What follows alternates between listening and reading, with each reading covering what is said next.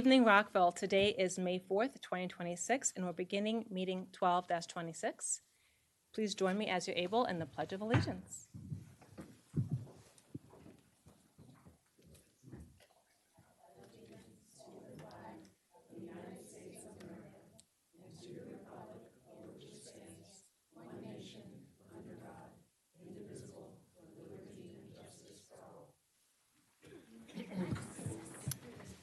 Thank you, everyone, for joining us today. I know one of our colleagues will be here shortly, but just want to go ahead and get started with some very important proclamations and celebrations. I'm going to ask my colleagues to join me at the podium so we can get started.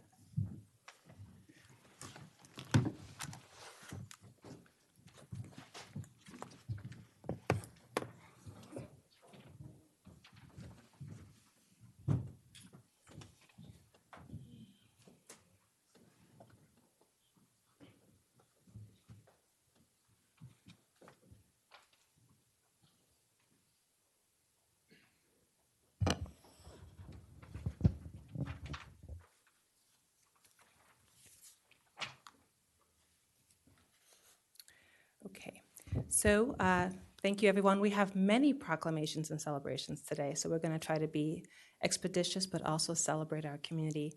They range from cultural celebrations to health observances, as well as some important public safety and operational things that our city really works hard to make sure we're achieving for our residents. I'll start off with a few proclamations that relate to topics where we don't have someone accepting, but we wanted to make sure that we are honoring those proclamations. So we will have about 4 of those to proceed. The first one is a proclamation for May 2026, recognizing ALS. And ALS is better known as Lou Gehrig's disease. It's a fatal neurodegenerative disease characterized by degeneration of cell bodies of the lower motor neurons in the gray matter of anterior horns of the spinal cord. We're also going to be acknowledging Greek Genocide Remembrance Day in Rockville, Maryland.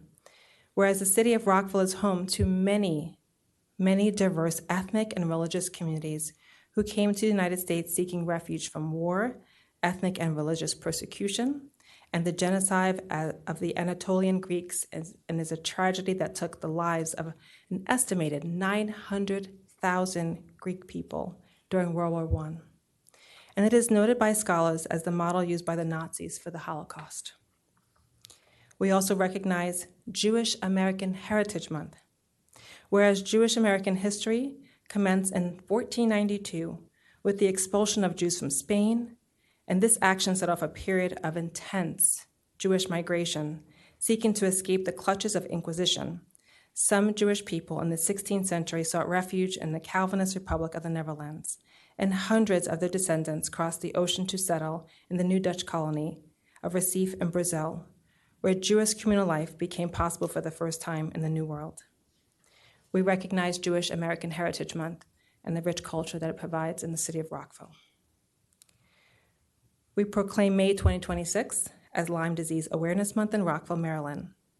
Lyme disease is the fastest growing vector-borne disease in the United States caused by bacterium Borrelia burgdorferi and is transmitted by the common black-legged tick found in nearly 1/2 of all U.S. counties.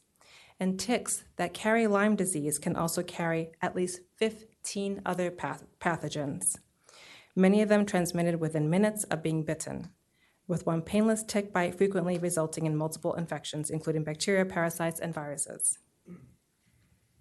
Colleagues, those are the proclamations without people to accept, but we want to fully welcome and support. Do we have a motion to approve? Madam Mayor, I move all 5 proclamations. Thank you very much. Do we have a second? Councilmember Valeri seconds. All those in favor, please raise your hand and say aye. Aye. Thank you very much. We also want to recognize Glenview, which is honoring its 100th year, Glenview Mansion. It has a long and storied history. I will also note that the entire land at the Civic Center has a long history in Rockville. It was cleared by enslaved peoples, and we have now reclaimed it for the people, for all people. Whereas in 2026, the City of Rockville celebrates the 100th anniversary of Glenview Mansion and recognizes its evolution from its early 19th century origins through its transformation into a prominent neoclassical estate and ultimately into a public civic asset for all people and operated by the City of Rockville since 1957. Now, therefore, the Mayor and Council hereby recognize the 100th anniversary of Glenview Mansion, honoring its rich history and multifaceted events, celebrating its enduring legacy as an inclusive and cherished gathering place for our community. Do we have a motion to approve?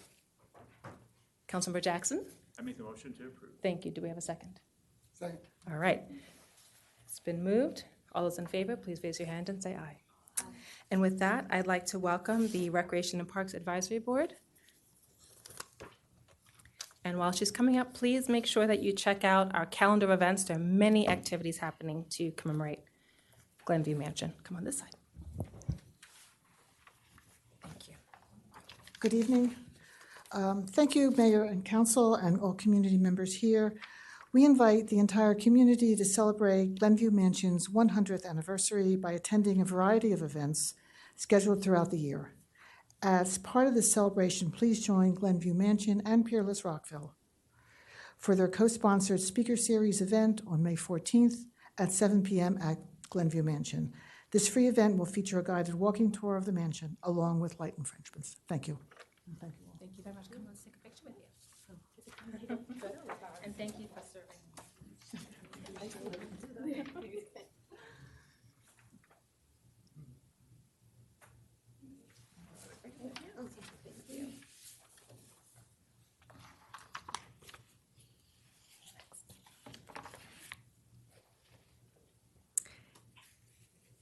Good evening. It is my honor to present the National Public Service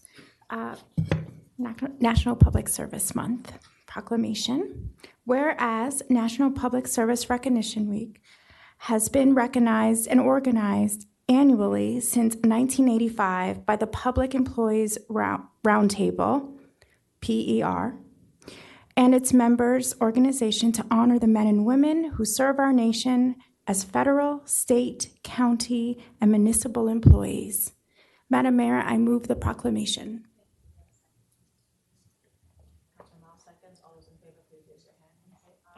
Aye.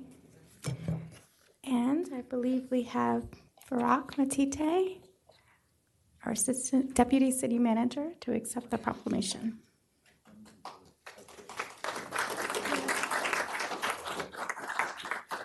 Good evening, Mayor and Council. On behalf of all of the city employees, I want to thank you for this proclamation.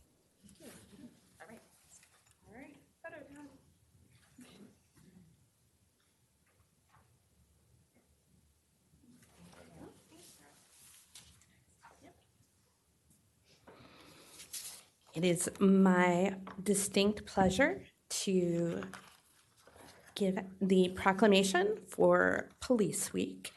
It's actually Peace Officers Memorial Day, and it falls in the week of Police Week. That's great. Okay, just want to make sure I had the right one. All right. Whereas the Congress and the President of the United States have designated May 15th as Peace Officers Memorial Day and the week in which it falls as Police Week. And whereas the members of the Rockville City Police Department play an essential role in safeguarding the rights and freedoms of the residents of Rockville. Now, therefore, the Mayor and Council of Rockville, Maryland do hereby proclaim May 10th through 16th, 2026 as National Police Week and May 15th, 2026 as Peace Officers Memorial Day in the city of Rockville, and call upon the residents to commemorate this observance by thanking our police officers, past and present, who by their faithful and loyal devotion have established an enviable and enduring reputation for preserving the rights, safety, and security of all residents of Rockville and the surrounding communities. Madam Mayor, I move the proclamation. Aye. And we have with us today our wonderful police chief, Jason West, and I believe some other representatives from Rockville's own police department.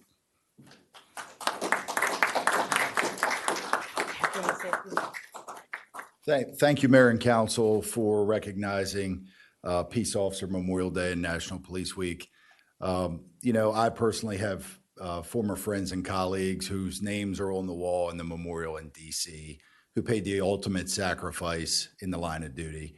But it's not lost on me that every member of our police department, and I'm very proud to stand here with Corporal Rogers and Corporal Lewis, who are longtime veterans of this police organization. It's not lost on me that they're in harm's way every day that they come in to serve our residents of Rockville. And they do incredible work every day. Unfortunately, not everybody hears about those things. Across the nation, a lot we hear about the bad things, and they do happen. But good things happen in this city every day because of officers just like them. And that's what's important to me today. So thank you again for honoring us this week.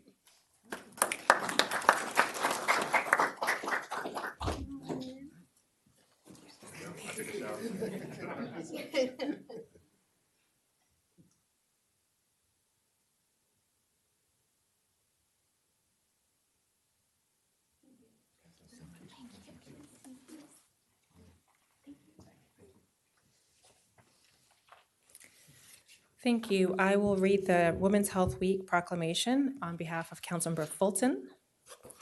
And this is a good time to make sure you're getting your health checkups if you don't have it scheduled already. Whereas National Women's Health Week celebrates the extraordinary progress in women's health and recognizes that more needs to be done to safeguard the health of women for generations to come. Now, therefore, the Mayor and Council of Maryland do hereby proclaim the week, May 10th through 16th, as National Women's Health Week and encourage the community to engage, keep up to date on news and your health screenings, as well as activities that benefit the health and well-being of women and all families. Colleagues, can someone move the proclamation? Councilmember Shaw, do we have a second? Councilmember Valeri, thank you. And we have with us, oh, all those in favor, there we go.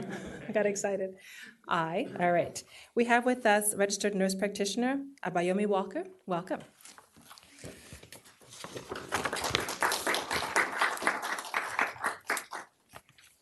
Thank you, Mayor and council members. I'm honored to receive this proclamation on behalf of Women's Health Week here in Rockville. As the mayor's previously stated, I have spent the past 20 years of my life serving women as a women's healthcare nurse practitioner from all aspects of life, from high-risk obstetrics, postpartum, women's oncology units, and the menopause transition. So I have seen women at all aspects of their health, through all aspects of their life.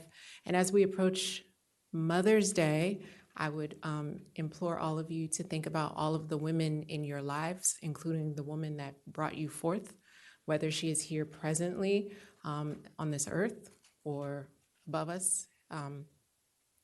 Be mindful of the women in your community. We all benefit when women are healthy, mentally, physically, and emotionally. And so think about that when you select your representatives and the policies that they will advocate for. Thank you.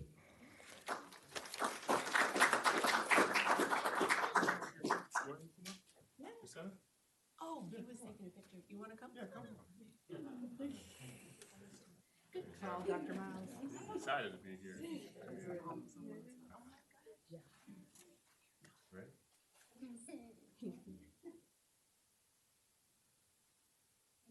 Awesome.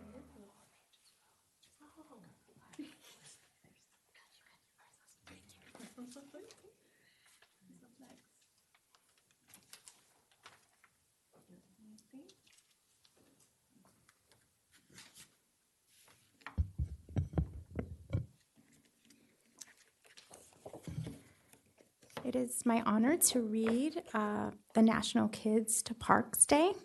Whereas May 16th, 2026 is the 16th annual National Kids to Parks Day, organized and launched by the National Park Trust, held annually on the third Saturday of May. And now, therefore, the Mayor and Council of Rockville, Maryland, do hereby proclaim May 16th, 2026 as National Kids to Parks Day, and urge the residents of Rockville to take their children to one of the many great City of Rockville parks. Madam Mayor, I move the proclamation. Thank you. Do we have a second?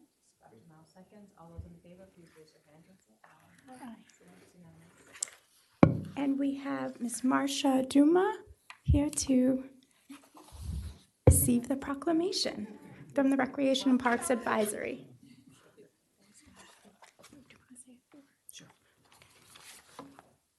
Hello again. This has a lot of personal meaning because when I first moved here, I had very young children, and I used the parks for all the wonderful children's activities, and it made a huge difference in our family. So I'd like to thank the mayor and council and all the community members who have made all these programs possible. The City of Rockville's Recreation and Parks Department will be officially celebrating Kids to Parks Day at Croydon Creek's Spring Festival and Kids to Parks Day event on Saturday, May 16th between 10 and 12 noon. It's a free event for families with nature games, crafts, animal meet and greets, woodland hikes, and sustainability vendors and exhibits. There's going to be a face painter, an ice truck, and much more. Thank you all.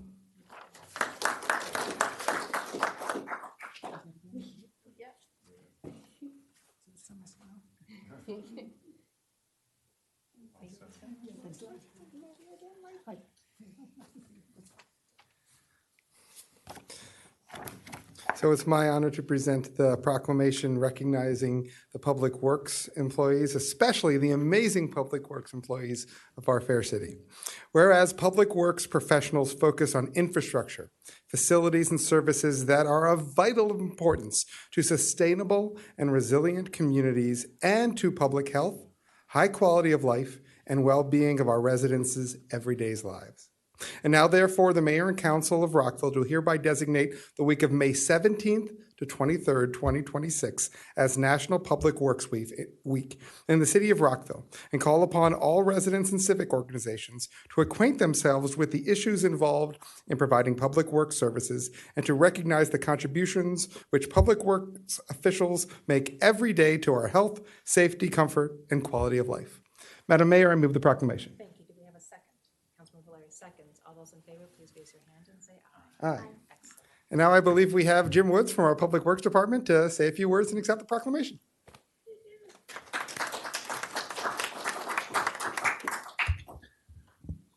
Good evening. Thank you, Mayor and Council, for recognizing National Public Works Week. Each year, the Public Works Department likes to take time during National Public Works Week to really recognize the contributions of our employees and to celebrate our successes. This year in particular was pretty challenging. I think everybody remembers Snowcrete, and that's a new one for us. So we had a very challenging winter, very challenging with some difficult water main breaks that we dealt with. But our employees who show up every day and respond to emergencies 24/7 are really what provides that success for our department. So we really want to take time during National Public Works Week to recognize them. And to celebrate the week, we highlight our events with our annual truck show, which will be held again this year on Tuesday, May 19th at Manny Stepanek Park from 10:30 to 4:30. So it's a great opportunity to come meet our employees, learn about our services, and most importantly, hop on a truck and honk a horn. So thank you.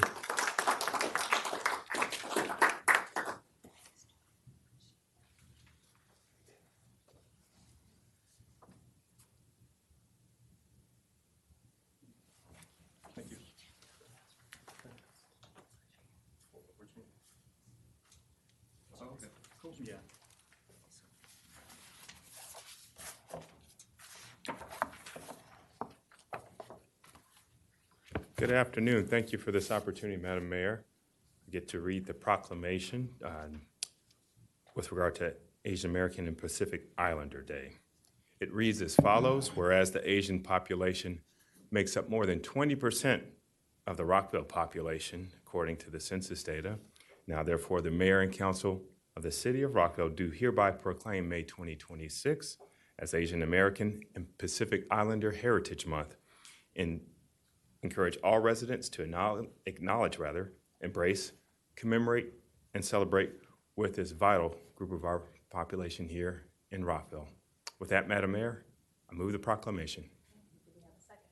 Councilman Van Brack seconds. All those in favor, please raise your hand and say aye. All right. And I think we have somebody here to receive it. I read on the paper correctly. Mr. Lynn? Good afternoon. Please come forward. Thanks for joining us today. Thank you very much. Thank you, Mayor and Council.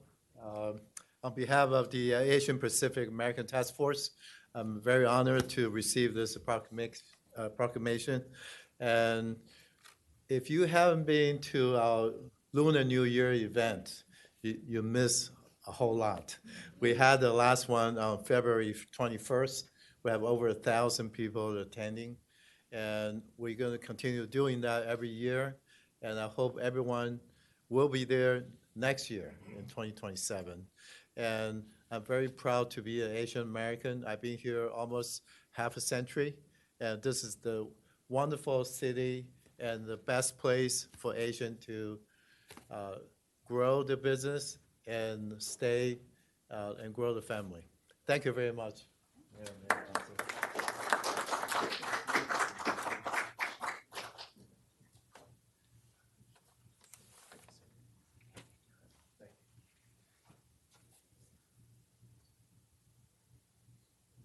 Thank you.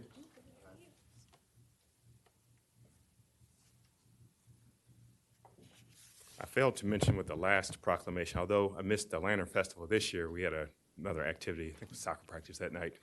Girl Scouts yesterday, the local troop did a presentation on Asian American and Pacific Islander Month, complete with food, which was delicious, so y'all missed out. Now I have the honor and pleasure of reading the proclamation for Building Safety Month. It reads as follows: whereas the City of Rockville, Maryland is committed to recognizing that our growth and strength depend on the safety and essential role our homes, buildings, and infrastructure play, both in everyday life and when disaster strikes. And now, therefore, the Mayor and Council of Rockville, Maryland do hereby proclaim the month of May 2026 as Building Safety Month in the City of Rockville. We encourage our residents to join us as we participate in Building Safety Month activities. And with that, Madam Mayor, I move this proclamation. Thank you. Do we have a second? Councilmember Jackson seconds. All those in favor, please raise your hands and say aye. I think we have somebody here to accept this one as well. Oh, Ms. Campbell, awesome. Ms. Girl. Good to have you both here this evening. All three of y'all. Awesome. I'm going to step aside. Somebody else from the audience when I saw her. Thank you. Good evening. My name is Keena Campbell, Chief of Inspection Services for the City of Rockville. Thank you, Madam Mayor and members of the council, for this proclamation and the acknowledgement of Building Safety Month. I'm joined here tonight by the Fire Marshal for the city, Carl Young, and Catherine Lopez, one of our permit technicians. The overall theme of this year's Building Safety Month is Built to Last, and there are 4 weekly themes, and in the interest of time, I'll just go through 2 of them. This week's theme is Safe Homes, Strong Communities, and it's a reminder for all homeowners to look around your homes and see if there are any repairs that you need to ensure safety. To help with this theme, as a courtesy, the Inspection Services Division is offering free residential deck inspections to the first city residents who make a request. Visit our website for more information about this complimentary service that will be offered this month only. Also, as you're looking around your home and considering projects, visit our website or please reach out to us to see if a permit is required before you start any work. Week 2 is Voices of the Built Environment, and during this second week of the month, we will shine our spotlight on the team who is committed to ensuring our community is safe and that existing buildings are properly maintained. So just a little bit about our division as we shout out our great employees. The Inspection Services Division is made up of administrative support, permit technicians, engineers, plan reviewers, building, fire, and code enforcement inspectors who last year performed more than 25,000 plan reviews or inspections. Our services include building and fire protection systems plan review, building and fire inspections, property maintenance compliance, rental licenses for single-family and multifamily, and rentals for hotels, motels, fire safety licenses for home daycares, and assisted living facilities. So as you can see, we've got a lot going on, but we're excited to do it, and everyone is committed to ensuring safety for the residents and visitors to the city. I'd like to close by also just highlighting that today is the observation of International Firefighters Day. which is a day to honor all firefighters on their courage and their service to our community, and to remember those who gave the ultimate sacrifice. So again, thank you.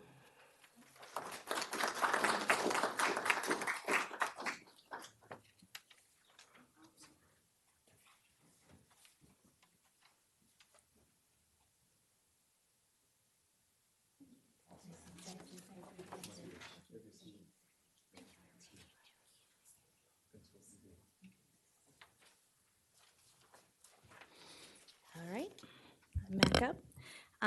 It is my sincere honor to give the proclamation for Mental Health Awareness Month, and I think that it benefits the city for us all to focus on various policies that will be most supportive to those in the community living with mental illness or have loved ones with mental illness.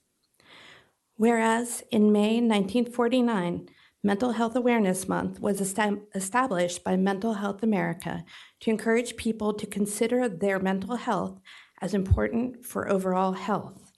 And whereas the City of Rockville Department of Housing and Community Development reaches out to Rockville residents about mental health wellness and substance use disorder prevention with educational seminars, as well as emergency assistance and information and referral services to support their striving for success in home, school, and community. Now, therefore, the Mayor and Council of Rockville, Maryland do hereby proclaim May 2026 to be Mental Health Awareness Month and encourage the Rockville community to remember this year's theme, More Good Days Together, and to always seek help if and when it's needed. Madam Mayor, I'm honored to move the proclamation. Dr. Miles seconds. All those in favor, please raise your hand and say aye. Aye. And we have someone to accept this? Yes.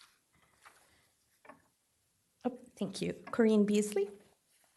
Thank you so much. Thank you. Thank you, Mayor and Council. A little shorty. According to the National Alliance on Mental Illness, about 1 in 5 U.S. adults experience mental illness each year. If we look around this room, that could be a colleague, a family member, or even ourselves. Mental Health Awareness Month reminds us how important community really is. We all go through hard moments, and having people around us who care can make a big difference. Being a supportive part of our community means checking in, listening, and offering support without judgment. It also means speaking up and fighting the stigma around mental health so people feel safe asking for help. Even small actions can help someone feel less alone. When we look out for each other, we create a stronger, more connected community where it's okay to ask for help. Thank you.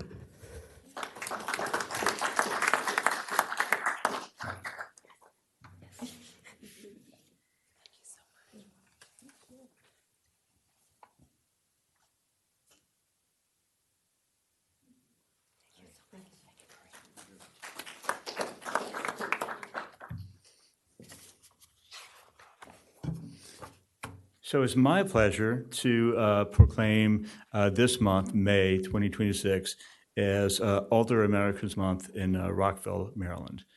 Whereas May is Older Americans Month, a time for us to recognize and honor older adults and their immense influence on every facet of American society, and therefore, the Mayor and Council of the City of Rockville, Maryland, do hereby proclaim May 2026 is Older Americans Month. This year's theme, Champion Your Health, focuses on prevention, wellness, and personal responsibility as key aspects of healthy aging. It encourages older adults to take an active role in managing their health, advocating for themselves, and making informed decisions that support independence. We call upon all residents to recognize the contributions of our older residents and promote programs and activities that foster connection, inclusion, and support for older Americans, or older adults, sorry. And with that, Madam Mayor, I move the proclamation. Thank you. Do we have a second? Councilman Shaw seconds. All those in favor, please raise your hand and say aye. Aye. And believe we have two commissioners on the Commission on Aging, Vicki Gottlich and Dick Rosano, to come up and take the proclamation, maybe say a few words. We want to thank the mayor and the council for the support for older citizens or non-citizens, older residents of Rockville. We particularly appreciate your support for the senior center and for the village community and the services you provide. And in keeping with Champion Your Own Health, on May 20th, the Senior Center is having its annual health fair, and so we encourage all older residents of Rockville to attend this great fair. Thank you. There you go.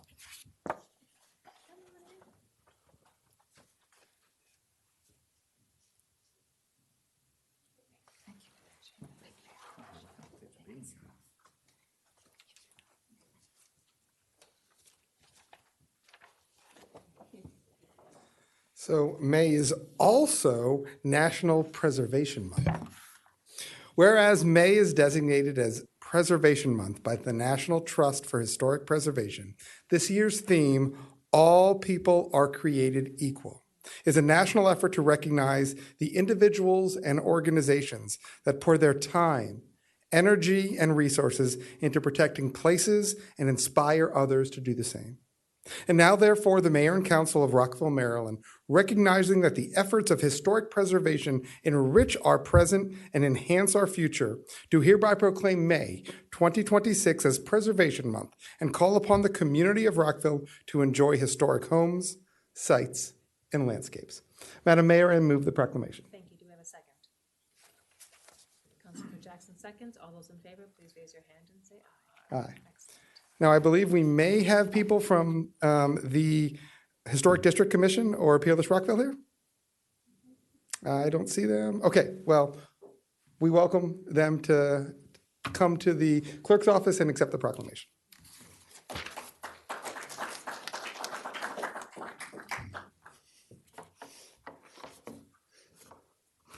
So May is also Stroke Awareness Month in Rockville, Maryland.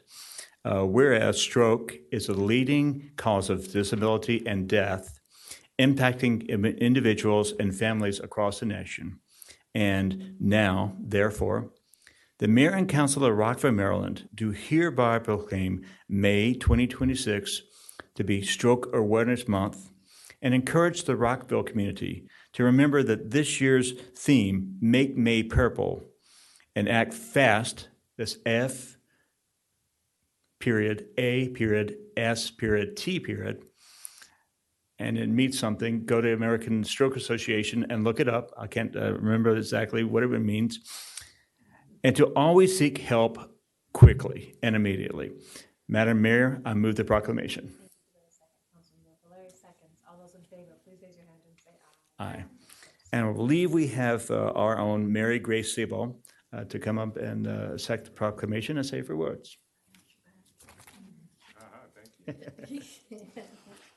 I'm accepting this in memory of my good grandmother, Nora Meehan from County Galway.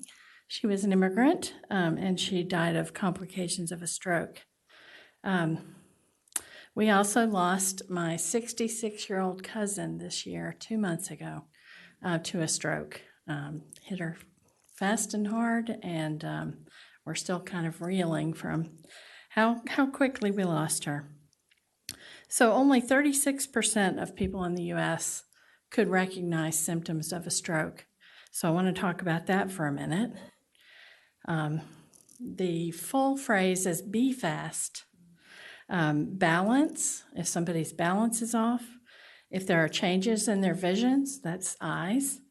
The F stands for face. So if there's drooping of the face or one side of the body, arms and legs can become weak. The speech difficulty, if they can't pronounce a sentence, just say it out loud. And time is critical. They call the first hour the golden hour, and that has a lot to do with how much stroke victims actually recover. So call 911 as quickly as possible. And hopefully you'll have your relatives and your friends around for a very long time. Thank you.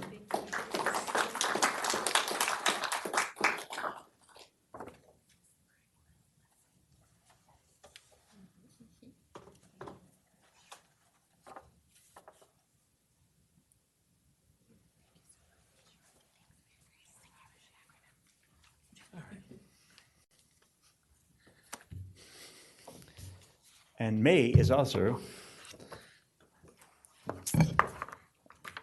Bicycle Month in Rockville, Maryland. And whereas the bicycle plays an important role in the lives of many Rockville residents by providing a means to travel to work, school, parks, and a popular form of recreation. Now, therefore, the mayor and council of Rockville, Maryland, do hereby proclaim May 2026 as Bicycle Awareness Month and urge all residents of Rockville to seek opportunities to ride a bicycle this month and throughout the year, to recognize the importance of bicycle safety, and to be more aware of people bicycling on our streets and roadways. Madam Mayor, I move the proclamation. Dr. Mel seconds. All those in favor, please raise your hand and say aye. Aye. And I believe that Jake Jacobitz, the Rockville Bicycle Advisory Committee Chairman, is not here, so we'll leave this with the clerk's office. Thank you.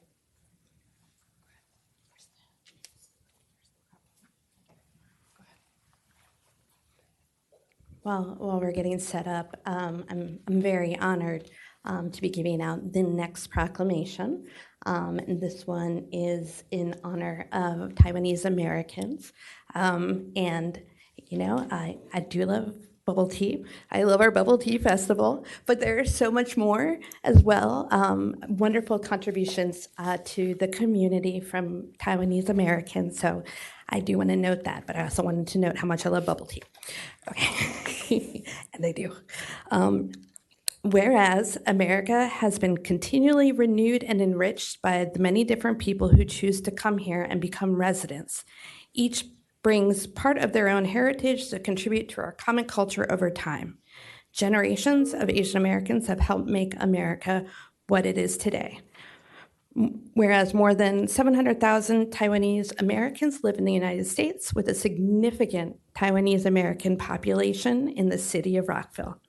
Now, therefore, the Mayor and City Council do hereby proclaim May 10th through May 17th, 2026, to be Taiwanese American Heritage Week, and encourage all residents to observe, celebrate, and enjoy this special week. Madam Mayor, I move the proclamation.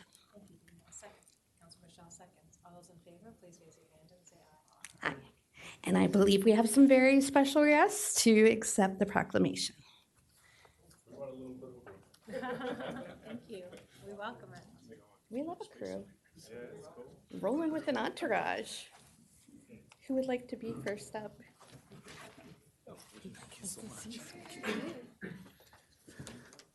Good morning, Mayor and City Council and our friends. It's my behalf of WAPA DC chapter. It's my honor to receive 2026 Taiwanese American Heritage Week from City of Rockville. And we look forward to continuing work together with our United States. Thank you. Good evening, Mayor Ashton, members of City Council, distinguished guests, ladies and gentlemen. I'm Minzy Chen. I'm the current president of Taiwan Sister Cities and also former national president of FAPA.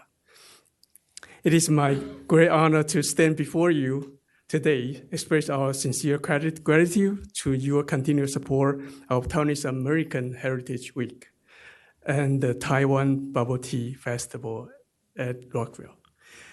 Taiwanese American Heritage Week was established in 1999 during the Clinton administration through the dedicated efforts of FAPA. the Formosan Association of Public Affairs. Since then, it has served as a meaningful bridge, bringing in communities together, celebrating the cultural heritage and strengthening the friendship between Taiwan and the United States.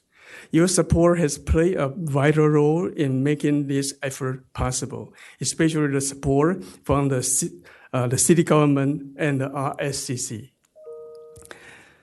Because of your commitment to community engagement and cultural diversity, events like the Bubble Tea Festival continue to grow and thrive, bringing people together through a shared experience and values and tradition. We had over 15,000 people join us last year.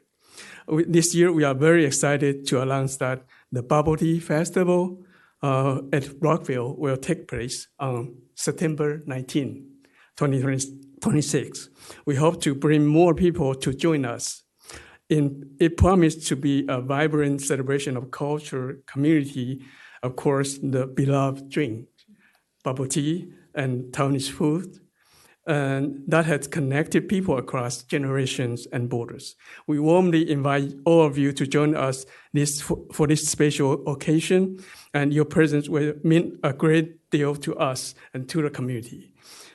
We thank you once again for your unwavering support. We look forward to celebrating with you in September. Thank you.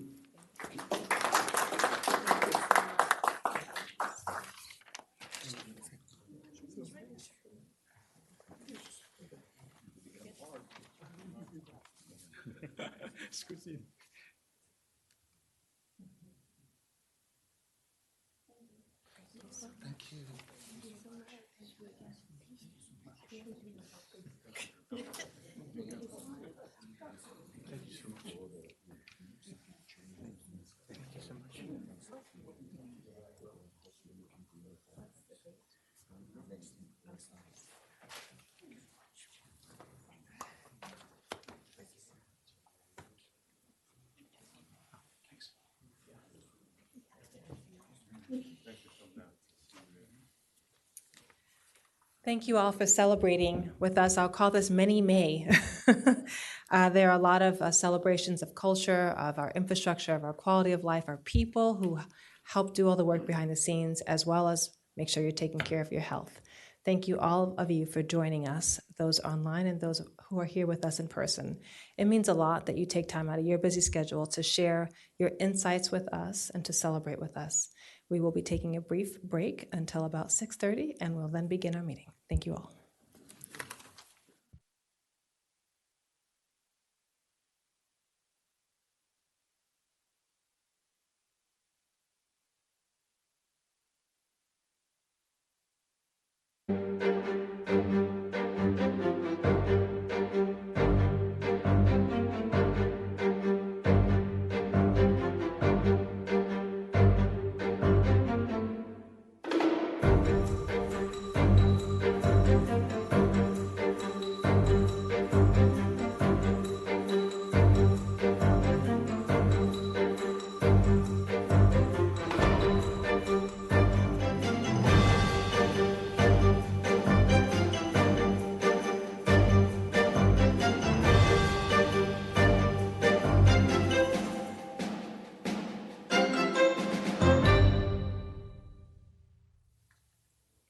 Good evening, Rockville. Today is May 4th, 2026, and we're reconvening meeting 12-26. We'll begin with agenda review. Ms. Sarah Taylor Farrell. Madam Mayor and council members, there are no changes for the agenda this evening. Thank you very much. Mr. City Manager's report. Bless you. Mayor Ashton, members of City Council, ladies and gentlemen, good evening. Earlier today, we heard a little bit about chasing problematic water main breaks. Well, we're still chasing one, unfortunately. That's the one that we're experiencing along Wooten Parkway. We had a pretty significant water main break, and we've been trying to do all the repairs. I'm not making excuses, but I'm going to give you the reasons why. The first weekend, our asphalt plants weren't open just yet. Second weekend, we didn't have warm enough weather and it was damp. And this weekend, we got some work done, But as we got into the site and started looking at the damage created by the water main break, we found out that a lot of the material underneath water main break was really compromised. So we're having to go in there and dig all that out, replace the material. You got to do all that work first before you put any asphalt over the top, because you put asphalt over a top to a base that's not compacted, all it's going to do is crater. So it's taking much longer than we thought it would, but we're on it. I don't want people to think that we're walking away from that site, because we're far from it. We'll continue to work on it. Our hope is, with good weather and less surprises underneath the water main, that we'll get that work done this weekend.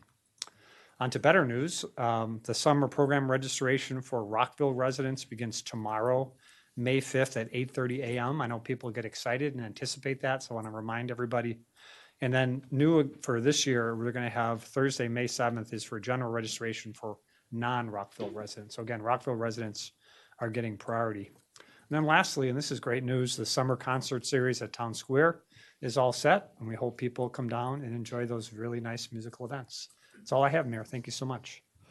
Thank you. Just want to acknowledge that policy for Rockville residents going first and then opening up to all is a newer policy. Want to thank the Recreation and Parks team for listening to our feedback and resident feedback on that. I did want to just also acknowledge the Rockville Arts Festival that happened this weekend. It was an incredible event, 2 days, and it was really nice to see so many people from all over coming to enjoy arts and humanities in the city of Rockville. Thank you to Viz Arts for that. I also wanted to acknowledge, in addition to some business openings that we had in the city, we had an incredible large-scale statue of Harriet Tubman on the Bill Dawson House property. There is a scholar named Tony Cohen who is making the trek from the Underground Railroad. He started here in Rockville, then went to Sandy Spring today, and he is making the trek all the way to Canada. So I want to acknowledge that history and the work of the community, and thank you to Montgomery History and others, and Dr. Tony Cohen for creating that note. Councilmember Jackson and I really enjoyed that ceremony. Okay. All right, so we'll now move on to our community forum. This is a chance for us to listen to residents, then to hear feedback, concerns, and questions. We do have some city staff at the back in case there is something that needs attention, and we will encourage you to visit our team in the back if needed. Please address the mayor and council and speak in a civil and courteous manner, and please also be respectful to audience members and be respectful of each other. Each person is allowed 3 minutes, and we ask that you stick to that time. There is a time clock in front of you, and you will hear an audible beep at the end of your 3 minutes. Please state your name and if you live in Rockville for the record. We'll now proceed with those who have signed up in advance. Welcome, Libby Adams.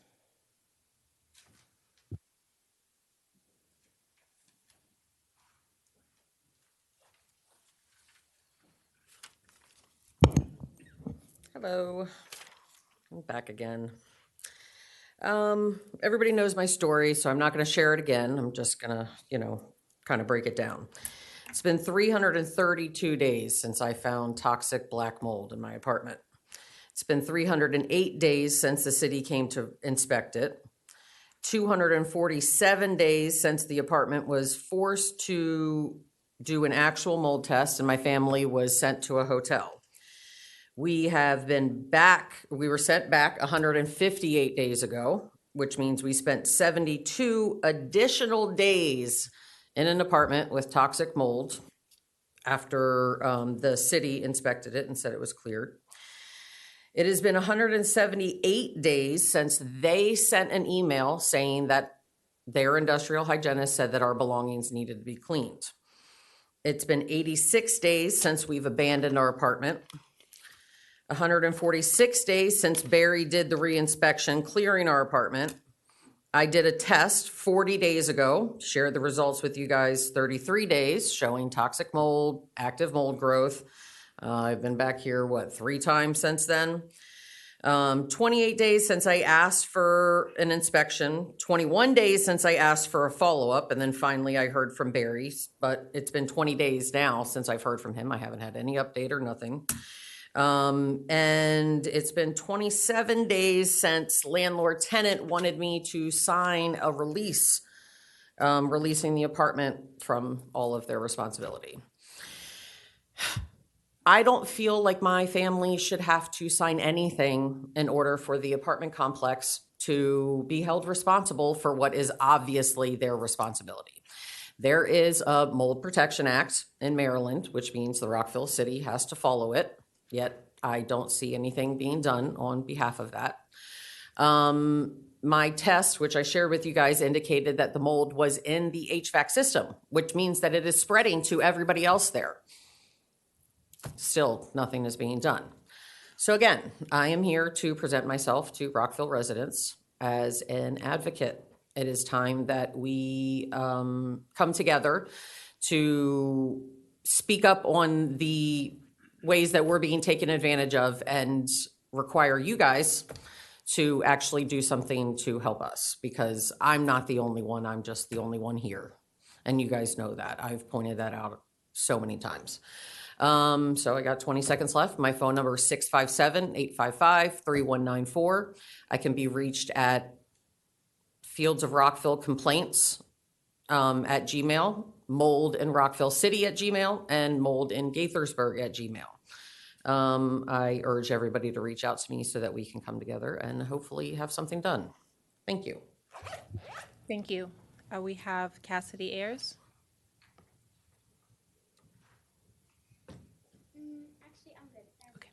Thank you for coming. Mr. City Manager. Mayor, thank you for giving me the opportunity to comment on this.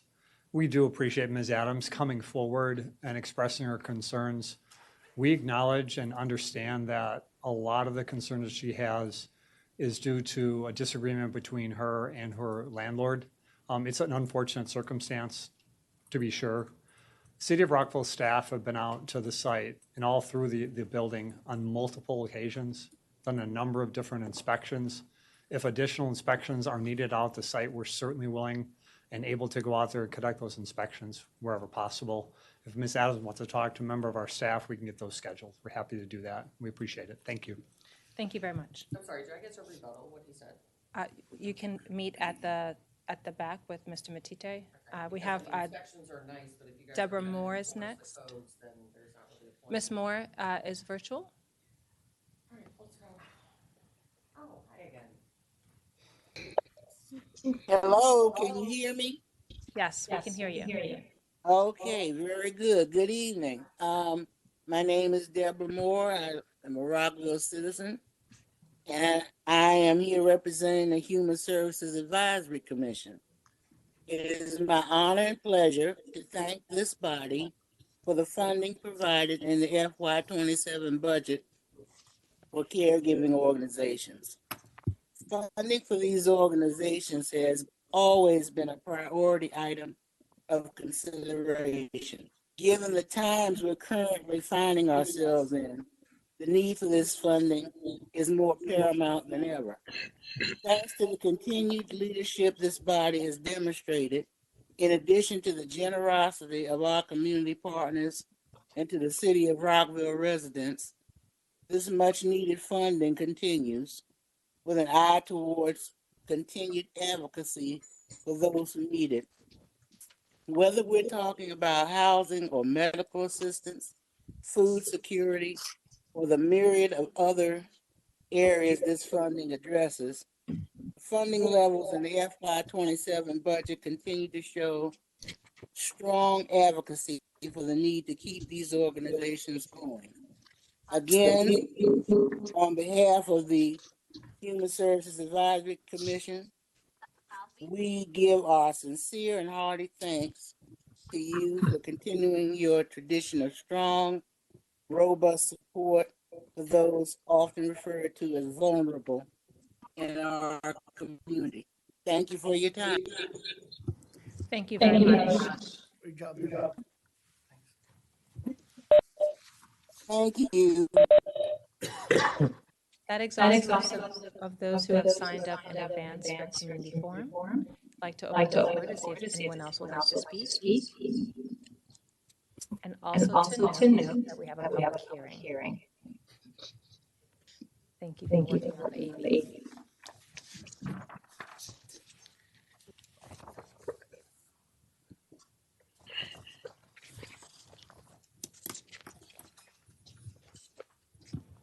we clear?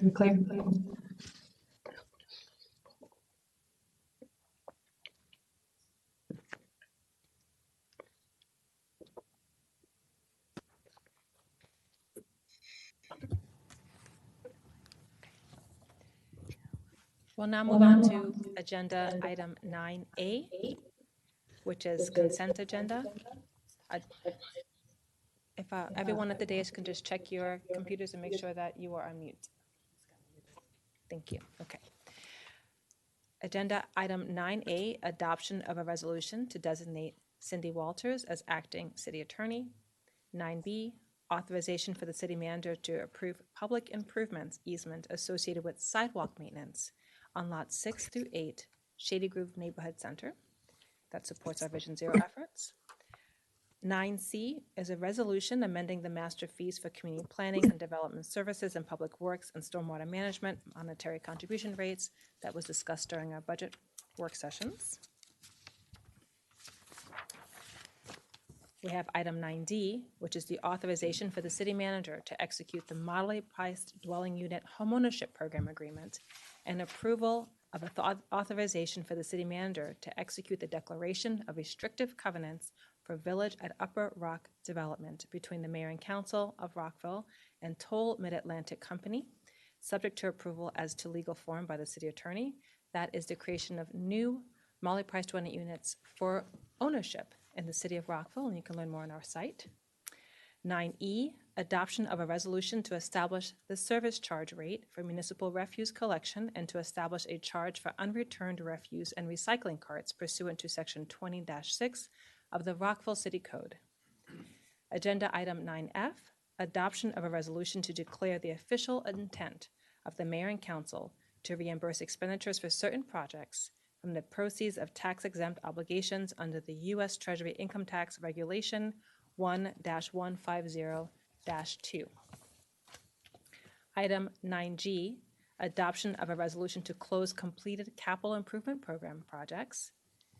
9H, adoption of a resolution to establish the equivalent residential unit rate to be used in calculating the stormwater management utility fee pursuant to Chapter 19, entitled Settlement Control and Stormwater Management of the Rockville City Code, and to establish a fee for the application for a credit against the stormwater management utility fee for private stormwater management facilities.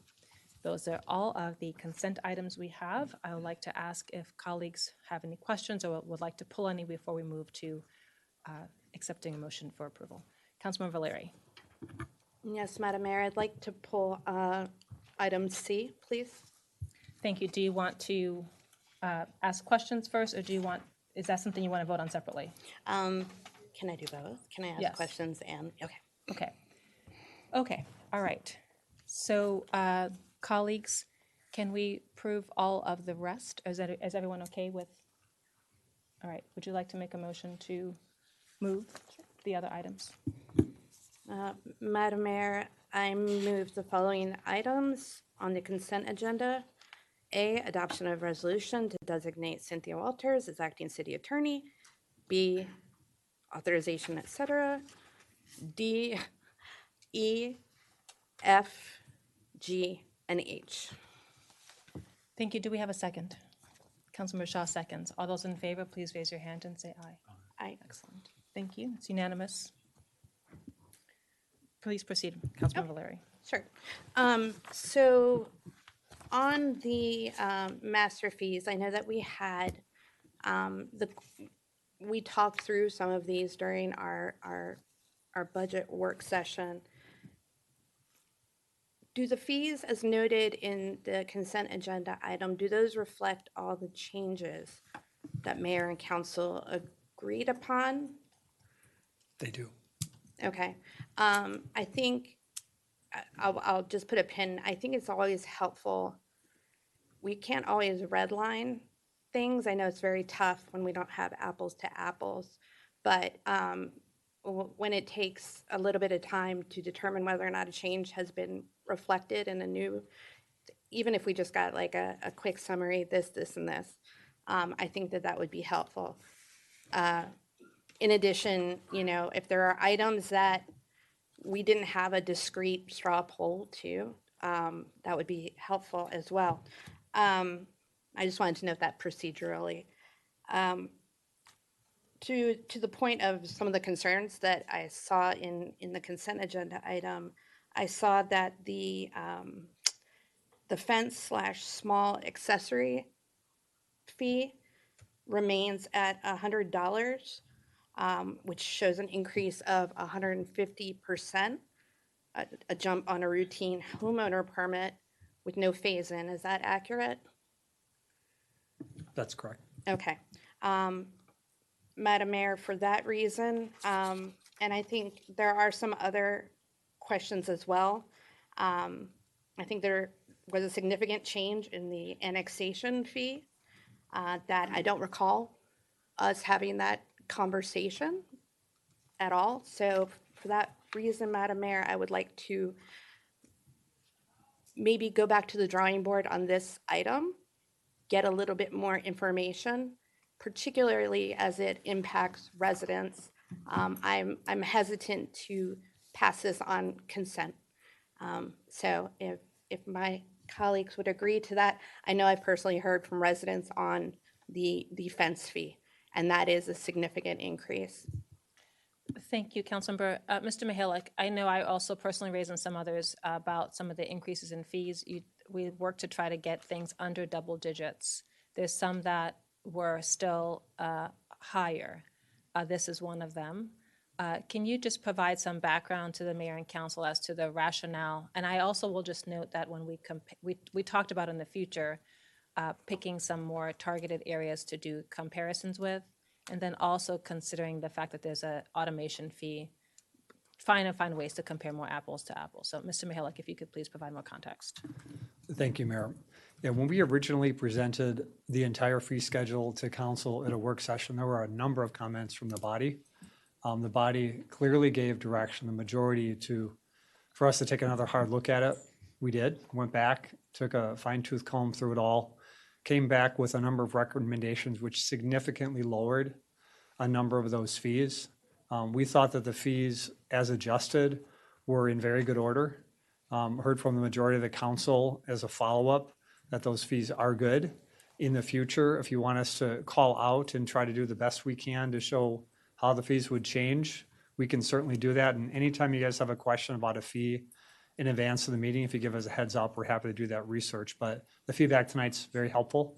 And moving forward with future budget discussions on any changes of fees, your feedback tonight is helpful. Thank you. Thank you, Councilman Valeri. Thank you, Madam Mayor, and thank you, Mr. City Manager. I know that this was not easy. We have a bajillion different fees, and I think that it's a tough one.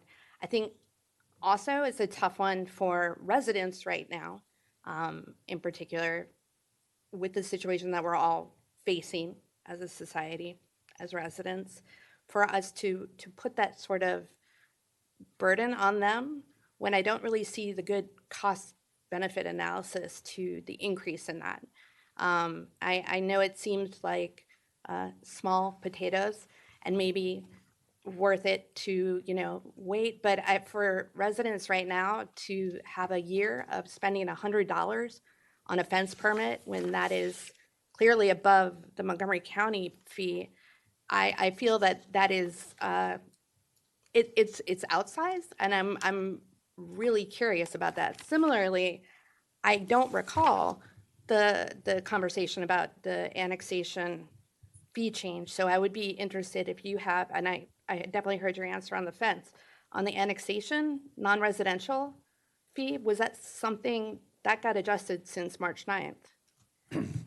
Mr. Mihalik. Mayor, members of council, all the fees were presented full transparency once and then a second time again. So there are not new fees included in your schedule this evening. So I want to be clear about that. Sorry. Can I also just, if you want to just answer the question about the fence fee, and then Councilman Valeri, you'll go next, and then Councilman Fulton is right after. Yeah, the challenge with many of our fees, including the fence fee and others, is the city's had a longstanding policy to try to do as much cost recovery as possible. We know that. So when we came up with a whole fee schedule, we looked at cost recovery. We looked at peer cities, including and the county, to see where we're come in line. and we made some adjustments based on the feedback we received from council. But one thing I stressed to the body, and generally I saw agreement, was that we have to be really careful about making some of those fees so small that the costs of processing those fees are passed to others. These really are user fees. In other words, if someone applies for a fence permit, by way of example, then most of the cost should be borne by the person applying for the fence. Otherwise, if we're taking in the application, reviewing the plan, doing the inspection, we still have all those costs. We're passing those costs off to somebody that isn't actually going forward with the permit. Having said all that, we still significantly adjusted our fees downward per the direction of council. Thank you, Mayor. Yes, no, and I appreciate that. And I understand completely. Montgomery County is $78 for their fence fee. So we're still significantly higher than the county. So I'm really curious about where the 100 came from. I understand, and trust me, I know that none of this is easy, but I am really concerned with this one. Councilmember Fulton, please. So I just wanted to clarify, like substantively approval of an individual fee is fair game, and I appreciate raising concerns.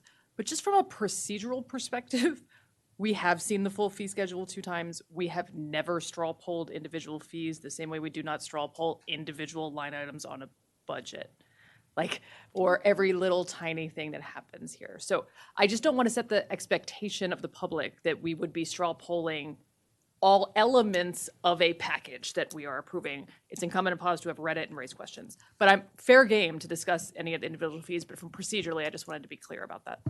Thank you. Councilman Van Grack. I just want to note, I know that this body gave a really detailed perception with regard to the fees that were put forward initially in the budget.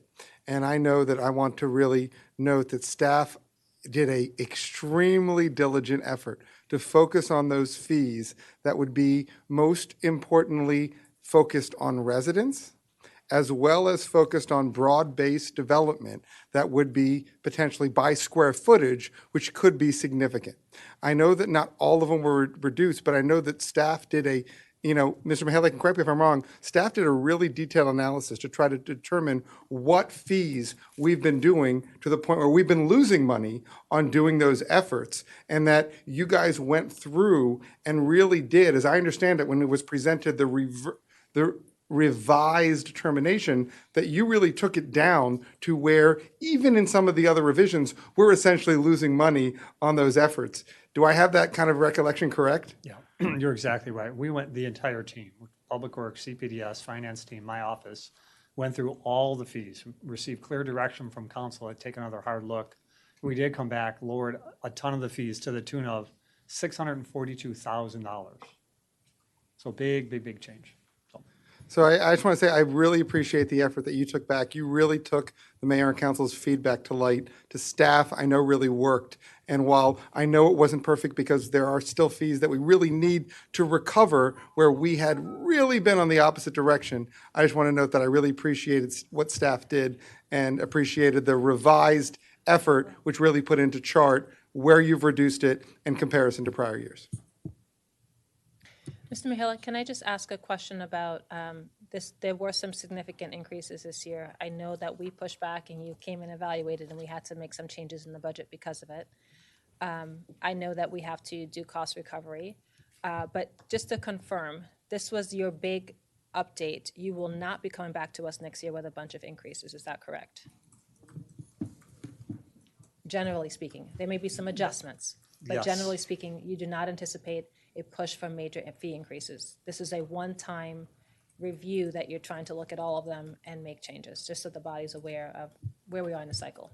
I generally agree with you, Mayor. The way you qualified it, I agree. We're always going to, if we see a fee that we think is woefully below what we think is appropriate, we'll bring those forward. But you're correct. We're not planning on bringing forward a wholesale changes in fees again next year. You're correct about that.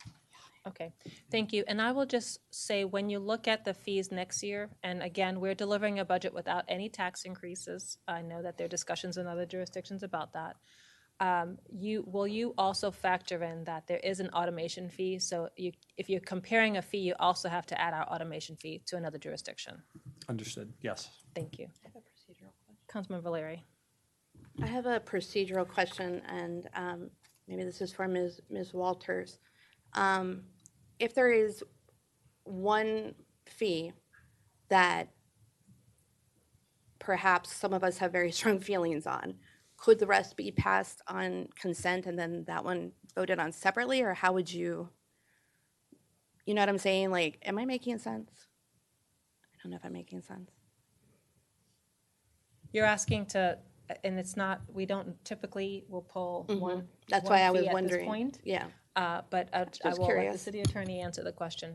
I was just curious. I would say that's irregular, but I don't know that there's anything that would permit or prevent you from pulling one fee. Okay. I think it's highly unusual.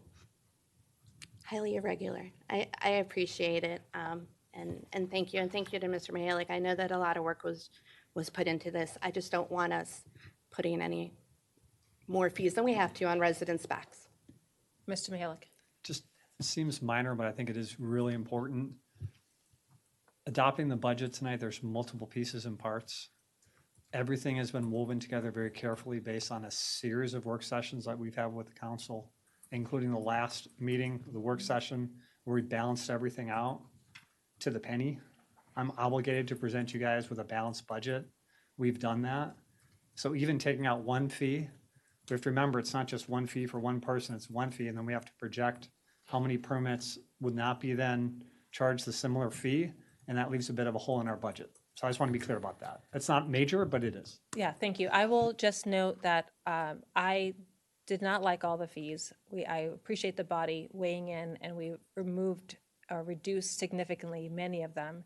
Is it exactly perfect with what I like? No, but the majority supported the package that's in front of us, and the budget has been prepared with it. So but what I will say is that this is the major fee update, and the body is, I don't think, would be anticipating another major update like this next year, and you have confirmed that with us. Councilman Van Grack, and then we'll go for the vote. Well, I was just going to move for the approval of consent agenda item 9C. Thank you. Do we have a second? Councilmember Shaw? Second. All right. Thank you. All those in favor, please raise your hand and say aye. Aye. Thank you.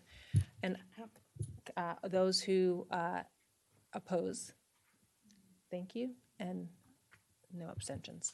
Thank you, Mayor. Thank you. And I do want to say I appreciate the spirit of my colleague, Councilmember Valeri. That's the spirit of which I came to the fees. We want to be very mindful of cost and affordability as well as economic development. So please keep that in mind for next year's budget.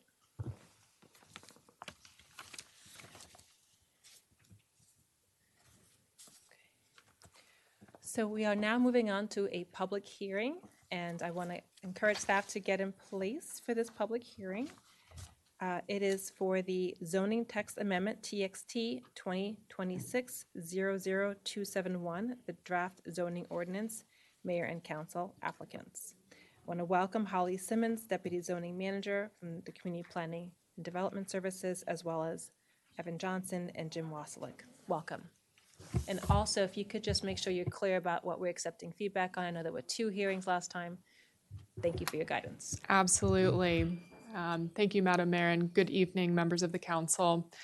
So as stated, we are here for our second public hearing, second set of public hearings. After our April 13th meeting, at which we had our first set of public hearings, we did go ahead and, per Mayor and Council's request, add a third public hearing on May 11th. So that is 1 week from today. So we are right in the middle here with public hearings. This will be this evening on 2 items. The first is our zoning text amendment for the zoning ordinance rewrite. So as folks will recall, anyone hoping to provide testimony on the text of the zoning ordinance, the policies contained therein, this would be the public hearing to provide testimony on that. And once we've concluded that public hearing, we will proceed on to a public hearing on the comprehensive map amendment. So for folks wishing to testify on any proposed rezonings or the zoning map itself, that is the time to provide testimony. And with that, Madam Mayor, I believe I'll hand it back to you, but happy to provide any additional detail. Thank you. To Sarah Taylor Farrell, has this been properly noticed? And I'll say that for both hearings. Yes, Madam Mayor, both public hearings have been publicized in the Washington and on the city's website. Okay, thank you. I'm going to read the folks who have signed up in advance for this particular one, just because I don't want to create confusion with the two public hearings. But for this one in particular, on the zoning text amendment, draft zoning ordinance, as Ms. Simmons mentioned, we have former Councilmember Mark Fischella representing the College Garden Civic Association, and then we have received written comments from several people. I also see that we have J.D. Kumar and Anna Astia as well. So I will say if you were wanting to do this section, please let us know. I will call for folks after we're done taking those who have signed up in advance. Welcome, Mark Fischella. Thank you, Madam Mayor, members of the council. So I'm going to read you some of the resolutions that the College Garden Civic Association passed at its March 24th meeting. That was a special meeting specifically on the zoning ordinance review. And just to remind everybody, it's, as I understand, it's complete repeal and total reenactment of the zoning ordinance. So the first resolution I'm going to read to you tonight, the College Garden Civic Association resolves, Mayor and Council, that the section 25.7.1.4A, purpose of the small lot single unit residential zones be reworded as follows. The small lot single dash unit residential zones include the R-90, R-75, R-60, and R-40 zones. These zones are intended primarily for single unit residential uses on smaller lots than those in the large lot single dash unit residential zones. Now, what we're asking is to add the following. The purposes of these zones include: 1, provide appropriate located areas for residential development that are consistent with the plan and public health and safety. And 2, stabilize and protect the essential characteristics of the existing residential neighborhoods. And that text came out of the current zoning ordinance, so it's not made up, but it's sorely missing from the proposal. Then on proposed resolutions, 2 of them on differences on uses in zones. The College Garden Civic Association resolves that Mayor and Council instruct city staff that the uses of small and large lot single unit residential zones be tabulated in a similar manner to the one I presented at the College Garden Civic Association and officially be appended to the staff highlights document and distributed to all neighborhood associations. Well, it looks like this, okay? And the highlights document that was produced by city staff is good as far as it goes, but totally missed out on differences in uses. And there are a large number of differences. Some are due to state law, and some are due to this body, and you really should know the difference there. There's approximately 4 state laws that impact this zoning ordinance revision. We should know how they do that. And I don't see how we can do our job as association leaders without that. And that leads to the second resolution. The College Garden Civic Association resolves that Mayor and Council instruct that the table clearly indicate which changed uses are due to state law and which are due to Mayor and Council direction. And then there were 2 resolutions specifically impacting the College Gardens neighborhood. And the first resolution, the College Garden Civic Association resolves that Mayor and Council for MXCD zones, which would be College Plaza, put back the notation, quote, no vehicular access to any secondary residential street, end quote, in the new zoning ordinance. That comes out of the current ordinance. It's missing in the proposed. That really protects more directly the Ivy, which is a multi-unit, rather than the single-family homes directly. But College Plaza, if it's ever redeveloped, having secondary streets coming right onto that very highly parked Rutgers Street would be a disaster. So that's that. And secondly, we acknowledged one thing that we really want you to keep, so no changes here. The College Garden Civic Association agrees with the proposed MXC designation that there be no vehicular access to any residential street from the MXC zone. And there we have in mind It's called the Goody. It's a plaza next to us. It has 4 or 5 office buildings, which could go to residential. We'd be fine with that, no problem. It's just, that should not then spill out into our neighborhood directly. And that's, for that one, you just have to keep what is in the proposal. Finally, we also passed some resolutions on process that's already been sent to you. I think you're just coming through this zoning ordinance way too quickly. We ask that you pass it earliest in September 2026. I understand the next meeting you have will be on uses, for example, but we won't see any staff input on uses until then. We have our next College Garden Civic Association meeting, our regular spring meeting on May 12th. You're all invited, 7 p.m. College Gardens Elementary School, all-purpose room, and I'll have to give a review at that time for what you all covered through May 11th. So thank you very much. Thank you. Can you please pass any documents you want to our city clerk, please? Thank you. Okay. Thank you very much. We now have Anna Astrid. Welcome. And while she's coming up, I wanted to flag that Engage Rockville has the documents with summary of changes in case folks are trying to follow along with what we're talking about. Welcome. Good evening. My name is Ana Astrid Molina, and I live in Markwood. I just want to, regarding the text amendment, sorry, I'm not as prepared. I thought I had another chance, but they say you're going to discuss this tonight. Regarding notifications for rezoning, I know that when it is for a map amendment, it's only newspaper notification and through the website. But at the time, I believe when the current code was written, we have newspapers at the time. So we have the Gazette, which was weekly, and I think that the website was actually easier. Now there's like 2 websites that we have to look at, and the newsletter, I just was wondering, how many people subscribe to the newsletter for the zoning, and since December to now, it's only like 230. So I don't think that is a significant part of the population that are receiving the information. I believe by now we all have emails, and the city has a lot of emails that, we could provide to, especially to residents like me that have no homeowners associations. And I think that will be good to improve in that text amendment rewrite. Thank you very much. Thank you very much. Welcome, Jadu Kumar. Okay, thank you. Is there anyone else who would like to speak as part of this portion of the public hearing? We'll have another focus on the maps.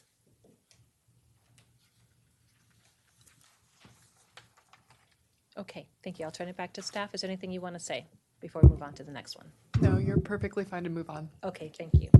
We next move on to public hearing number 2 on map amendment MAP 2026-00126, comprehensive map amendment, Mayor and Council of Rockville applicants. And thank you, Holly Simmons and Jim Wasilick. All right, so this will also be our second public hearing on the comprehensive map amendment. Again, we will have a third public hearing on this item next Monday. And for folks who are interested, in addition to providing appropriate notice in the Washington Post, we also provided an email update to subscribers to our Engage Rockville page after this was solidified for next week. So with that, I'm happy to turn it back over to you for the public hearing. Thank you.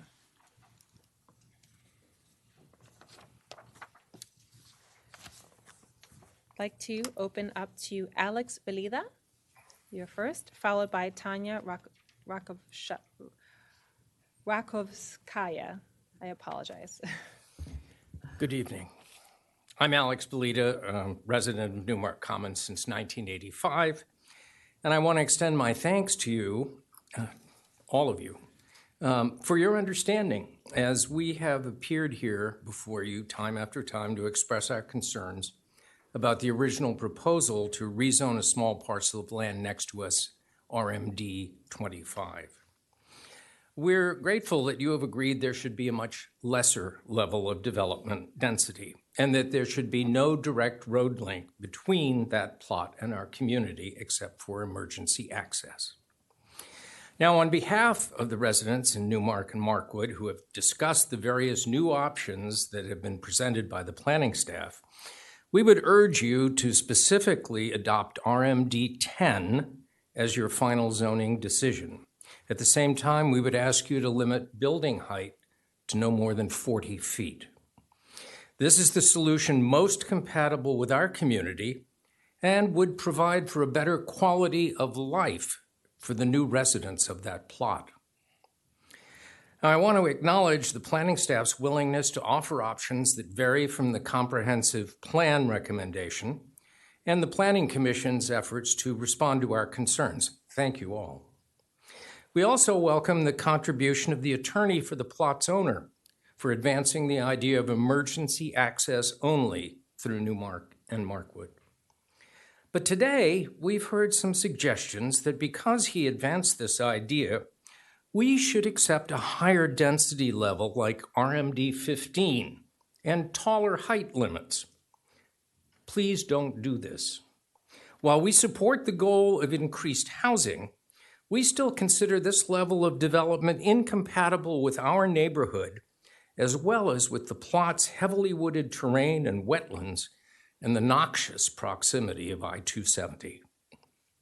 Now, I'm proud of our Newmark residents and our newly elected HOA board for standing up and defending our position before the city. Will you now show us that Rockville has a government that listens to its residents? Thank you very much. Thank you. Welcome, Tanya Rakhovskaya. Please note for everyone whether you live in the city of Rockville. Thank you. Welcome. Good evening. I am Tanya Rakhovskaya. My family moved to Newmark in 1997. We chose this community because it was safe, quiet, and beautiful historic neighborhood. We loved this family-oriented environment so much that when our older daughter started the family of her own, she also bought a home in Newmark. And now her family of 6 enjoys the advantages of raising children in this wonderful community. Just yesterday, the Newmark swim team had a kickoff meeting for this season when our daughter's 3rd child will join 2 older siblings as a member of the team, just like their mother when she was growing up. Because of this deep family connection, preserving the character and nature of our community is extremely important for us. I want to thank you for listening to our concerns about the proposed rezoning over the last several months and agreeing that lower development density and no extra traffic through our community, except for emergency access, would help to preserve the character of our wonderful neighborhood. Thus, together with 100 other residents, I ask you to designate RMD 10 with 40 feet height limit for ZOR ID 17. We insist on lower density development to preserve green areas supporting the wildlife that is abundant in and around Newmark and the character of our neighborhood, which is a nationally recognized historic community. I do hope that Rockville Mayor and Council will kindly consider our appeal and agree with our arguments.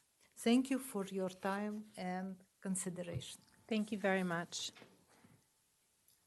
Ana Astrid Molina.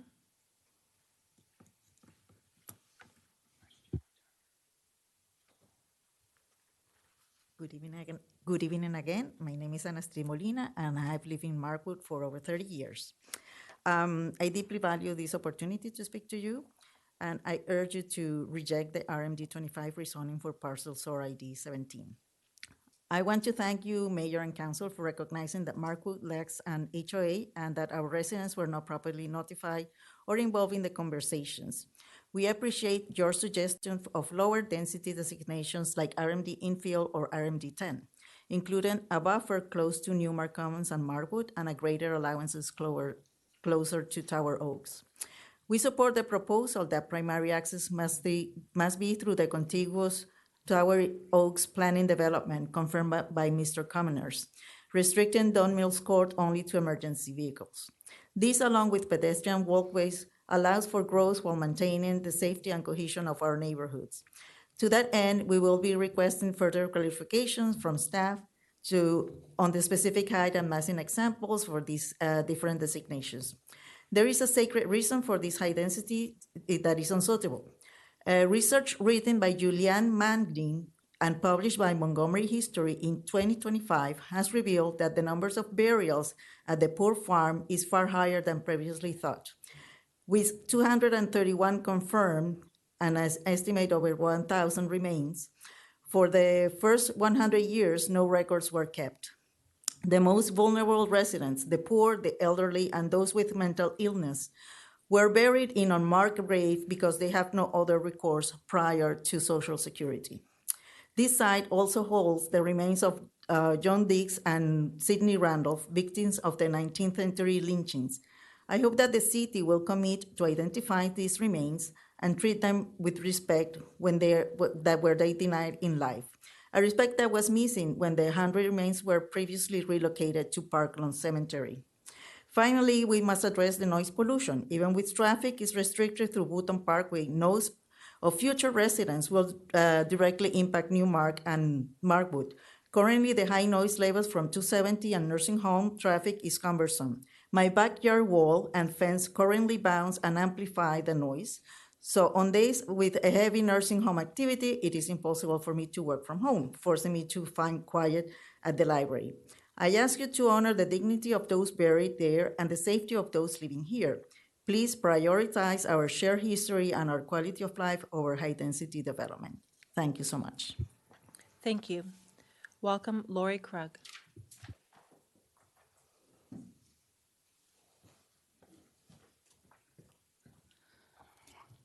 Dear Mayor Ashton and council members, my name is Laurie Krug, and I'm a resident of Newmark Commons, who, along with my husband, invested our life savings to purchase a townhome 4 years ago. I am here to comment on the rezoning of Parcel 12, the 10-acre wooded property near Newmark Commons in Markwood. I first spoke to you in December, where I tried to emphasize the beauty of the tree canopy, since Parcel 12 is often depicted merely as a geometric shape on a cold map. I have attended additional planning meetings these last few months, and I truthfully had begun to despair, since it seemed rezoning was preordained and the developer held all the cards. I was thrilled as a virtual attendee at that marathon mayor and council session that went well past midnight a few weeks ago. The lawyer representing the Tower Dawson developer stated in that meeting that they were open to a lower density option with no road access via Don Mills Court except for emergency vehicles. No road was a no-brainer to keep us safe from car traffic from hundreds of homes to the south, and I'm excited that we can all agree to lock that resolution down. It was also terrific that the council members in their discussion recognized the complex issues of this property that my neighbors have brought to your attention. With regard to this mature tree canopy, unmapped historical burial sites, stormwater management concerns, in addition to the need to be compatible with our nationally recognized historic neighborhood as described in the comprehensive plan. With regard to rezoning, I remind you that RND 10, capped at 40 feet, accommodates a much higher density than the current R90, and this will prevent incompatible high rises by future developers. In conversations with our neighbors, I agree this is the best path forward, and I welcome Jim Wasilak's presentation to our board meeting this coming Thursday.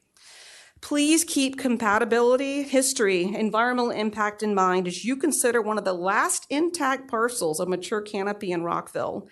Tower Dawson has a clear track record of clear cutting prior to development, exposing our community to the noise and pollution of 270. Replanting trees with a goal to restore even a portion of the current tree canopy won't be realized in our lifetimes, and wildlife that we have not even surveyed will be displaced and an ecosystem will be lost. I, like many Newmark residents, have a strong connection to the trees and wildlife, and you actually are the stewards of this precious parcel. Your decision on the rezoning is an important one that paves the way for development, and we urge you to make sure that it's compatible with our community.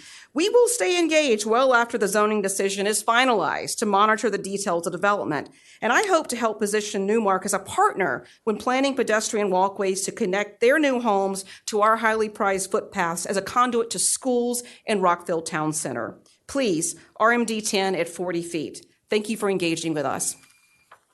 Thank you very much. Welcome, Susan Knowles.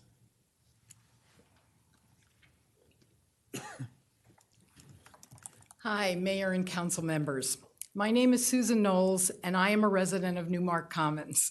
I'm also proud to say that we are one of the most diverse communities and neighborhoods in the city of Rockville. Our community represents many different nationalities, including Ukraine, Russia, India, Iran, Germany, Argentina, and Spain, and numerous languages are spoken here. We have always been a very welcoming community throughout our almost 60 years representing the city of Rockville. Even our street names reach out to the global community, having roots in such countries such as the United Kingdom, Finland, Sweden, and Canada. I'm not sure Radburn, New Jersey counts as global, but it does have representation in our community street names. When our community was built, Edward Bennett took a census of all trees that were 12 inches in diameter in our 96 acres and built the houses and townhouses around them.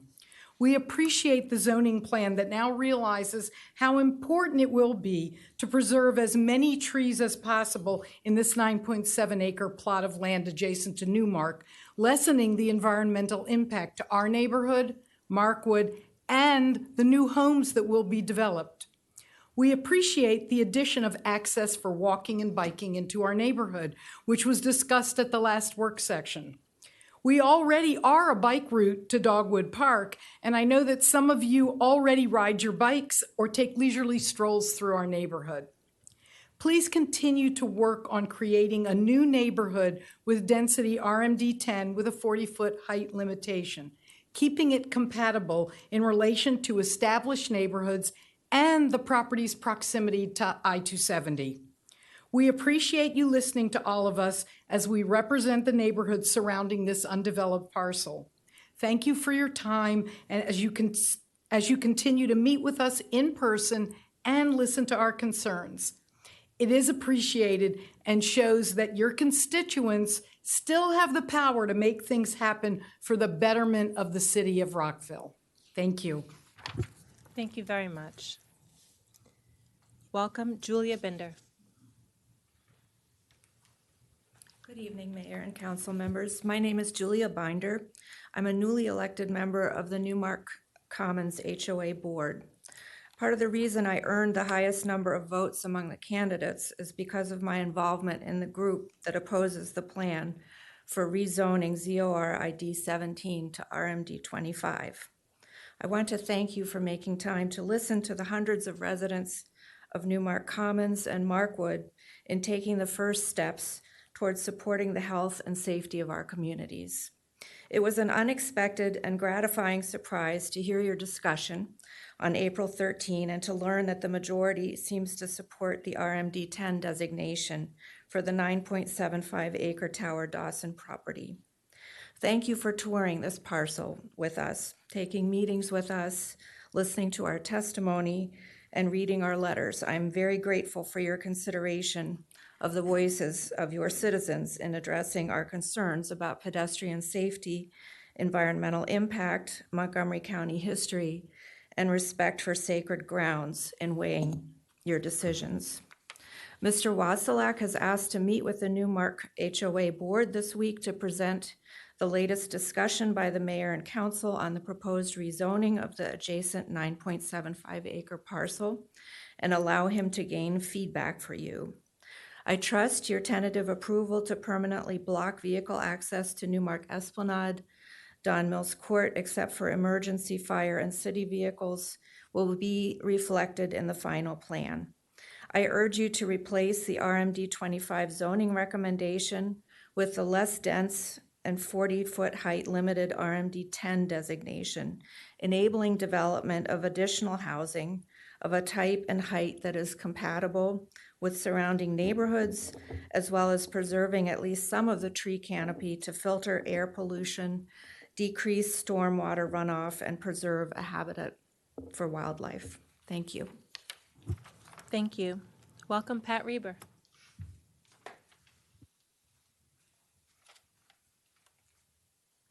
Good evening, and thank you for listening to us again. I know you've listened to us a lot, and now here we are again.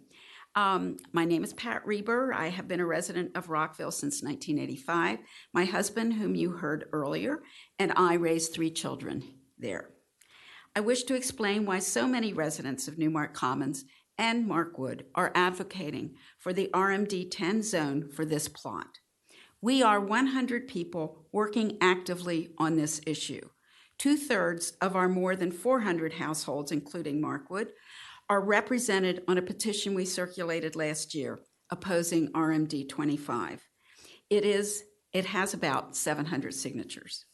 We appreciate that you have heard our witness over the last month. Since September, we have been coming to you and are considering a lesser density. The current zoning on this plot is R90, or about 4.5 homes per acre. The recommended zoning of RMD 25 in the comprehensive plan calls for nearly 6 times that density. Both RMD 10 and RMD 15 offer the owner considerably more density than it currently has. We are advocating for RMD 10 because it would be more compatible with our current communities, but also because of the terrain on this plot. Only half of it is buildable. The rest is wetlands, wetland mitigation, and a city-operated stormwater filtration system. That means that with RMD 10, all 100 units would be crowded onto the 5 acres that abut up against I-270. In a sense, the density on those 5 acres would be equivalent to RMD 20. Also, at the April 13 meeting, a majority of mayor and council indicated support for RMD 10, and we took additional impetus for our position on that. At the same meeting, you heard that the Newmark HOA board voted to oppose RMD 25 and asked the city to find a less dense solution. Planning staff has reached out to our board to provide an update on May 7th about the new options, and we welcome this initiative. We are not opposed to building on that plot. What we want is a density that is compatible with our 2 neighborhoods and respects the safety and security of our neighborhood. We've got a lot of kids walking to Julius West School every day. Thank you very much. Thank you. Welcome, Bill Commoners.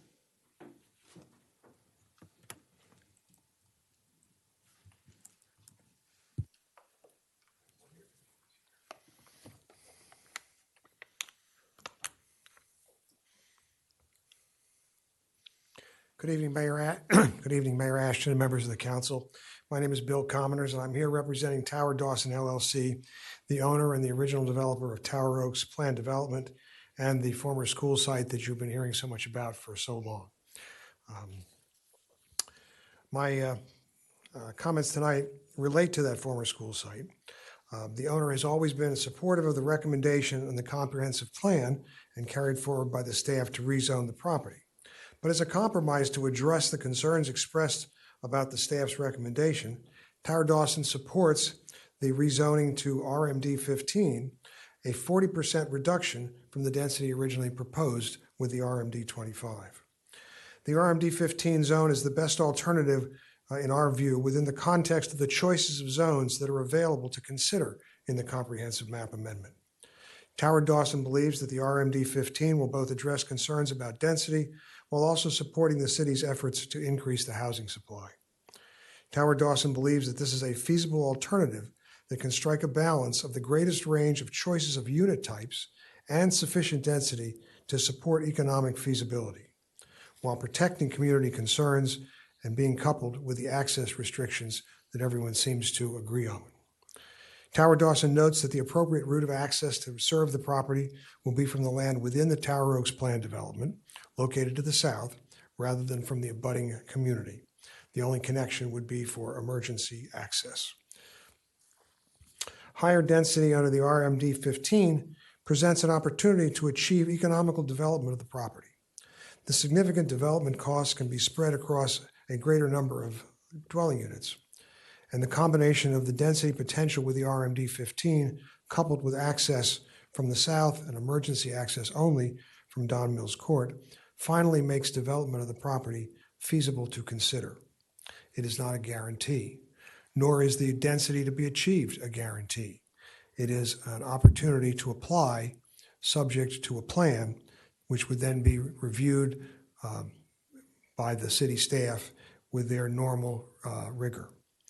But for all the foregoing reasons, Tower Dawson supports the rezoning of the property to RMD 15 as a compromise with the recommendation of the city's comprehensive plan and as the best choice among the rezoning choices that are available. Thank you for your consideration. Thank you. Welcome, Thomas Crumley.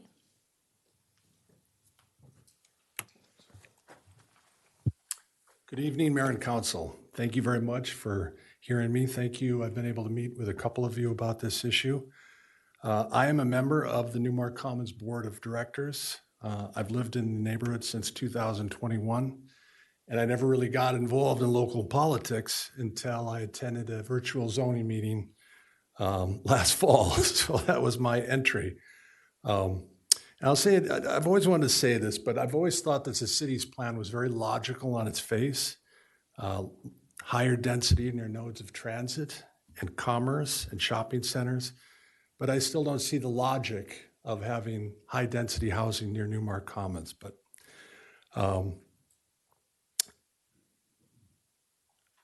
this issue energized me to run for the board and become involved. And I've had the chance to meet with some of you. Mr. Commoner spoke last week. He said that he didn't have a plan. I understand that. I was an attorney for the United States Army for 25 years. Big organizations may not have a formal plan, but they're always considering things in the background. And I guess that's what we're worried about. We hear about talk of access from the south. What if this parcel is sold? What if Tower sells this when it's increased to RMD 10 as we advocate, or RMD 15?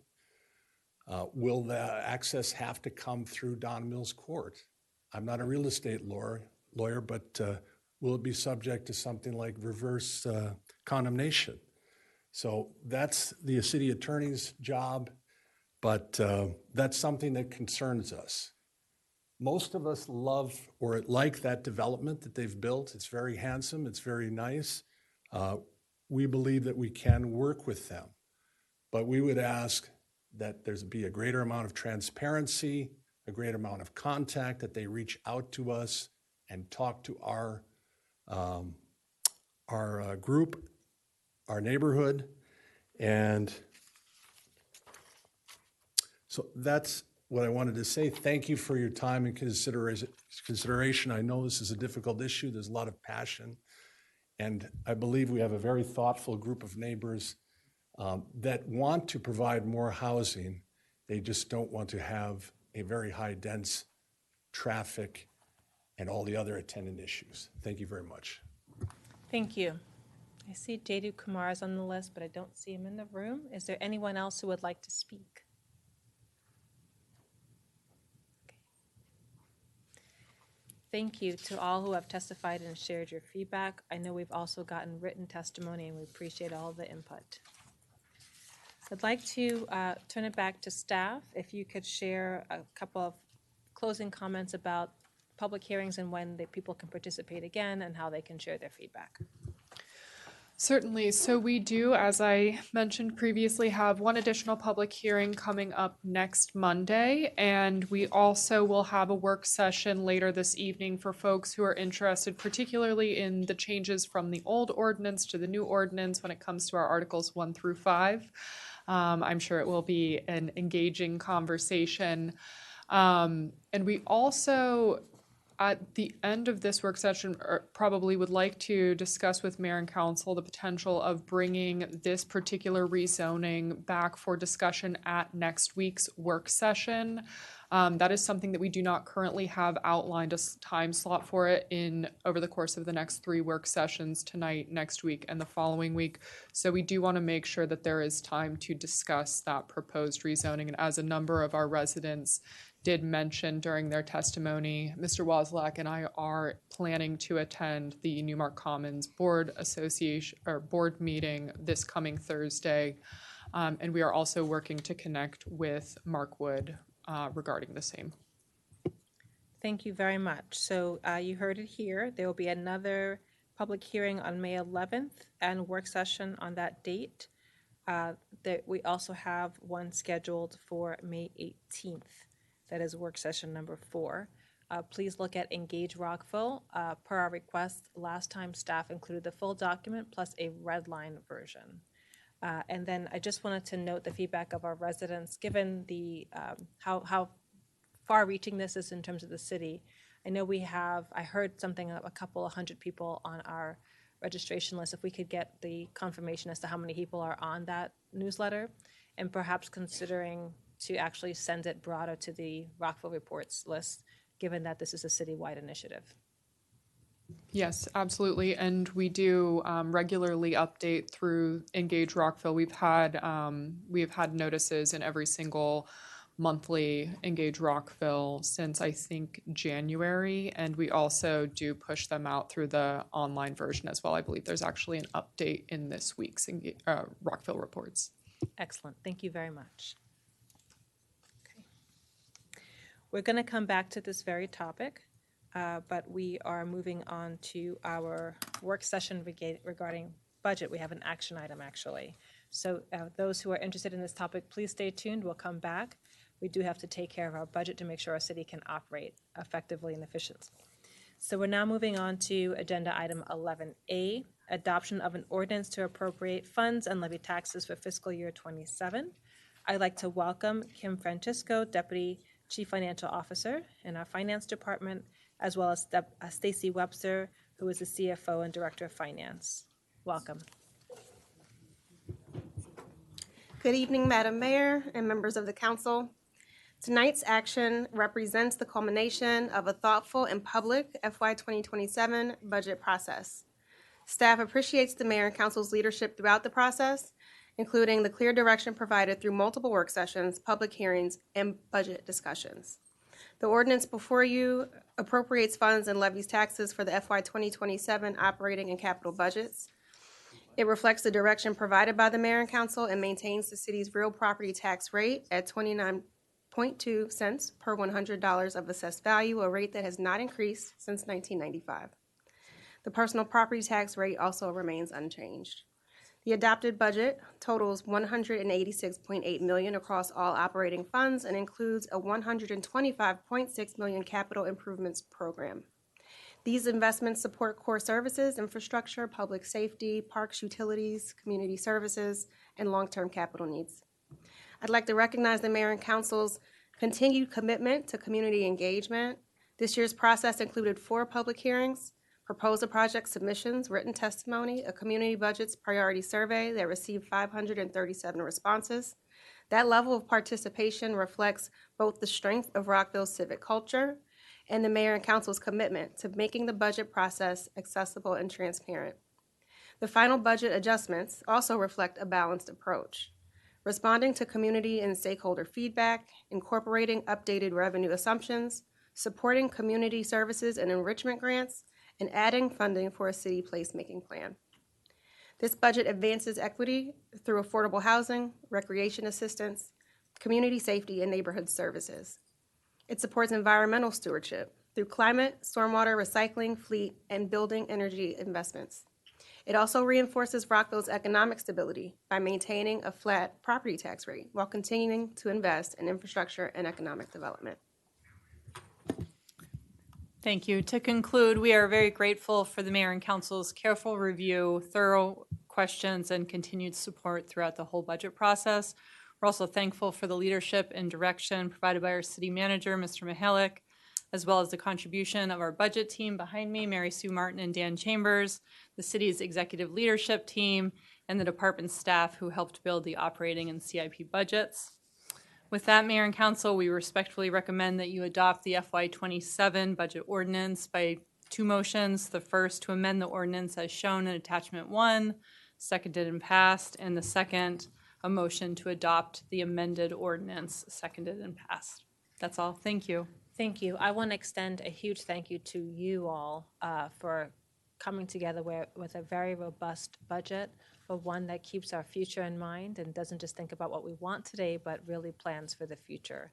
I appreciate the thorough section of CIP, as well as the budget balancing that we've all had to do to make sure that we maintain excellent city services while also maintaining our budget bond rating, AAA bond rating. I also appreciate the careful nature which you worked with us through the community grants. I know there'll be a work session this summer to discuss those further. My only overarching question is this body gave a couple of things that said, please make sure this is reflected in the narratives. Please reflect this is, this is in the KPIs. I know one of them was a senior center entrance KPI that was noted that needs to be corrected, and a few other small minor things that came up. Those things that we said, will this be reflected in the final draft? That will be coming, correct? We have notes on all of those requested revisions, and those will be incorporated into the adopted budget document. Excellent. Thank you so very much. Okay, well, colleagues, I also want to note to our residents that we did not increase taxes. I said it earlier, but one I think is worth mentioning. Affordability is something we do care deeply about, while also being good stewards of taxpayer dollars and living our values as the mayor and council. Colleagues, we have some motions to make. First, we have to amend the ordinance. Does anyone have any other questions? Councilmember Valeri. Yeah, no, and thank you. I won't be very long. I am deeply distressed that the mental health specialist position was not restored in the budget. I hope that this body can have a real serious conversation about walking the walk on mental health. We give out a proclamation honoring mental health awareness, then we cut a mental health specialist, while at the same time funding 2 police officers and a police sergeant. And I think we can do both. I think that we are an expansive enough city that we can increase our officers on the beat, and we can provide services that actually help our officers stay healthier. I think that this was extremely short-sighted. I'm not quite sure, maybe we can get to that point. Maybe we can get to a budget amendment point as well on this. But this body needs to have a little bit of a reckoning on living our values. I think budgets are living values. And I sat here going, do I vote against the budget? Or do I vote? I'm going to vote for it because I think it needs to function, but it is under extreme duress because I want to live my values in my votes. And right now, without restoring that, I just can't do that. Thank you, Madam Mayor. Thank you. Councilmember Shaw. I want to echo the mayor and thank staff for all of your work with the budget. And I just wanted to highlight with the zero increase in property taxes, how important affordability is and housing stability, particularly with the zero in property increase. With the property rate, the zero property rate increase. Thank you. Councilmember Jackson. Thank you, Mayor. So I just want to jump on the train and say thank you so much to staff.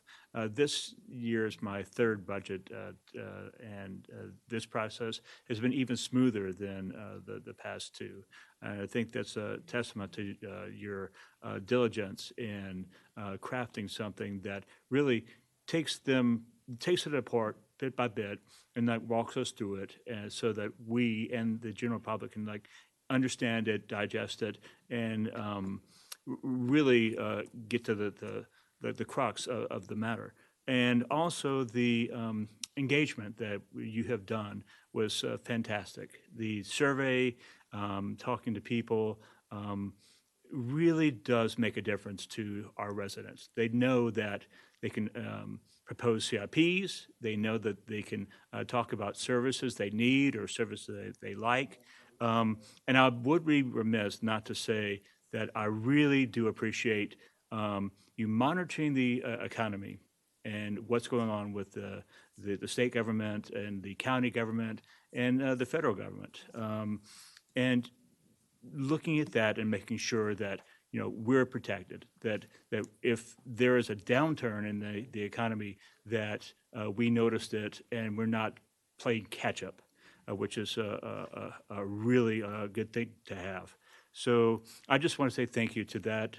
It's been a great process, at least for me. It's even better than before. And one thing that I would say, we left out one group, that's the Financial Advisory Board, and they do a great job in looking at the budget, communicating questions to you all, and we would be remiss not to give them a big thanks as well. Thank you. Councilman Van Grack. I have a feeling you're going to hear more thank yous. I know we've said a lot during all of our work sessions, but I also want to echo staff, phenomenal job to not to not have any increases to our property taxes, and also make sure that we are getting the services at the high quality that we continue to do so, to make sure that we are making sure that our public safety personnel and our public safety organizations have what they need, and we're making sure that the capital projects, including new capital projects, are getting done well. This is a tremendous work by staff. And I know you incorporated a lot of the changes that we put forward in our work sessions in putting together what we have before in our agenda item. So I just want to express my sincere thanks for staff for a job phenomenally done. Thank you. Councilmember Fulton. I won't pass up an opportunity to fangirl the finance team. Excellent job. I've been involved in many budgets in my day in many different organizations. I am consistently impressed by how you all run this budget process. So thank you. Thank you, Dr. Miles. Thank you, Madam Mayor. Thank you all. I've already made my comments known about mental health, the specialist, but I do take city staff at their word. We'll just get the data and see how things go. Certainly want to make sure people have access, and if we can continue to do that, so be it. If not, then we can make adjustments as needed. Thank y'all. We all said thanks, and we really mean it. We appreciate all of your hard work. I will say that I, too, was concerned about the mental health specialist. Actually, this weekend, someone went into a faith-based institution who was not feeling stable, and a police member responded, did bring the person to psychiatric support. That situation turned out well, but I do know that what I'm hearing among our community is that people are feeling stressed, and mental health is really important. So I want to make sure this is a topic we actively monitor. Our police need mental health supports, and our community needs mental health support. Actually, we all need mental health supports. It's very stressful and trying times, and I want to make sure that our police have the resources that they need and the community to de-escalate and get people to proper support. So this is something I do want us to continue to monitor. I am concerned. I've raised it, but I do support the overall budget. This is one area that I have concern and I would like to keep monitoring. With that said, thank you to all of you. I want to just see if anyone is willing to make the motion. Councilmember Jackson. Thank you, Mayor. I move to amend the ordinance to appropriate funds and levy taxes for fiscal year 2027 as modified. Do we have a second? Councilmember Shaw seconds. All those in favor, please raise your hand and say aye. Excellent. Thank you. We need the motion to adopt the amended ordinance. Councilman Van Grack. Madam Mayor, I move to adopt the amended ordinance to appropriate funds and levy taxes for fiscal year 2027. Do we have a second? Councilmember Fulton seconds. All those in favor, please raise your hand and say aye. Excellent. Thank you. It has passed. You have a budget. I know that it will be posted. Can you just share information about when people can look at this glorious document in its final form? We will have the adopted budget document posted no later than July 1. Thank you. And I would be remiss if I say the county is still adopting their budget and the ground could shift. And so we'll continue to monitor their work through mid-May to see how it impacts our budget. Thank you very much. Thank you to everyone who participated in our surveys as well as our CIP projects. Colleagues, I'm proposing we take a quick 10-minute break just to allow us to be refreshed and go into a very hearty and important zoning ordinance rewrite discussion. That work session is coming up next.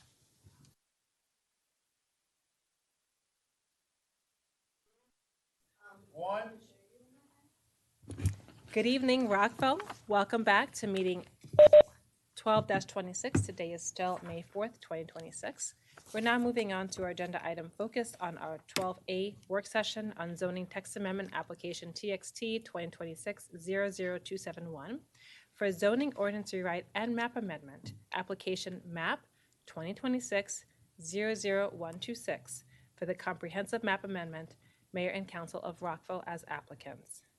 We're looking at Articles 1 through 5 of the ZOR, general provisions, which also include definitions, interpretation and measurement, administration, development applications, permits, procedures, and zones and zoning map.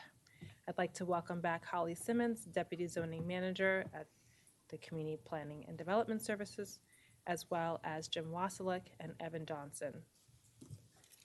Welcome. Thank you so much. Good evening, Madam Mayor and members of the council. Again, as noted, we are back for our work session on the zoning ordinance rewrite this evening.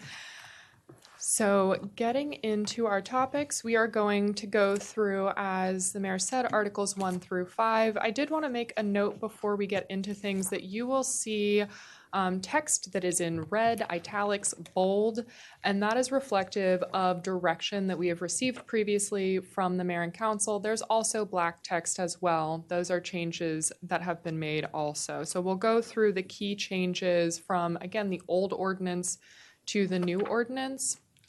And then we will have question and answer at the end. So we're going to go through Articles 1 through 5, pause for question and answer, and then get into next steps. And I should note as well that we are also joined by our colleague, Mr. John Foreman. He is online with us, and he will be covering Article 4 this evening. So first up is Article 1, General Provisions. This article really lays out the legal framework and the general purposes of the zoning ordinance, kind of basic building blocks. So our key changes in the General Provisions article is starts with eliminating the ability to waive comprehensive plan consistency findings. This is something that our current ordinance contains. It's a waiver that is really never used, and we don't think that it's appropriate. Comprehensive plan consistency should be and is required for our approvals. It also removes regulations pertaining to vesting of zoning rights. This is something that's governed by state law and subject to change, so we have proposed to eliminate this from our ordinance to avoid repeating state law where possible and allow flexibility for state law to change. This article also includes new transitional provisions, which we've discussed previously, most recently at our April 11th work session. It revises our zoning text amendment process to allow authorization to file a zoning text amendment by mayor and council only. Currently, our ordinance allows filing by any interested party, which we think is a little bit too broad. Interested parties should certainly have the ability to petition mayor and council to file a zoning text amendment, but understanding that there's quite a bit of staff time and resources, time before the planning commission, the mayor and council involved in a zoning text amendment, we did think that it's appropriate for the mayor and council to have that authority. And then also revises the annexation process described in the zoning ordinance to provide more detail and to better align with state law. You all may be aware that our annexation process is a little bit more robust than state law, but there are areas in our current ordinance that are inconsistent with state law, so we wanted to keep the process generally intact as is, but align it with state law where necessary. Moving into Article 2, our definitions, interpretation, and measurement. This article really, as one would imagine, defines many of the terms in the zoning ordinance. It provides guidance on interpretation and then also instructions for calculating and measuring certain standards, particularly including things like height and setbacks, and also outlines encroachments, which are exceptions from our height and setback requirements. So the first key change in this article is ensuring that all terms are properly defined and up to date. This is something that our current ordinance had some room for improvement. We discussed this with you all previously back in May of 2025, I believe. It also simplifies, clarifies, and makes consistent our measurement standards. For example, when it comes to height, building height is measured differently in different residential zones, and we thought it made the most sense to make that measurement requirement consistent from one zone to another.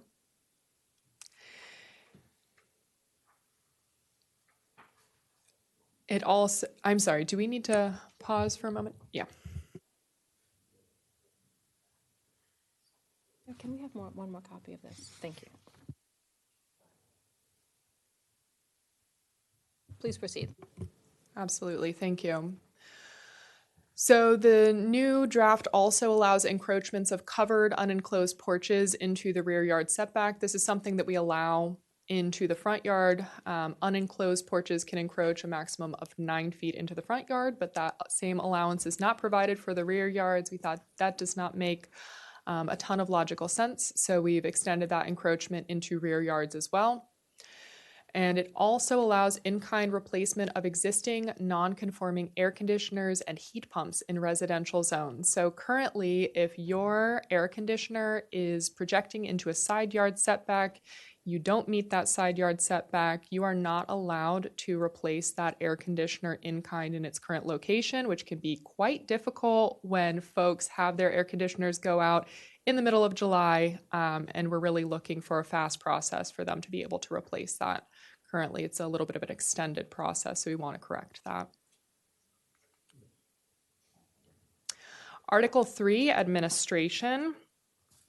So this article provides general information on administration, including sections that deal with various approving authorities, entities like yourself, the Planning Commission, the Board of Appeals, etc., processes for appealing development decisions, applications and notification requirements, and processes for amending the zoning ordinance itself. So in this article, we have two main key changes. We're clearly identifying the appropriate appellate body for administrative decisions. Our ordinance currently deals with appeals from administrative decisions, but not as clearly or as comprehensively as we would like it to, so we've gone and filled gaps there. It also simplifies our provisions, allowing extensions of plan and permit expiration. So right now, various different plan and permit types have different expiration periods. We've gone through, though, and made those largely consistent across plan and permit types, generally allowing for 2 one-year extensions approved by the Chief of Zoning. There are certain exceptions to this. For example, our sign permits are treated a bit differently, as are certificates of approval in historic district zones. And with that, coming up on Article 4, I will pass it over to my colleague, Mr. John Foreman.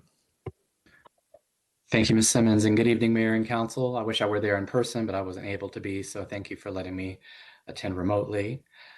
If we could go to the next slide, please. So we have 2 slides this evening. The first, as Ms. Simmons noted, and as you can see from the red, these are items that Mayor and Council has seen previously and provided direction on. Most of these items were associated with the Fast 2 initiative to streamline processes and to improve transparency. As we discussed in those work sessions, these changes are really critical for economic development and to ensure that new housing and particularly affordable housing are built. The changes in the latest staff draft are consistent with that Mayor and Council direction and were supported by the Planning Commission. So I'll go through them. The first notes that the change allows applications to proceed from project plan to level 1 site plan. What this means is that once a mayor and council approves a project plan, currently the project has to develop out through site plans that are level 2 that go to the Planning Commission. This change would allow the Chief of Zoning, following the mayor and council's approval, to administratively approve those site plans. There's no change to the mayor and council's approval authority under this change. The next item is to eliminate the pre-application meeting process while retaining the post-application area meeting. We currently require 2 area meetings at the beginning of a project. We found that these are redundant and not well attended. So we have changed to combine those into 1 area meeting. The third change is to clarify within the points table the residential area impact section.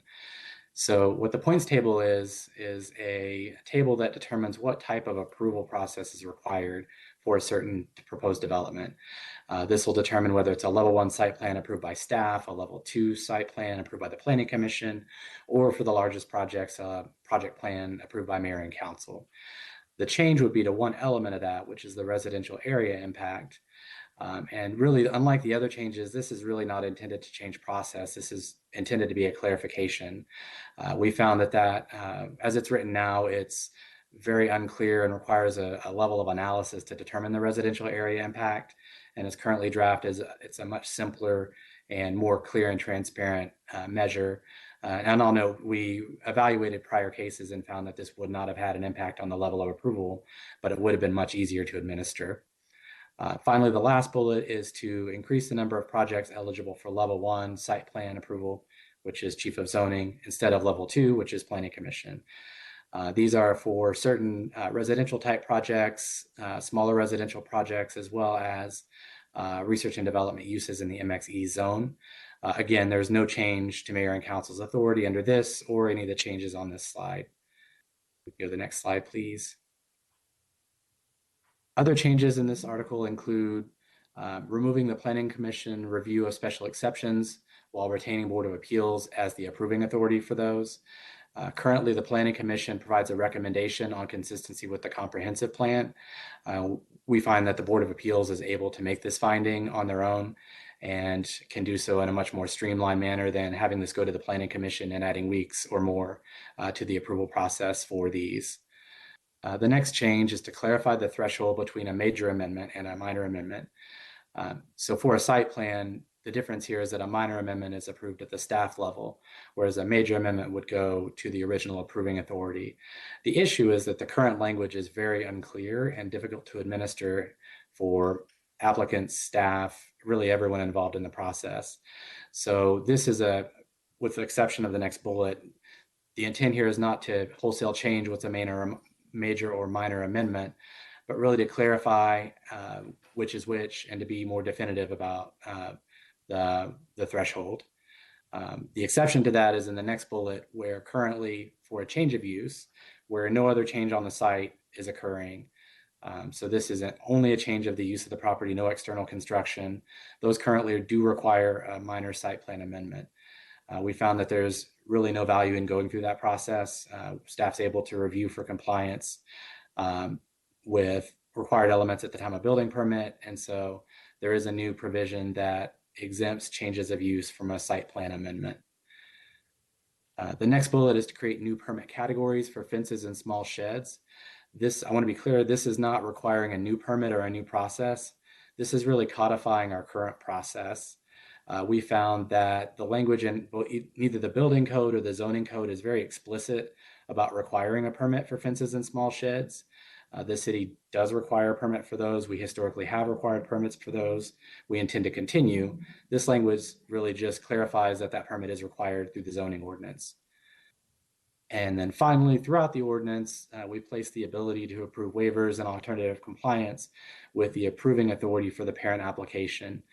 There are some provisions in the ordinance now that regardless of who approves the project, a certain body is tasked with being the approving authority for that waiver. For example, there are certain architectural elements that are exempt from the height requirement under certain conditions.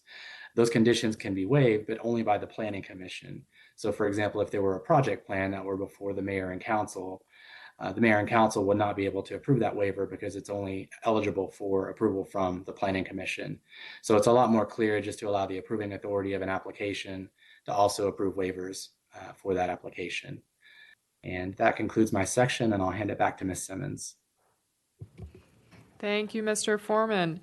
And finally, last but not least, Article 5, our zones and zoning map article.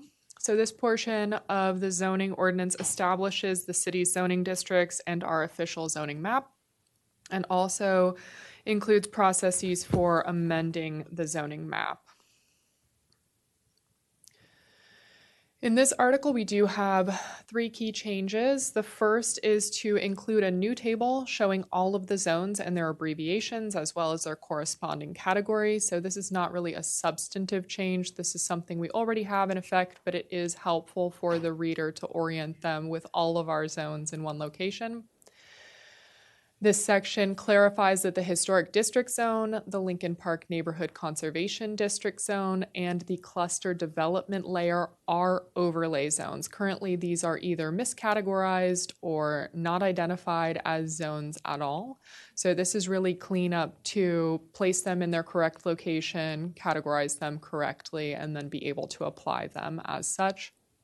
And finally, it removes reference to our interim floating zones and associated floating zone map amendments, which were instituted back in 2023, I believe, following our comprehensive plan. The intent there was to bridge the gap between the recommended rezonings in the comp plan and this comprehensive map amendment that we are currently undergoing, allowing a process for those zones to be applied in advance of the comprehensive map amendment. So because we are now updating our zoning ordinance and updating our zoning map, we've identified that those interim floating zones, that interim period has ended and they are no longer necessary. So with that, and before we get into any next steps, we did want to pause for questions. I know that was a fair amount of information, so we are happy to provide any additional that is necessary. Thank you very much for the presentation. I know that there may be small nits or questions on line items. It's my understanding we will not be going through each one of those this evening, but we can email those to you all for inclusion. So I just wanted to say that at the outset. There's a lot in here, and I want to thank you also for including the red line change in addition to the written piece. I think that's really important for the public to see. Can we take this by the sections so that we can stay organized versus jumping all over? And there may be some general questions that we have as well.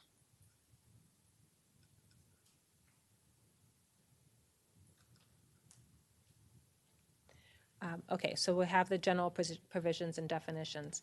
I know we've heard from members of the public about just clarifying the way we include charts. I know we've seen the residential use chart and proposed by the College Garden Civic Association. How are you all taking some of that feedback from the community? So we've introduced a number of new charts and tables into the ordinance along with graphics as well. The intention of both of those things really is to clarify our provisions, make the ordinance more user-friendly, and generally just make it easier to maneuver. I do believe that the one comment that we've heard regarding kind of a comparison between what is in the ordinance and what is in the old ordinance, what is in the new ordinance is something outside of what is actually within the text of the revised staff draft of the ordinance itself. Is that a heavy lift, or is that possible for the public to be able to track those changes? I believe so. I would say yes, it is possible. I would caveat that comparing the old use table to the new use table would be, we would need to caveat it quite a bit, I believe. Something that you'll see in next week's work session is that our uses have changed quite a bit. We're updating them, we're modernizing them. So certain uses, archival record storage, duplicating surfaces, taxi cab stands, things of that nature are no longer being carried forward in our ordinance. Other uses are retermed. And then we're also using our use permissions, which are permitted, conditional, special exception. The way that we're using them is slightly different, particularly when it comes to permitted and conditional uses. In the new ordinance, we have a number of permitted uses which have use standards associated with them, but because they're required in all zones, we've not called them conditional. And I will say also in our current ordinance, we have uses that have use standards associated with them. So our current ordinance would technically consider them to be conditional, but they're contained in kind of an odd location, or they're hidden a little bit, and so that's not reflected in the use table. So all of that to say, it is something that we could do, but it might not be as informative as our residents hope that it would be. Okay, thank you. And then the last question overarching that we got about this general piece is being able to understand differences between what we're introducing and what is state law. What is your thought there? That is something that I would defer to our city attorney's office. Sure, happy to speak about that. So it would depend to some extent on what the mayor and council was looking for. One of the things that's important to note about the way the land use article interacts with our zoning ordinance is that, generally speaking, the land use article sets out a framework under which we operate, but then all of the details, or I shouldn't say all, but most of the details are really the local jurisdictions to flesh out. So it's a long way of saying, planning commission is required to approve record plats, and take a role in the development of comprehensive plans. Comprehensive plans have to contain certain information, for example, but the details of our zones, where they're located and what they include is entirely up to the local jurisdiction. So it's a long way of saying, although there are certain specific requirements that this new zoning ordinance does reflect, like, for example, the Housing Expansion and Affordability Act requirements that allow for certain bonus density, for the most part, it's safe to say that state law provides the skeleton, and you all really flesh out that skeleton. So it would be a little bit challenging to go kind of section by section and identify, this comes from state law or this does not. It all to some extent derives from state law, but for the most part, the details come from you. But again, I'd be happy to provide more information depending on the question the mayor and council has. Excellent. I think when we get into the map section, that will have things like the state is now allowing certain types of housing by metro. They are allowing certain types of housing by a faith-based institution. So I'm not sure if people will be able to track that by reading the current draft. Or what would you suggest that they do? Well, I do think we could probably put together some amount of information that explains how we have reflected the Housing Expansion and Affordability Act into the code, because you're right, Madam Mayor, it is integrated. It's not all integrated in one section. There's not a Housing Expansion and Affordability Act section. It's done in a variety of ways. So we could provide more information on that, certainly. That might be helpful in the Engage Rockville has a page with a list of links just to say state law expansions or something like that, just so the public is aware. I'm going to see, before we go into these charts, we're going to go down the line. Is anyone else has any broad questions before we go through these sections? Okay. Dr. Miles, would you like to I have say no anything question at about the current this? moment. Okay. Thank you. Councilmember Fulton. Also no questions right now. Thanks. Councilmember Larry. Yes, hi. So I had just a question because it kind of connected. I'm just wondering if we were kind of coordinated in our approach in changing the annexation process. Because I did notice that the fee changed. So were there significant barriers previously that we were trying to correct for? Because I kind of wanted to get a little better sense if that's what was holding us back previously, that we really needed to make those changes.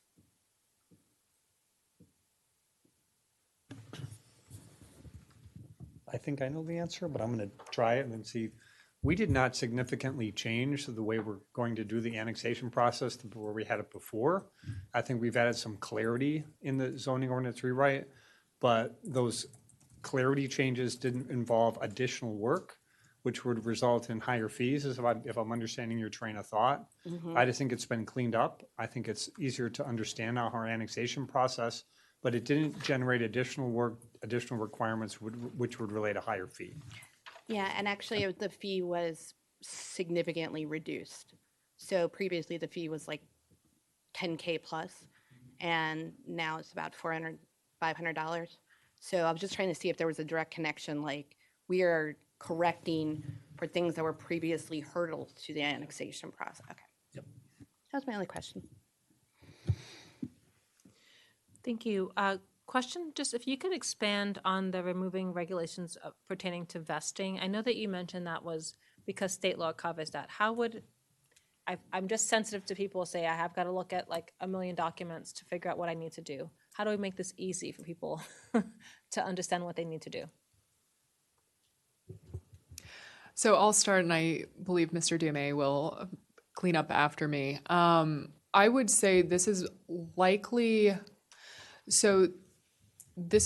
an area that folks are not going to need to look at frequently to like understand our processes or something of that nature. It's really dealing with your ability to develop with your current approvals. And this is something currently state law addresses. I believe our ordinance right now is a little bit inconsistent with it. We've also seen additional changes even since we began rewriting our zoning ordinance. So understanding that this is something that really state law does govern and they govern it comprehensively, we did want to just remove it from our ordinance to ensure that there is consistency there. And Mr. Dume, I'm assuming you may have things to add, so please feel free. I do not. You described that very well. I'm happy to answer any questions, but I think that's a good description. Thank you. And can you just share more information about the transitional provisions? Certainly. So the transitional provisions we looked at in some detail on April 13th. These are the provisions that would govern our current applications, which are in process now. If you have a project plan, a site plan, it's under review, it's headed toward approval, but it's not there yet. This would allow for the applicant to proceed under our current ordinance, even after the adoption of the new ordinance. So certainly anyone who wanted to transition over to the new ordinance, we would enable that as well. I think we do anticipate that some applications may want to go that direction. Perhaps the process is more favorable to them, the standards that we have in the ordinance. But if there are applicants that want to proceed under the current ordinance, which we may have some of those as well, it would enable them to do so. Thank you. And I know last time we met, we talked about, I think it was a 2-year period. Does that relate to this section? Yes, that is correct. Okay. If you also, I'm fine with it, and I appreciate the changes in the Planning Commission's recommendations. The only thing that gives me pause is our economy is in such a state of flux with issues related to increased cost pressures on everything from gas to figuring out tariffs. And there are some people who are in a state of, I'm not sure yet. And so that's the only thing that's given me pause is like, how do we recognize where we are in our society in terms of people being able to move on projects? Because mostly all those things affect financing and the ability to get things done. So that's something I was just trying to figure out. How are you considering that issue? I might take a swing at that one. I think we are in some unprecedented times. Other places I've been when we've done an update like this, a 2-year period seemed perfectly reasonable and actually maybe even generous. But with our economy the way it is, I think once we get up to that 2-year period, we should report back and just see if that needs to be extended even more. And just because there may be changes, how do we send a note to ourselves to say, make sure that we check back? Because I do think it's worth it. I think that there are people who there are projects that are shifting timelines because of, I was, listening to a lot of financial, the Wall Street Journal and other projects, and also talking to some folks even focused on affordable housing. And, the cost of everything is really impacting the bigger picture of what they can get done. So yeah, I think we've been pretty good when we're making these types of big changes to programs, policies, et cetera, over the past couple of years to say, we're going to come back in a year, come back in 2 years, and let you know how it's working.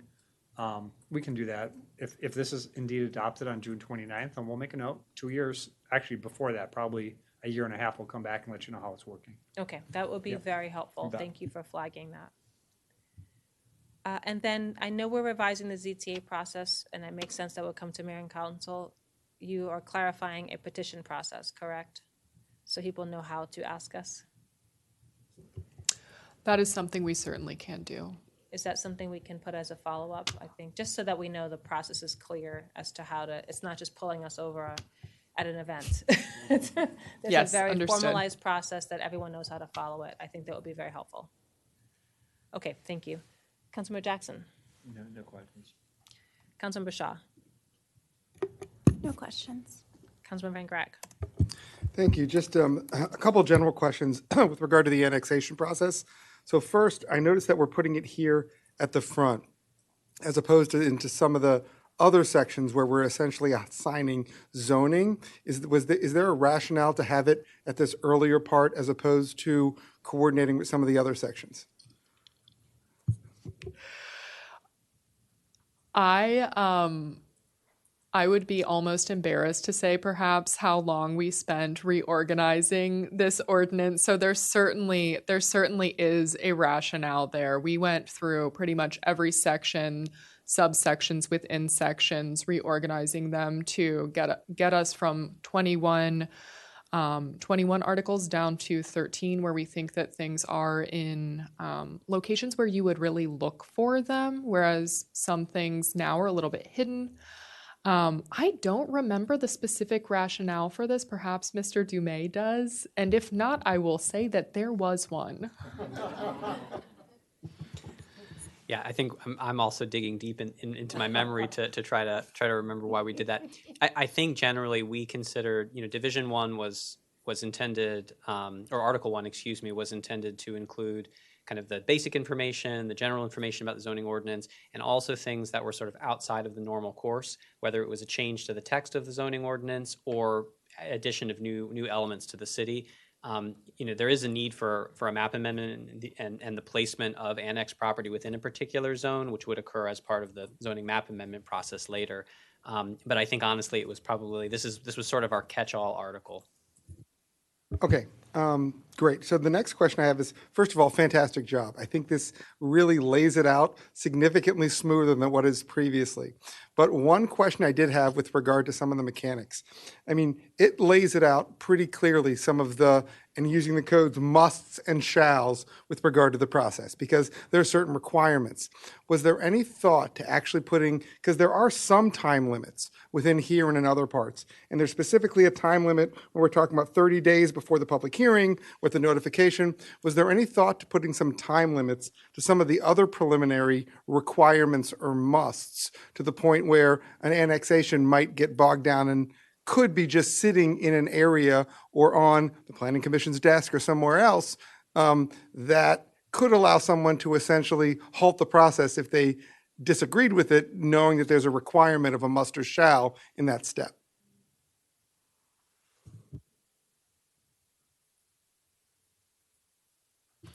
So Councilmember Van Grack, I think that's actually a good point, and something we could certainly look at.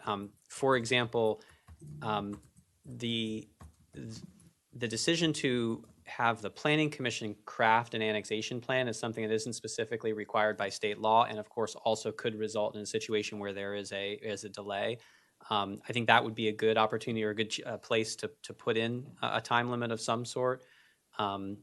And I think we just have to look at the other provisions to see if there are other places, but I think that would probably be a good change that we could make. Gotcha. That was only a substantive issue I had with the first article, so thanks. Article 1 down. Let's go to Article 2.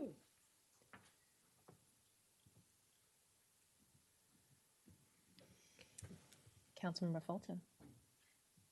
I, again, don't have anything to start with. Thanks. Councilmember Valerie. So, thank you. And I guess I'll do my thank you all. You are all absolutely awesome for trying to organize all of this. And this is very clear to me. And thank you for the red line draft as well. I looked at that quite a bit, mostly because I don't have a good memory. So I think I brought this up in a previous work session, but we don't currently have none of the residential high density zones allow for mixed use, correct? Because this was in regards to when we were talking about the area around Montrose and whether or not, making development like that even more attractive by allowing even a limited first level retail option. That is generally correct regarding the residential high density zone. I can check to confirm my suspicion. I believe there's an incredibly limited amount of retail which is allowed in the residential high density zone, but I don't believe it is permitted to have access from the exterior of the building. Okay, because that would be my only issue to raise, just generally, in any of these residential high density areas. Again, you could limit it, the amount of retail, right? But wouldn't it, and I'm saying this because y'all know I love coffee, wouldn't it be cool to have like your own little like, local coffee shop? Because if you have a building that has a high level of residents, or you are surrounded by a broader neighborhood, I think it does something for community cohesion, as well as giving an opportunity for residents to kind of come together in a way that is not very like prescriptive. So that would be my only not a quibble, my only feedback really is that maybe we need to think a little bit as a body more creatively around, while we do have a specific reason for these high density zones, I think that having that kind of flexibility for something that is kind of practical in a way, right? Like, I think that makes sense. So thank you for that. My last question is on if there are any sort of definitions that are ambiguous, not by the drafting of it, but just, as people have identified, who resolves those ambiguous definitions? Would that be the chief of zoning? Would that be the Board of Appeals? Who, is it all the above? So we're talking about once the ordinance is adopted, if there's yes, it would be at this point in time the chief of zoning, and that is included in the interpretations section. No, that's great. Thank you so much. Thank you. I have a question about champion projects that's in the definitions. It's limited to South Pike, and I was just curious, what if we were to have more champion projects in the city? Have you given any thought to that? Is that something that we should encourage? It's very, very limited, and I just, they may be amalgamation given what we're trying to do in town center. I just wanted to call that out specifically because it was described in the 2016 Rockville Pike Neighborhood Plan. It was essential for the Twin Brook Quarter project. So I just wanted to raise that specifically. So you're absolutely correct. Champion projects are something that derive directly from the 2016 Rockville Pike Neighborhood Plan and were applied from there to the South Pike area. I don't believe that there's anything that would prohibit us from expanding them further throughout the city. However, if there are considerations there that I am not thinking of in this moment, I would certainly defer to my colleagues, Mr. Wozlak and Mr. Dumais, for further thoughts. I wonder if we could talk to your team and Ready, between planning and Ready, to come together to talk about this issue. I know we're talking about Rockville Pike as a broader area in terms of our efforts to try to do that, but also specifically looking at Rockville Town Center as well. So I think it's worth a refresh on this to see how we might be more inclusive and get our goals done. But I think it's important not to just leave that section as is. I think that's a point really well taken. And I would say my only thought there is just considering whether I think we probably would need a little bit more time to understand whether this is something that could be accomplished through the zoning ordinance rewrite, particularly in our timeline, or if this is something that should be considered more fully through the update to the Rockville Pike Neighborhood Plan. But I think it's, the point is well taken. Yeah, I would also look at, it could be town center, right? Think about what's going at Wilmata and surrounding properties. So I do think that it's a very good point that the Rockville Pike Plan is somewhere we can look at it. But I also think that we need to look at Rockville Town Center. So I want you guys to put your minds together to figure out what you think is best and how you can advise us on this. Because I don't want to put you on the spot right now. but just to note that this is something we should look at and consider how do we, not tackle, but how do we consider and strategize around this? If that's okay. Okay. The other piece for this article, there were discussions on density in section 25 on the initial draft, and I was just curious to see, again, things that are going on a macro level that impact us. FEMA came in and did floodplain maps back in February of 2025.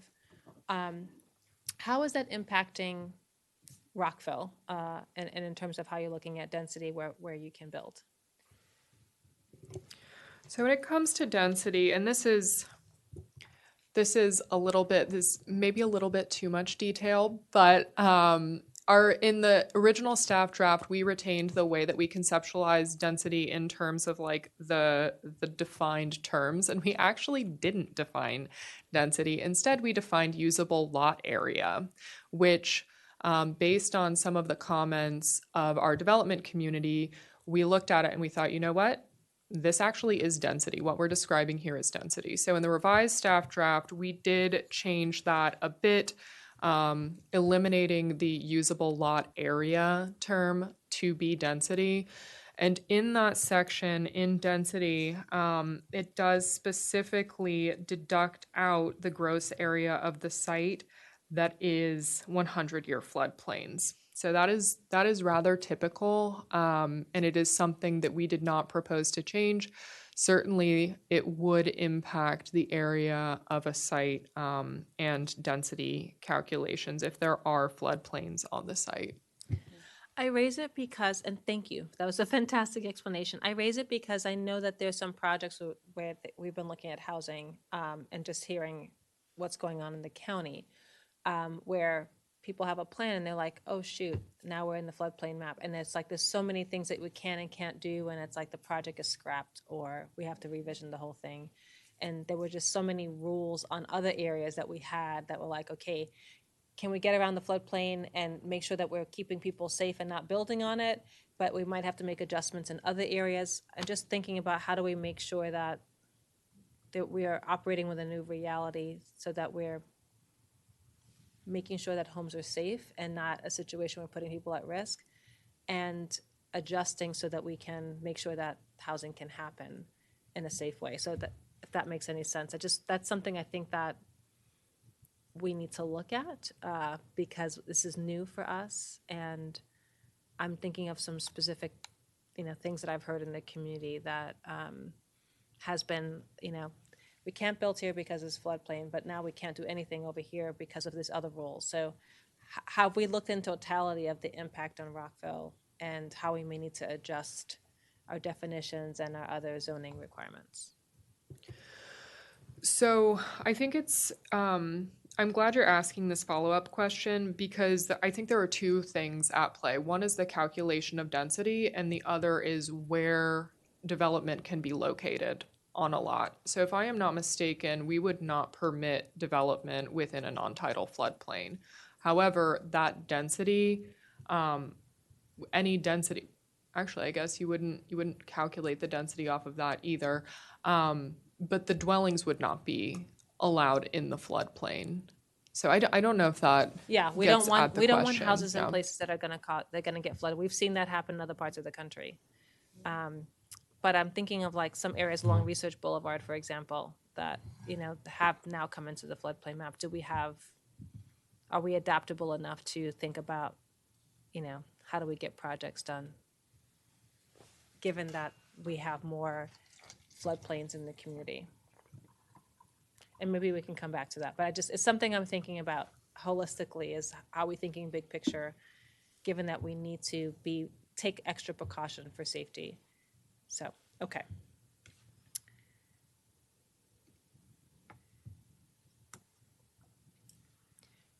Would this section also cover the signage pieces I saw in your, we had a little bit of discussion about that, but I think it's section 25, exempt certain uses and signage types. Where did you guys net out on that? Is something you're going to bring back to us later to discuss more fully? Yes, that will be covered in the work session on May 18th. Okay. Sounds good. Councilmember Jackson. No questions. Councilmember Shaw. Councilman Van Grack. So my only substantive comment here deals a little bit with what the mayor said, and that's because section 25, I think it's 225 on the E definitions, talks about electronic signage. And just, I think that we were a little bit broader than what you have there, so just something to go back to the previous discussion. So, I mean, we don't need to go over it again, but just take a look. I think we were a little bit broader. That's it. Thank you very much.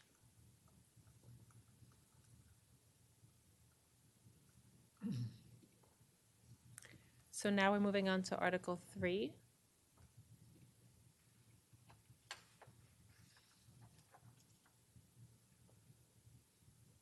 Councilman Valeri.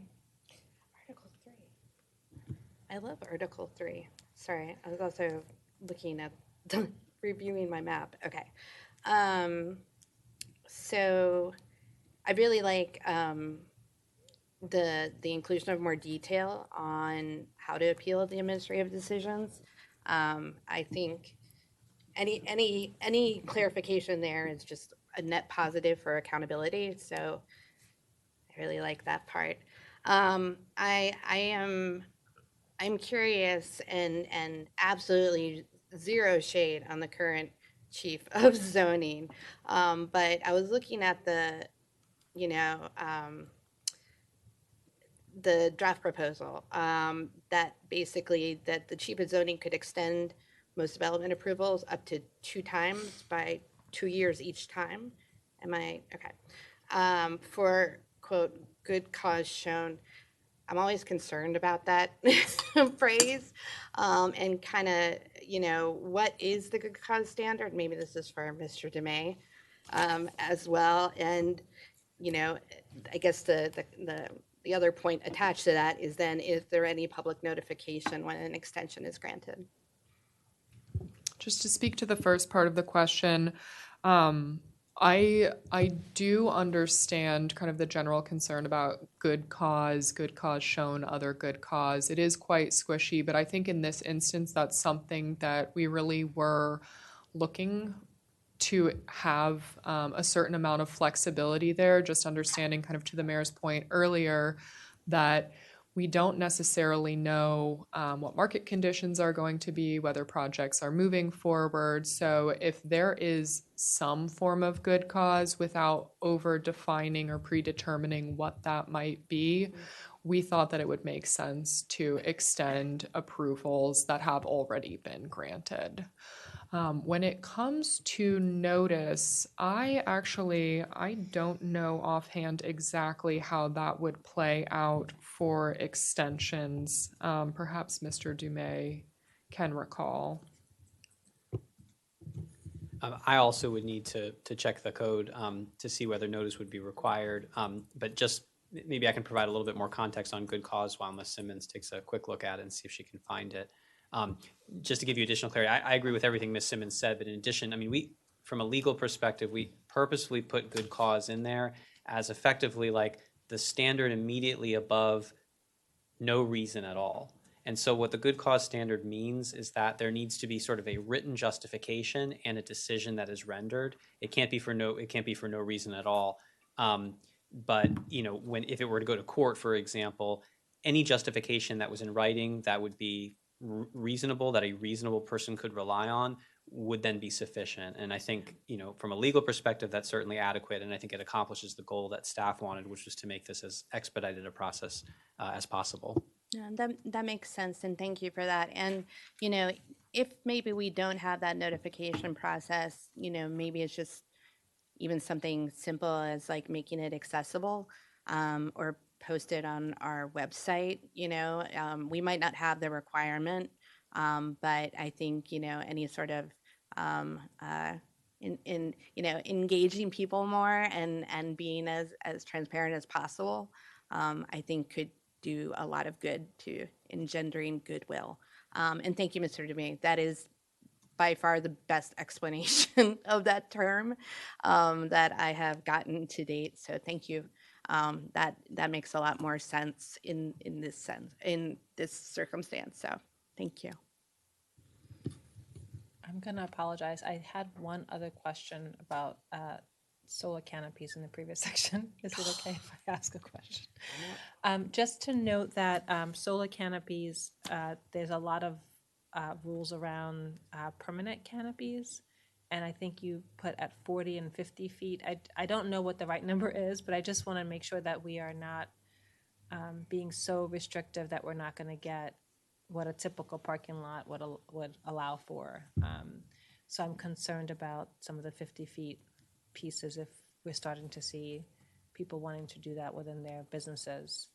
And even the city as well. So I just would like some information about that distance and what is appropriate, what is best practice in other places. And can we be, with going green in mind, given electricity costs, I just want to be mindful of that. I apologize for going back to that. In terms of this article, broad questions on, I know we as a body had a very thorough discussion about the approval processes and what goes where, but in general, the changes we've made, how much faster is it going to make multifamily or new biotech businesses? What are we talking about here in terms of what are we gaining? We're moving from X time to X time, generally speaking. I know this is project dependent, but what have we achieved here? I would say, it seems like we might have shifted into Article 4 territory maybe I a little did. bit. Okay, all right, that's fine. That's perfectly fine with me. I would defer to Mr. Foreman, who's on the line. We're getting in deep on Article 4. Thank you, Ms. Simmons. Would you like me to answer that now? I'm going to hold. I'm going to follow the rules. The other piece is the extension on permits. So this makes a lot of sense given the market conditions. The other thing is that we've also seen residential as well as commercial residential, where projects are just taking way longer. They're sitting there unfinished. How do we reconcile that with this? Because I feel like you can't have a building that, the public right of way has been closed for way longer than it should be, or I've seen in the past like a roof that had a tarp on it for 2 and 3 years in some parts of the city. So can you help us reconcile? How do we be understanding and consider market conditions, but also like not just allow people to leave projects half finished? This is another one where I will probably start the answer and then defer to colleagues. I think when we're talking about the project approvals that would be subject to these extensions, we're really talking about things that have been approved but are not yet under construction, things where we have an approval in place, it's set to expire. So I want to set that to one side. Then for projects that are under construction, I actually think, and this is something that we have on our list of things to go back and assess their impact to the city and our development processes. The Maryland Certainty Act, which was passed in this legislative session, may have some impact on that. And Mr. Dumais, I don't know if that is accurate to reference at this point in time, or if you have any thoughts there. No, I'll just say, putting aside the legislation that was adopted this session, because we do want to spend a little bit more time digging into that and understanding the way it would affect our zoning ordinance. Madam Mayor, you did raise a good second point to the explanation I gave about good cause. Another benefit of having that standard is, to your concern about, what if you have a tarp on a property and it's derelict and it's clearly not moving forward. The chief of zoning is not, as this is written, ever obligated to grant an extension. And so just because the applicant believes that good cause has been demonstrated for an extension does not mean that the chief of zoning is obligated to grant the extension. The chief of zoning would just need some sort of a substantial reason for denying it, one of which might be, for example, the fact that the project clearly is not moving forward. The extension is not likely to result in the project reaching completion. Thank you very much. And we have to also think about how can we get someone to move that's not moving? And I don't know if that's covered here, but that may be another section to consider. The section 253-1581 memorialized chief of zoning duty to update the development review manual. Who's currently charged with doing that? That is currently the chief of zoning. It is just not memorialized within our city code. So that is something, it's not a process change. It's not an approval change. It's just stating it clearly in code that that is one of his authorities that he already has. And what does it say in the current code of who does that? Currently, it's silent. It's silent. Okay. Thank you for thinking that through and adding that. And then Division 3.2, general application provisions, it says eliminate notification procedures. Can you just give some background on that? I think is it because it's covered in another section? I need to pull, this is in the revisions document that we're talking about right now. Is Yeah, I that was correct? looking at Article 3 Administration, Division 3.2 General Application Provisions, Section 25.321. So that is something I will have to look up and come No back. problem. No problem Yeah. at all. And for the notice requirements for Division 3.3, where you put make sign inspection and repair replacement requirements explicit versus implied, can you provide more background on that? I am so sorry. I need to pull up that document. Okay, no worries. I will let you come back. No, I don't want to put you on the spot. I appreciate it. I know there's a lot of elements to this. Councilmember Jackson. No questions. Okay. Councilmember Shaw. No questions. Councilmember Van Graack. So just one question with regard to kind of the appeals section, which significantly more clear than the previous version. So fantastic job. But I have one question that I want to kind of juxtapose the way the appeals are here with Article 4, which I'll get to when we get to Article 4 because it's more appropriate. But the one question I had here is dealing with the timing and the notices. Because correct me if I'm wrong, under this section, we're putting the timing upon the letter and the date of the letter. Yet the question is, how are we sending it? Because if we're sending it by mail, we could preclude the ability. I know in Title 7, when we're talking about the appeals to the court, with an administrative agency, which I think this couches at, it would be based on the sending of the letter and some of the other actions. So I guess that the last point on the appellate section, we're just saying the date of the letter without any necessarily assurance that it's being sent or upon receipt when we're talking about timing. Was there a discussion of that? Is there something we can essentially maybe amend that to give more ability? Because I can tell you personally, there have been significant situations where things, one, I know that sometimes if a decision is made like Friday at 5, it might not go in the mail till Monday or Tuesday. Similarly, we've got issues with the mail where sometimes it takes a week or two. And if it's taking 2 weeks and there's a 30-day time limit, we've just precluded 2 weeks of it. So is that something that was thought of or something we might be able to amend to be able to clarify, one, to make it more closely aligned with Title VII if they're going to court, but two, internally to make sure that we're not precluding someone's rights? Sure. So when it comes to our internal appeal deadline, the mayor and council can certainly modify that. It could make it from the date of transmittal. It could make it from the date of receipt. One concern that I would have would be with extending or rather beginning the 30-day appeal period from the date of receipt. As I'm sure the mayor and council can appreciate, the date of receipt may vary for a variety of individuals. Unless we're doing certified mailing, it's very difficult for us to determine that period of time. I think the intention was to make sure that it was in compliance with the Maryland rules.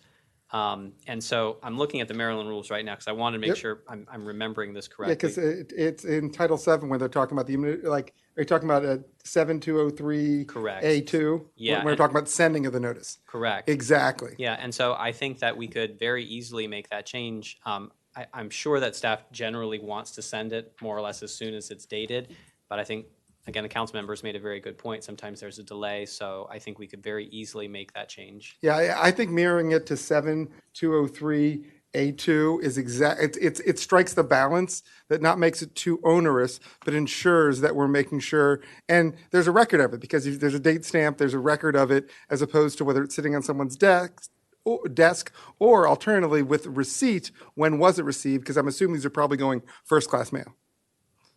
That's correct. Perfect. And also, I think that aligns because in that last section when we're talking about appeals, we're talking about the administrating, I want to get the exact phrasing right, when we're talking about the approving authority, that could be the final one that triggers Title VII, in which case we got to make sure that we're tracking with the rules in Title VII, which is talking about A2. Absolutely. Yes, Perfect. we can Great. make that change. Yep. Thanks. Going back down the line, council members, I see you're good. Councilmember Fulton. I do have one question, thanks, and I apologize for not raising this probably at some point earlier. When I was going back through and reading just the very beginning, when we're setting out the different approving authorities, I noticed a difference between, so for the Planning Commission, the qualification is resident. For the Board of Appeals, the only qualification is resident. For the Historic District Commission, there's like education requirements and expertise determinations. Is there, you guys are nodding, there's a reason for that, where there's such a difference between the three? Yes, Councilmember. There are education requirements in state law. state. If you give me just a second, I could find those for you. But I believe that, and again, this has been a little while, but I believe that all of the educational requirements that we include in our code are mandated by state law. We can double check that and make sure that that's the case, but I don't believe we're adding anything extraneous. I would have assumed it derived from state. It does make me wonder, like, so the state concluded that there's also rules on planning commissions and the like. Like, so there's a state determination that there's specific requirements for Historic District Commission. I guess we just follow the state and decide that they're the only. Seems to me that the Planning Commission and the Board of Appeals have equally significant and important roles, and it's odd to have a different requirement for one by than the other three. But I'm not advocating that we do. It's just an odd difference. Did you have? I just had something to add to that. The Planning Commission and Board of Appeals are required to pass an education course that the state of Maryland puts out. So everyone who is appointed to those positions has kind of a base level of knowledge. So the HDC does not have such a requirement. So They have that's this incredibly educational helpful. requirement. Is that here? Like, where is that requirement? That's state too? That but is it's, state but code, but that it's not reflected here. Correct. Okay, that's helpful. Thank you. Probably. To Councilmember Fulton's point, should it be? If it's a state requirement and we're putting it in one section, why not just be consistent? We don't have the OMA stuff in there,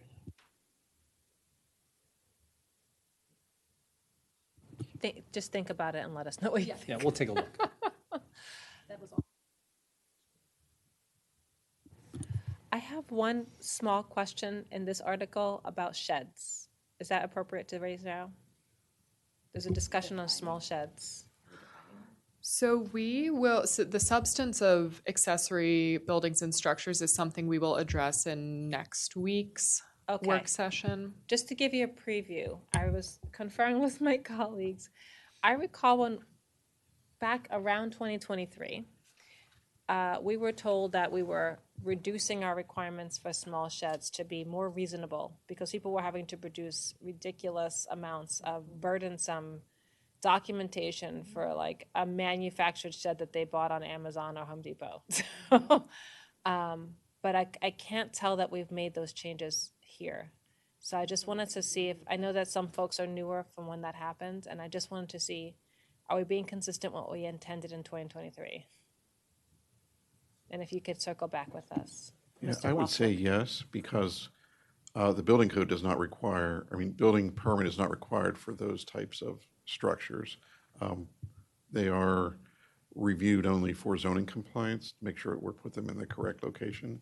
But in terms of documenting what might be required structurally for those types of permits, that's not required anymore. Okay, I was just speaking to the create new permit categories for fences and small sheds and wanting to better understand that, making sure we're not going back to the more onerous process. Right. So that's correct. We're not. Really, what we're doing is filling a gap here. We currently, as Mr. Foreman mentioned, require a permit for a shed and for a fence, but there's nothing codified in our ordinance now that actually has kind of like lays out the framework and the requirement. So it's really just a hole that we need to fill. I will say, if we're looking back at 2023, it's possible that we're talking about a zoning text amendment that was passed. Didn't we update the setbacks for accessory structures in 2023? We did, but I think the issue is kind of the permitting aspect of Yeah, making that exactly. And I'll just say, I did hear from a resident in the past 2 weeks, like, why does it take so much work to get a permit for my shed? So something's not quite fixed, but I'd like to learn more later. Thank you. Okay. Any other questions on this article? If I may add in reference to your questions earlier, Madam Mayor, so about section 25.321, where our revisions document says that we've corrected the general application requirements division applicability to accurately reflect the contents of the division. I think that's what you were referencing. We eliminated notification procedures. That is literally just deleting the words "and notification procedures." Because it incorrectly identified that division addressed notification procedures. It's actually addressed in the next division. So we said, okay, we need to clean this up because it actually doesn't pertain to notification procedures at all. So we're not deleting the notification procedures from the ordinance, just those words from that section. Okay. And in other places in the old version, we had like send something out with a bird in a paper. Like, I'm being facetious, but like, have we updated our times with like our notification procedures? The time, oh, I'm sorry. Not time specifically, but like our processes. Like, we're not saying like it must be in a printed newspaper. I just want to make sure that we look at that in totality to update with the times of electronic media and other things that go beyond, did we put something in one paper? I'm sorry, And I would say we've updated them to the degree that we can. One thing about the newspaper advertising, that's actually a state requirement. So until they Right. change that, and that's only for public hearings, formal public hearings in front of the mayor and council. We don't require newspaper notice for site plans that go to the planning commission, et cetera. But we have added some things in terms of electronic notice and how we can accomplish that. Right. I think it's just like where we only say you have to do a newspaper, are we thinking about the more expansive ways we communicate in our world today? And just taking a look at that beyond the basic requirement of, did you put an 8-font ad in a newspaper? I think we can probably add some things into the development review manual as well that may not necessarily be a requirement, but certainly would be recommended. Yeah, I just want to make sure that we're updating for our times. That was something that's come through in a couple sections all over our city legal documents in terms of what we're required for notification. And I think the body has been really trying to be much more robust in our communications. All right.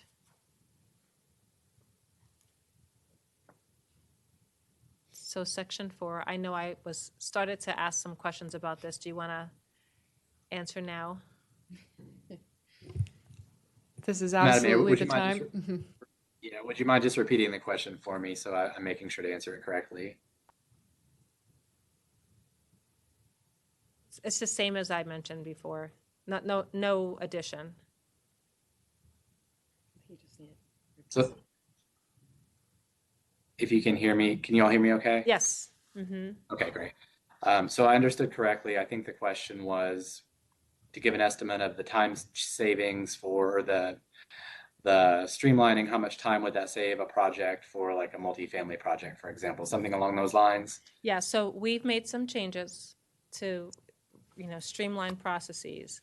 And what I'm trying to understand is, what are we achieving in terms of total time? Because time is money. Time impacts small businesses, large businesses, residents. So what are we achieving in terms of the streamlining? Is it that we've moved from a project taking 2 years to 1 year, a project taking, 18 months to 6? Just if you can give us a sense of what we're achieving.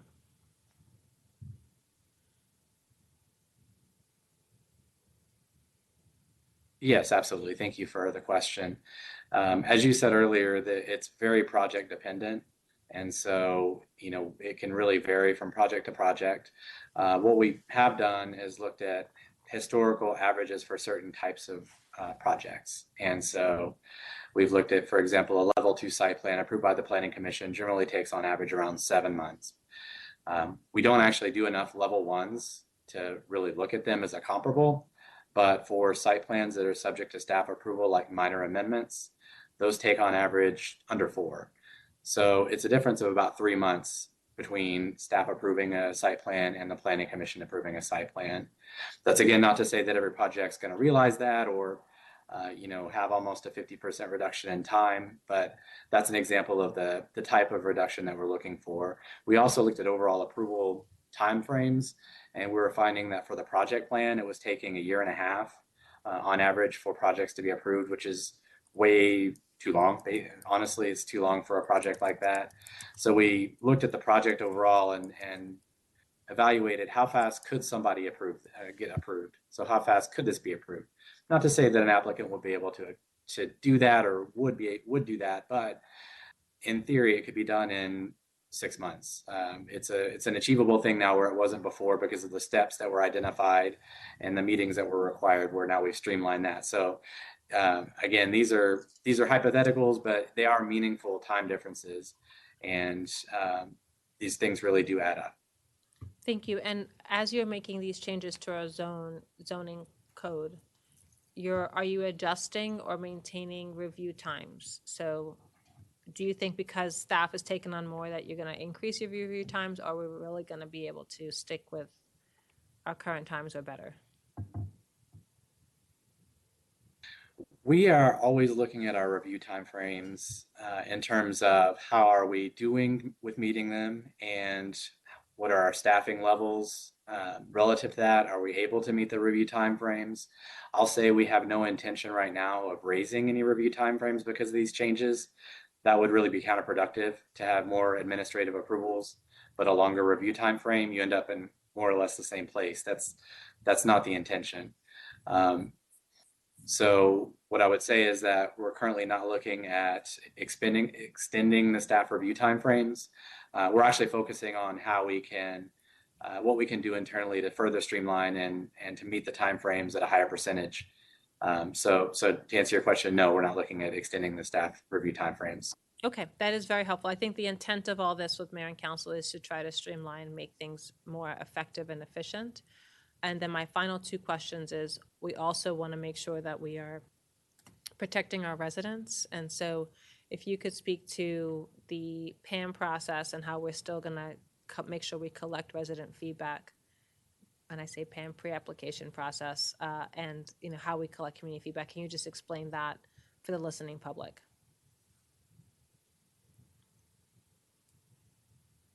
Yes, I can speak to that.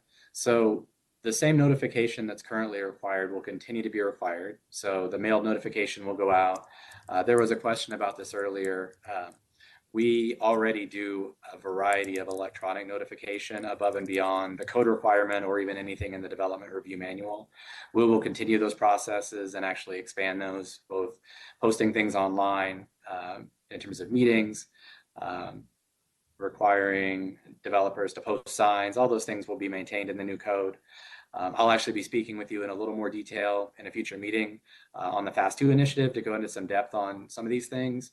But there's a variety of electronic notifications, some of them even implemented fairly recently. So those will all still occur. We will also still have a post-application area meeting, which is at the very beginning of the process. When we receive an application, before we review and issue comments on it, the area meeting has to occur, and the applicant has to hold that meeting after all those notifications have gone out. So the community will still have that early heads up about the project and ability to provide feedback both directly to the applicant right there at that meeting with staff listening. So all those things still exist. It just happens once instead of twice, because as I said, we were finding that there was only repeat visitors to these meetings, and the 2 meetings just weren't necessary. But we're basically feel like we're still accomplishing all the intents of the meeting with just the 1 meeting. Thank you. And I did find the section in Article 4, Division 4.1, Section 2, 5411 that speaks to newspaper notice, it does just say newspaper notice. And so that's the section I'm speaking of is, can we be a little bit more clear that that is not really up to date? I know it's a state law requirement, but I think we require more of ourselves in terms of notice. And I wonder if we can update that section to be more expansive. Madam Mayor, if I could just speak to that for 1 second, just from a legal perspective. Mr. Waslick's suggestion about putting additional noticing requirements in the development review manual is a really good one because it encourages staff to do that without actually imposing a legal obligation on the city to do it. One of the concerns that I would have in exceeding the state mandated notice requirements in our own code is that it could, and I'm just advising you of this, of course you could decide to do it. That makes sense. It could result in decisions being rendered invalid if we meet state requirements, but we fail to meet our own internal noticing requirements. And because the state requirements typically apply to some of the legislative actions on the part of the mayor and council, again, as your attorney, I would just want to make sure you're aware that imposing these additional requirements could moderately anyway raise the legal risk that you could invalidate the decision if, for example, additional email notification didn't go out. So it's a long way of saying, I think there's a way for staff to do it without actually making it a legal obligation. That's fair. Where can mayor and council access a development review manual? I believe it's available online, and I know staff can give you more information on that. And that's the old one. You haven't updated, you haven't made any updates yet. That's correct. Yeah, we wouldn't want to update the development review manual until after the zoning ordinance was adopted. Okay, but will you be able to flag to us when it's updated so that we can look at it? Okay, because I know we take a lens from equity and looking at underrepresented audiences, and just we want to make sure. I know we've weighed in on communication before, so that's something that's of interest. And then the last piece is increases the number of projects eligible for level 1 site plan approval instead of level 2 site plan. Can you just provide a little bit more context on that for the listening public? I can. There is a list in the code now that, or in the ZOR, the draft zoning ordinance now, that outlines a few specific project types that would be eligible for level 1 site plan, which is staff approval, regardless of the number of points. So even if they were to be a level 2 by points, they would be eligible for a level 1 site plan. And I can just list those off. Those are research and development uses in the MXE zone. The conversion of non-residential uses to residential use were recommended by the plan. Residential developments proposing 20% or greater moderately priced dwelling units, housing for senior adults and persons with disabilities, and residential developments with 19 or fewer units. Thank you. And so you say there's no change to the mayor and council authority, but there isn't. But some of those kinds of projects would have previously been coming to the mayor and council. Is that right or not? No, that section only allows those that would have been a level 2 site plan approval by the planning commission to now be a level 1. Anything that would have previously been a project plan would continue to be a project plan, and there's no override for that. Okay, perfect. Thank you. Councilmember Jackson. All right. So I didn't have any questions before. I read through it and I was fine. But Mayor's question earlier about small sheds, maybe kind of look at this provision. And her point about buying a shed from like Amazon or I guess Home Depot, it's already constructed. Would that fit in this provision 24443? Because it says construction of an enclosed structure of 200 square feet or less. So what about when it's already constructed and they're placing it on a lot? Yes, Councilmember Jackson, that's what this is intended to do. And so to back up and really walk through the whole history here, previously the building code required a building permit for small sheds, which meant that sheds were required to submit structural plans and to go through the same review process as any new building permit. So say a new house, for example. And that is what the onerous regulations we were talking about previously were. That was changed in the building code to no longer require those under 200 square feet to go through that process. However, those still are subject to setbacks in the zoning ordinance. Mm-hmm. So now all we do is review those for zoning compliance, as Mr. Waslick mentioned, basically checking the setbacks. We're not doing the same level of structural building plan review as we were previously under a building permit. So it's really just a zoning check on the setbacks that we're doing now. It's a much faster review, and we've adjusted our timeframes accordingly. you can now get a small shed permit in much less time than you could before. However, it's not explicit in the zoning ordinance that that permit is required. It's no longer a building permit, but we needed to be explicit that it does still require a level of permit. And to be clear, we're not going back to how it was before. We're not requiring the same structural plans, those kinds of things for those prefab sheds. It's only just clearly stating you do have to get an approval so we can check the setbacks. All right. Thank you. Councilmember Shaw. I wanted to thank the staff for making this process more efficient and clearer and streamlining it. I had a question to follow up on the notifications. I know it was mentioned that there were a lot of ways online to share the notifications. Can you just provide a little bit more detail? And I recognize that this is more of a practice than what's in the code. So could you just share a little bit more? I will be glad to preview it now, and I'll say I'm intending this to be a topic of our Fast 2 work session on June 8th. So I think I can go into a little bit of depth and show a little bit more examples during that. Okay. But just to kind of run down the list now, we have a Development Watch webpage where all active projects are listed, where the public can go and search and find by address information about the project, such as application materials, plans, upcoming and previous and upcoming meetings, things like that. We also maintain a map with much of that same information. So you can find some of the same information in two different ways, either by an address on the website or on the Development Watch map. So within the Development Watch page also, we have a newsletter, and I'll put in a plug for everyone to please sign up for that newsletter. This is something that we maintain monthly and send out any new applications that were received, any resubmittals that were received, as well as just topics of general interest. So we've been posting a lot in the newsletter about the zoning ordinance rewrite. And this is not an automated thing or something that just gets pushed out. Staff actually goes through and puts care and drafts the newsletter. So we think it's a really helpful tool. And so we encourage folks to sign up for that. We've also made some improvements under the new website to post more notices online. So we've now posted our area meetings, the pre and post application meetings we were just discussing. Those are now on the city's calendar, as well as you can see those directly from the Development Watch page. There's a link you can click. It's a much easier way to see those. There's probably some I may not be thinking of. There's also email notice required to boards, for neighborhood associations. And so those are the general electronic that I can think of right now. But like I said, we can come back during the Fast 2 and I can go into a little more detail on those. I'd appreciate that. And I think it would be interesting to see just over time, based on analytics, how many people are viewing the page and if that's increasing over time. Thank you. Councilman Van Graag. Thank you. Just a few things. I understand, and we've got to when we were talking about the appeal section before, obviously, for the most part, everything that's a decision by one of the bodies, by one of the decision-making, goes to the Board of Appeals. But I noticed that we've got here, and I know this is kind of something that's not a big change, but we're talking about the Board of Appeals dealing with the special exceptions. And I understand, and correct me if I'm wrong, the main rationale there is to have kind of speed because it's more easy to address the Board of Appeals than going through the Planning Commission process. Was that the main goal there?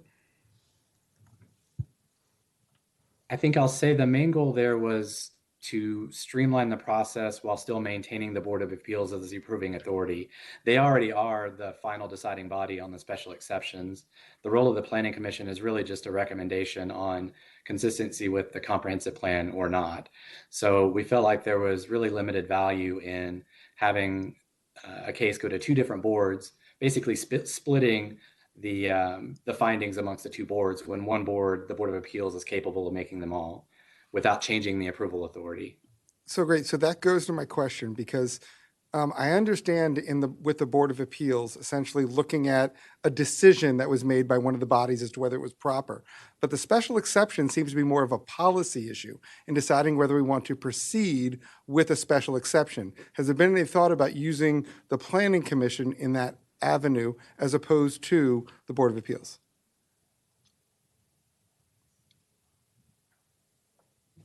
Councilmember Van Graag, if I could answer that question. I'm verifying for you now, but the Board of Appeals is kind of an unusual body in the land use article in that it actually has very specified roles, one of which is the review of special exceptions. I do want to triple check to make sure that that's correct.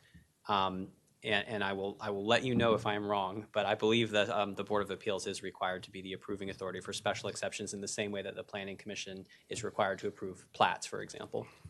So then I guess that goes to my next question with regard to both the special exception process that we're talking about with the Board of Appeals and also with the waiver.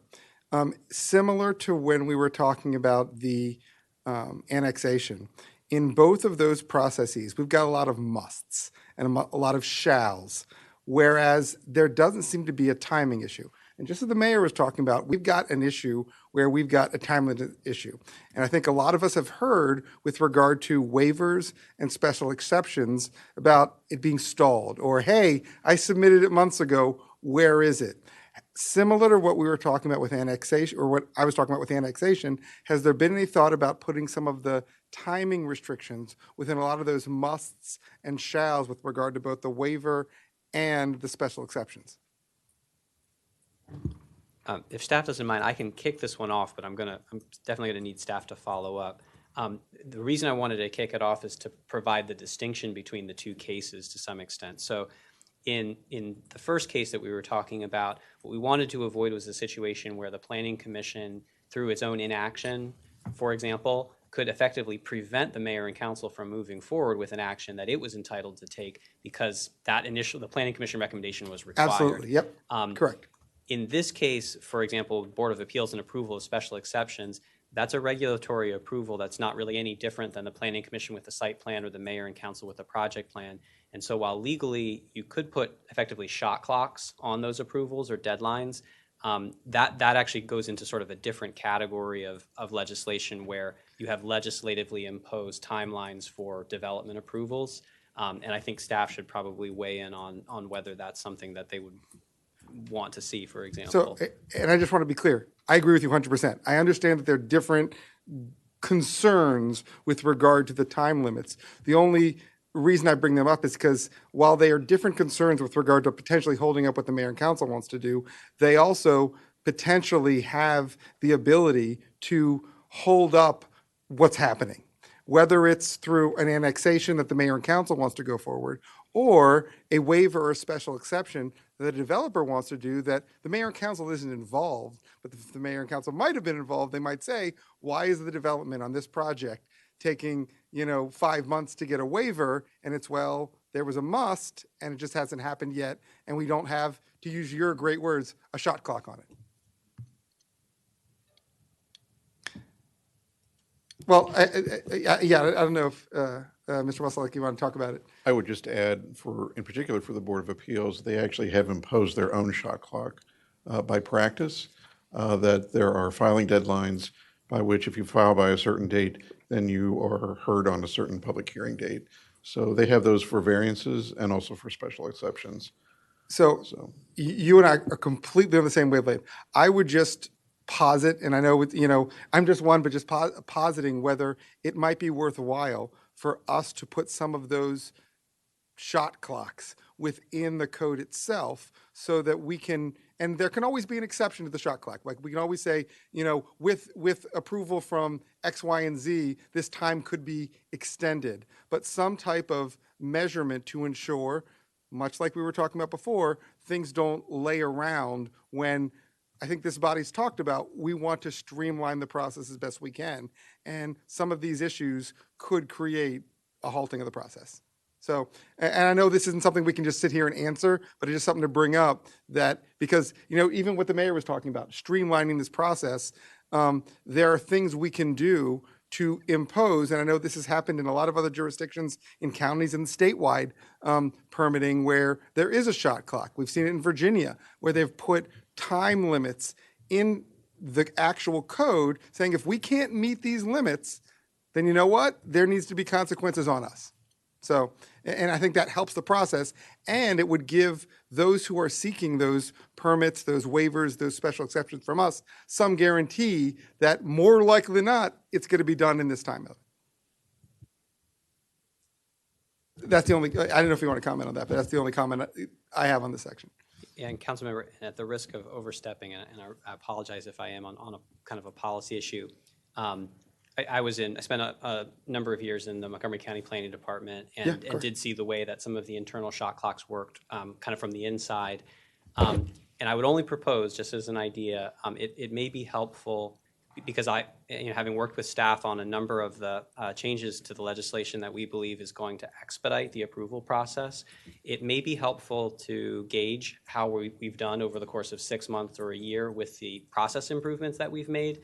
And that way we can identify if there are still delays in certain types of approval, we can be a bit more targeted in imposing shot clocks. Because one of the things that we experienced in Montgomery County was that the shot clocks can make sense, but sometimes if they're not tailored appropriately to the development, it can create actually more problems, even for developers, than you would necessarily imagine. So again, apologize for stepping out of my No, lane. I think that's a perfect response because we don't want to impose the time limit just to impose them. We want to impose them when they can create a solution. Like, for example, if you find that everything for the most part is going 30 days within one process, but we're having problems 2 or 3 times, maybe we need to impose it so we have those outliers back in where everything else are. So I think that's, I don't think you're overstepping your grounds. I think it's exactly the type of thinking that we want in this process. So thank you. Thank you, Councilmember Miles. Thank you, Councilmember Fulton. Councilmember Valeri. Yes, I had stepped out of the room, so I apologize, but I do have, I think, one issue, and I know you probably touched on it, Madam Mayor, but I did want to give my 2 cents, as I am wont to do, on the elimination of the pre-application meeting. While I completely appreciate that we're looking at streamlining and looking at inefficiencies, as somebody who was on the other side of the dais not that long ago, pre-application meetings were the best way to engender goodwill with the community about a project coming in. I remember very vividly the pre-application meetings for Twin Brook Quarter, and we would not, as a community association, been able to effectively educate folks about what it actually will be, what it will look like, and answer all these questions if we didn't have that access to the pre-application meeting. I think it also, I think ultimately, projects benefit from getting the input, maybe not the input from all residents, but you can get some really good ideas, right? I know, for instance, looking at things like the inclusion of a dog park within a project, right? Like, you'll hear from folks. And honestly, eliminating that is actually going to be giving more of an advantage to the people who have been around the block on development, right? So, I guess overall, my question is, I want to understand, the people who relied on the PAMs are exactly the people we're trying to make this code more accessible for. So small businesses or community organizations, first-time applicants. I kind of want to understand what replaces that function if we don't have a PAM. I would say the post-application area meeting would serve that same function. It's still at the very beginning of the project, before the initial review. The community will see the project as soon as it's ready to be released for application. So there's still the opportunity to do all those things you mentioned, to learn about the project and provide that feedback. And it's early on.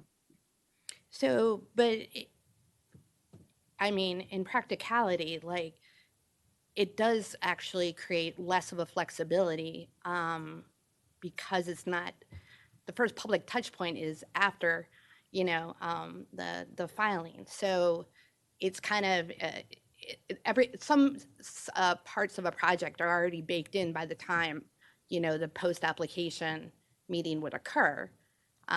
So wouldn't it benefit us in terms of, working with the community rather than creating an oppositional relationship to start that earlier rather than later? That was the reason it was set up this way, from my understanding. And you're completely right. In theory, it seems that that would be the case. But what we've found is that before an applicant wants to go public with a project, they're going to commit to a level of design, both of conceptual design of the site to determine the yield, the stormwater layout, the natural resource inventory. They're already dedicating this. And once they come in for the PAM, they've already got that baked in. So that's where I say it's become sort of redundant. I think the idea was that as soon as somebody got an idea for a project, they would come in and do a PAM, where what we found is that they really do a lot of the behind the scenes work already and then do the PAM. So it's already in that situation now where a lot of it's already baked in. So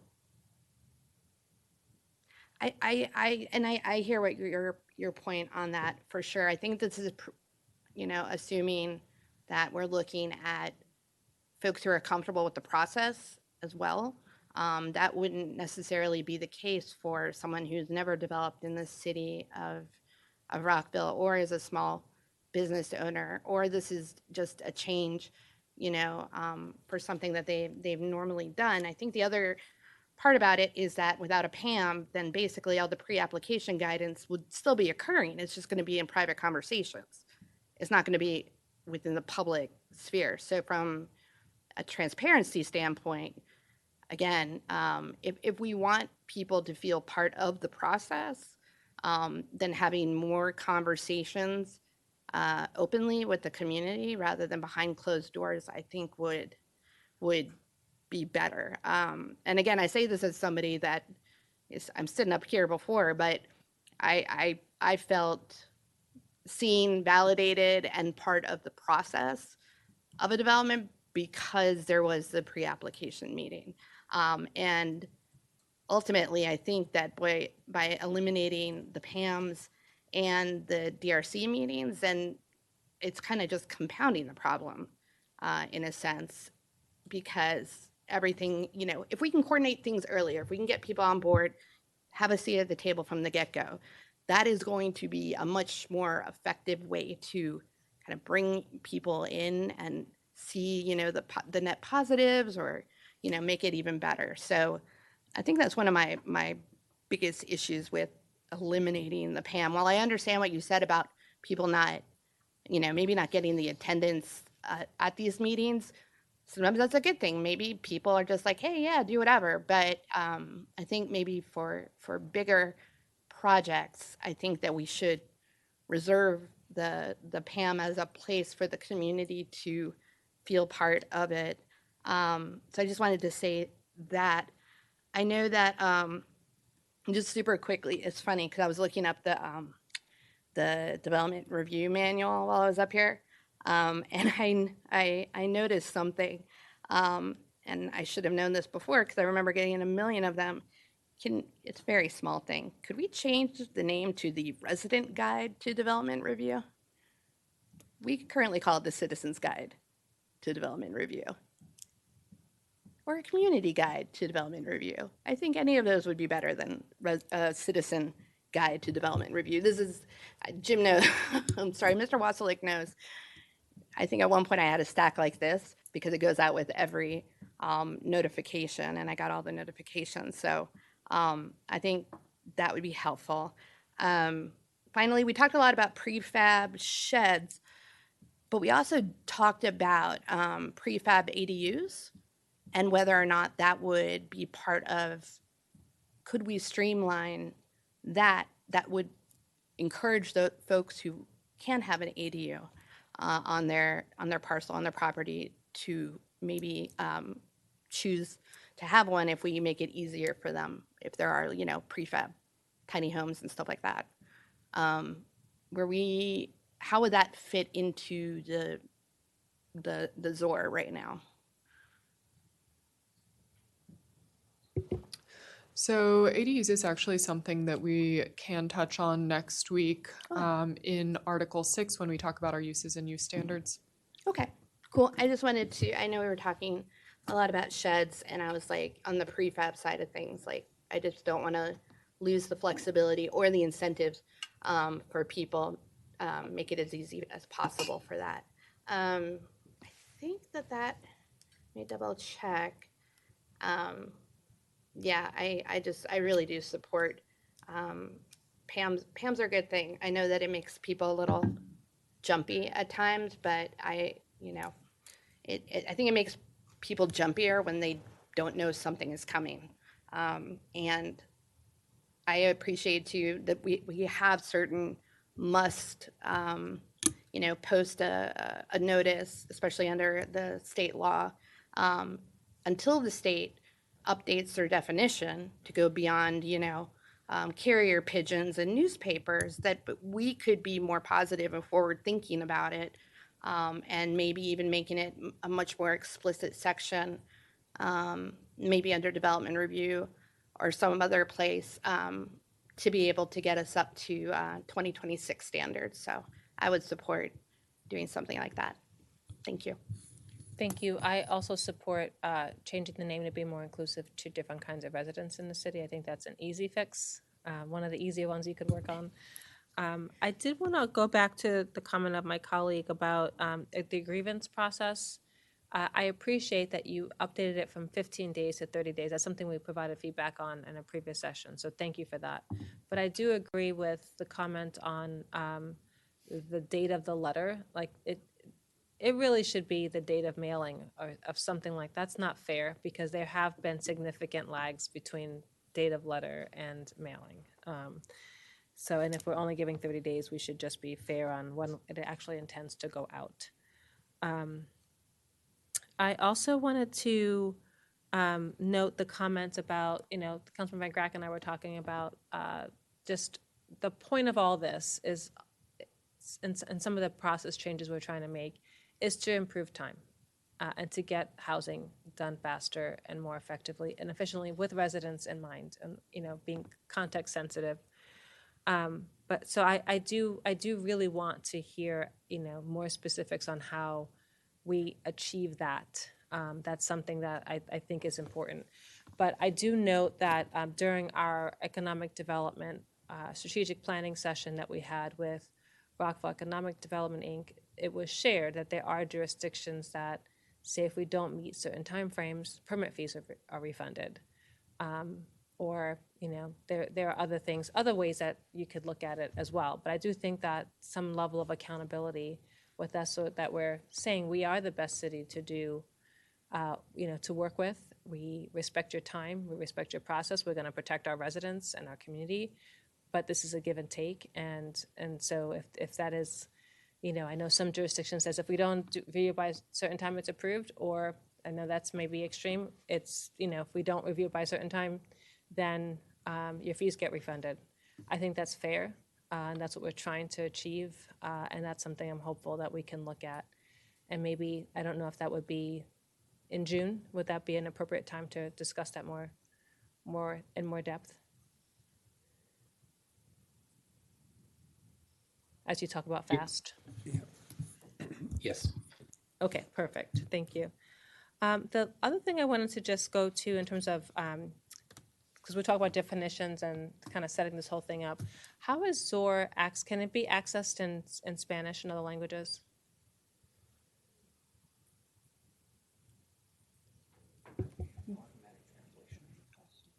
This is a great question, and we will get back to you on that. Okay, thank you. This came to me because, and also the permitting website, if you could get us feedback on that. I know our website has some levels that are dynamic and can be Google translated. Sometimes when you're getting technical with law, maybe that it may not be the best translation, but I want us to think about that in mind, because we recently encountered a business, it actually wasn't in the city, it was outside the city, it wasn't us, but their contractor did not speak English, and there were a lot of things missed in the process, and it caused the business to have an opening without a permit.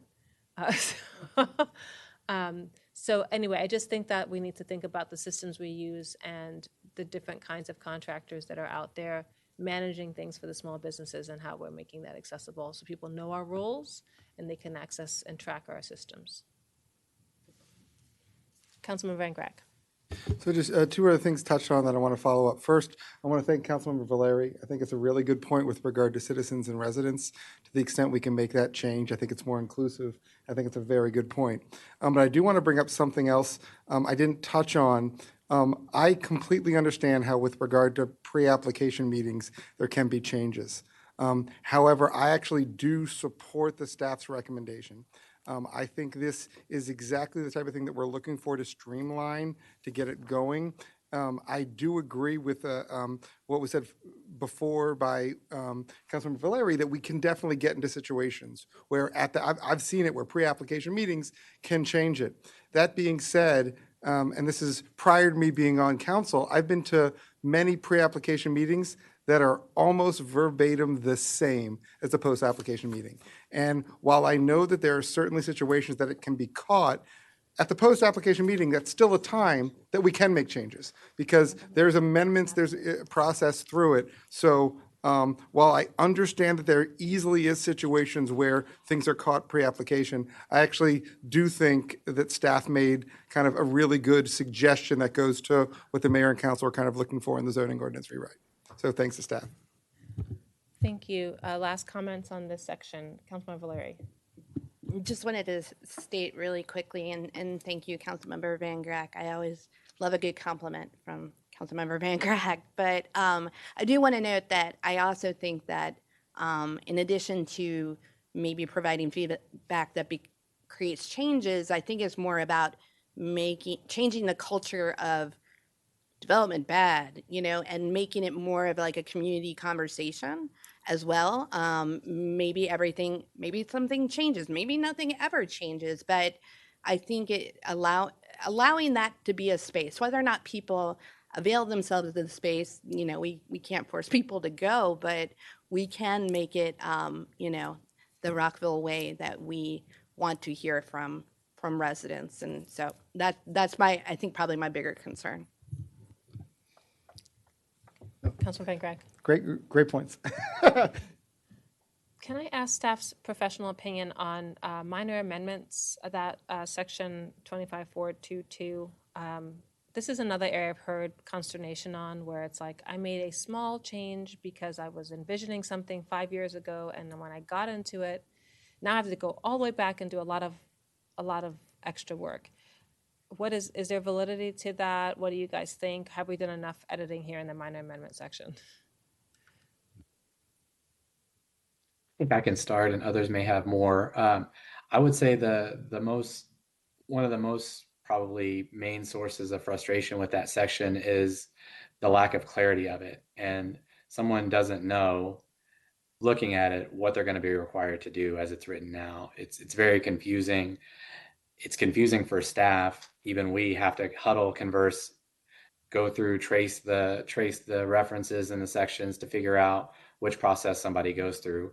All that takes time, both with the person looking at it initially, with staff going through it. So there's time burn up front there before you even get to the process. I would say the more clarity that's built in, the better, the more transparency, the better.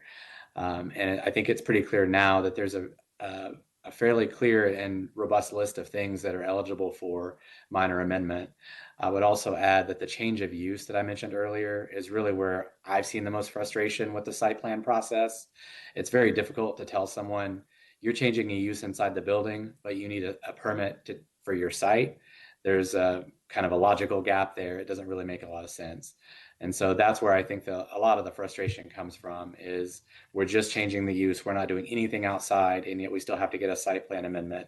And I think fixing that will go a long way to get rid of some of that frustration. So do you think we've tackled the areas where you've seen the most frustration in a meaningful way that also protects our residents? That's always, I want to make sure I always say that. I do, with the caveat, as Mr. Dumais mentioned earlier, I think we need to continually evaluate these things because there may be a scenario we're not envisioning that comes up. So I don't want to tell you, yes, I think we fixed it, and then we find a scenario that we weren't envisioning. But I do think we've covered the scenarios that I've seen the most frustration, yes. Okay, and we've gotten external feedback. Correct? Yes. Okay, excellent. Thank you very much.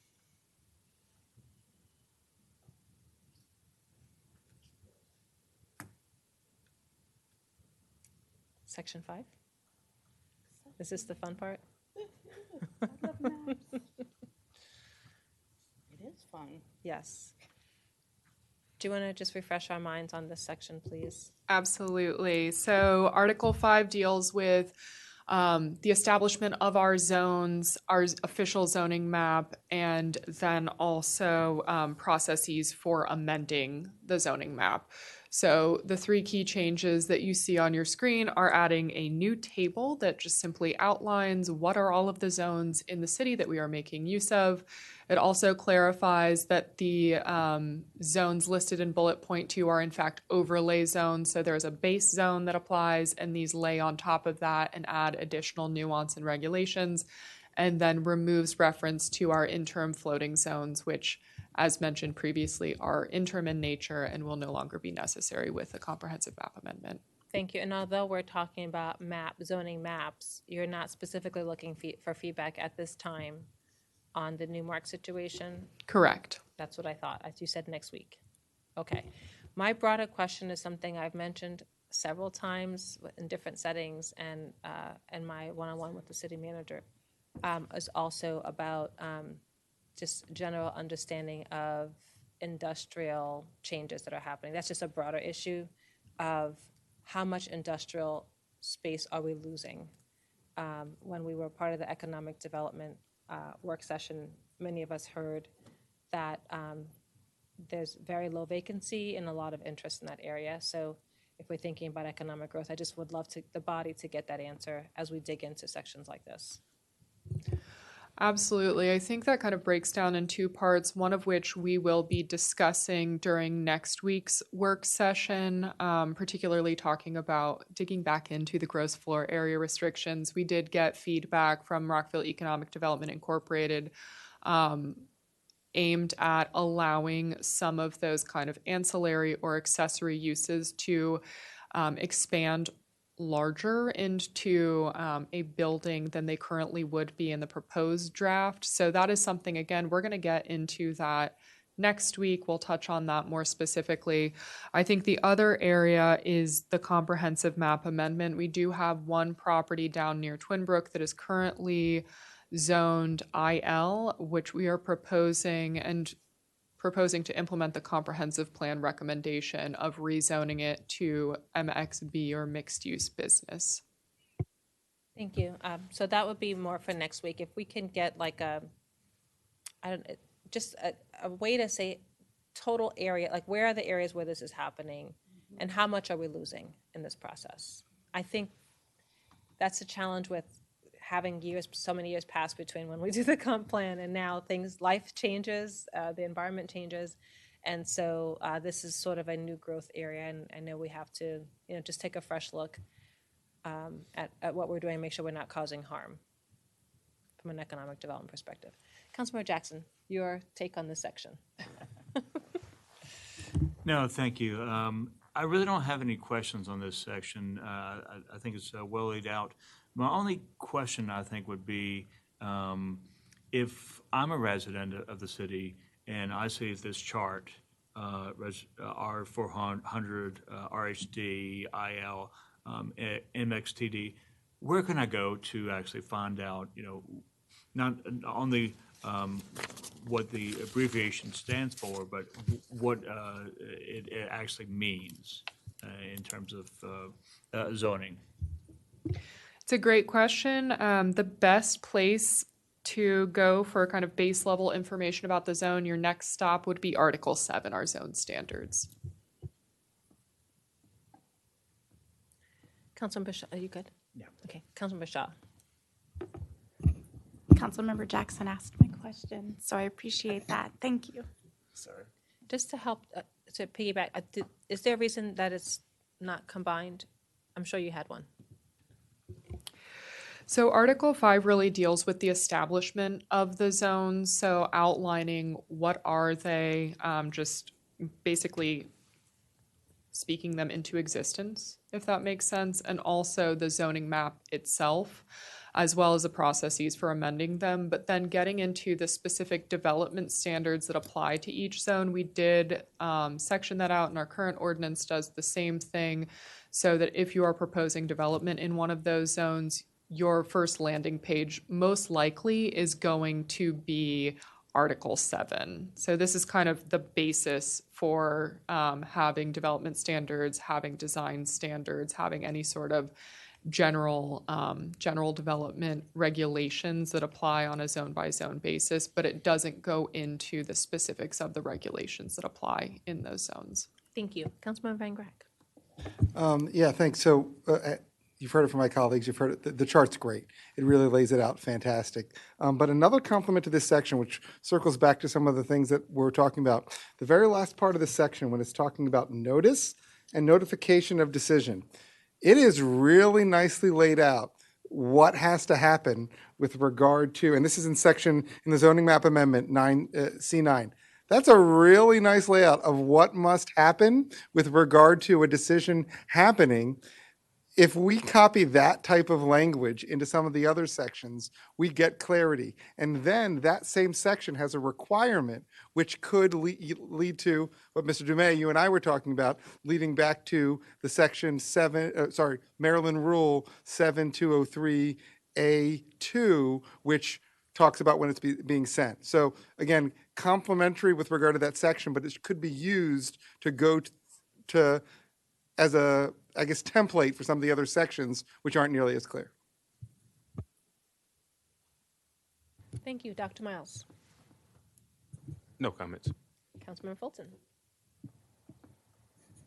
Not specific, but commenting on some of the previous conversation about shot clocks and timing and must. I am in favor of what I think was proposed by Mr. Dumais, is like, we've got these changes, let's put them in place, let's trust staff to see what progress it makes. If we don't make enough progress, then revisit. I don't know that we should be putting the firm requirements on the front end or the sort of the permit is waived. Let's just see how we do. And if it's not working, we can revisit. I think putting those types of things in on the front end create legal risk to the city, and let's decide if we need it first. That's just my take. Councilmember Valeri. Y'all know I love maps. And I do. And I've had more fun with the swiping feature on these maps. You have no idea. And I was even sitting here because I couldn't remember. So thank you for this. This is just phenomenal. Did I misinterpret or remember incorrectly? Are we doing any sort of specific overlay for a transit-oriented development in a specific zone? No. Okay. Okay, I just wanted to make sure I wasn't like, maybe I had a dream about it. I don't know. But that makes sense to me because, again, we don't know what transit's going to look like. So there's that. Just on a practical note, because I was trying to get a sense of what this would look like in the proposed zoning for what is currently Twin Brook Corridor. When I clicked on it and I click on it, it says it proposed Rockville zoning district PD-TC. Can you explain a little bit more about that? Because then it says plan development Twin Brook Commons, but that's also the other side of the metro, if I'm not mistaken. Mr. Wozniak can probably add more information here, but that property is within a planned development zone. Yeah, no, and I figured as much, and actually that also, if we wanted to streamline everything, that actually kind of feeds into the whole Champion project. Do we treat that differently than other? It's the standard, sure, but I think the zone should be the zone. I'm happy to quiz Mr. Waslik later exactly on the swiping, but thank you for that. Then finally, and maybe this is just me, it probably is just me, but I actually mentioned it to some of the folks from Newmark Commons that have been coming here, and I said, we've got to all, come together as a city to alleviate the impacts of this housing crisis. To that extent, and I'm sure Mr. Wasilisk or Ms. Simmons can probably answer this, why wouldn't we ever propose to adjust the zoning for the R400 and R200? Thinking long-term on these ginormous parcels of land, and even for the property owners themselves who may want to create a duplex, maybe as a aging in place consideration. I'm kind of trying to think through, because I know a lot of it we can't actually address the zoning because it's covered under what is it, the cluster overlay and some things, but I'm trying to get a handle on these giant R400 and R200, and kind of why we wouldn't plan for the future in those zones. I think this is an excellent point, and it's actually something that quite early in the process we did consider, whether the R400, 200, and 150 should all be condensed down into one zone, and specifically the R150, which would have a minimum lot size of 15,000 square feet as opposed to 20,000 or 400 or 40,000. So all of that to say, we did consider it, but at the end of the day, we did not perceive that the comprehensive plan provided guidance to do that thing.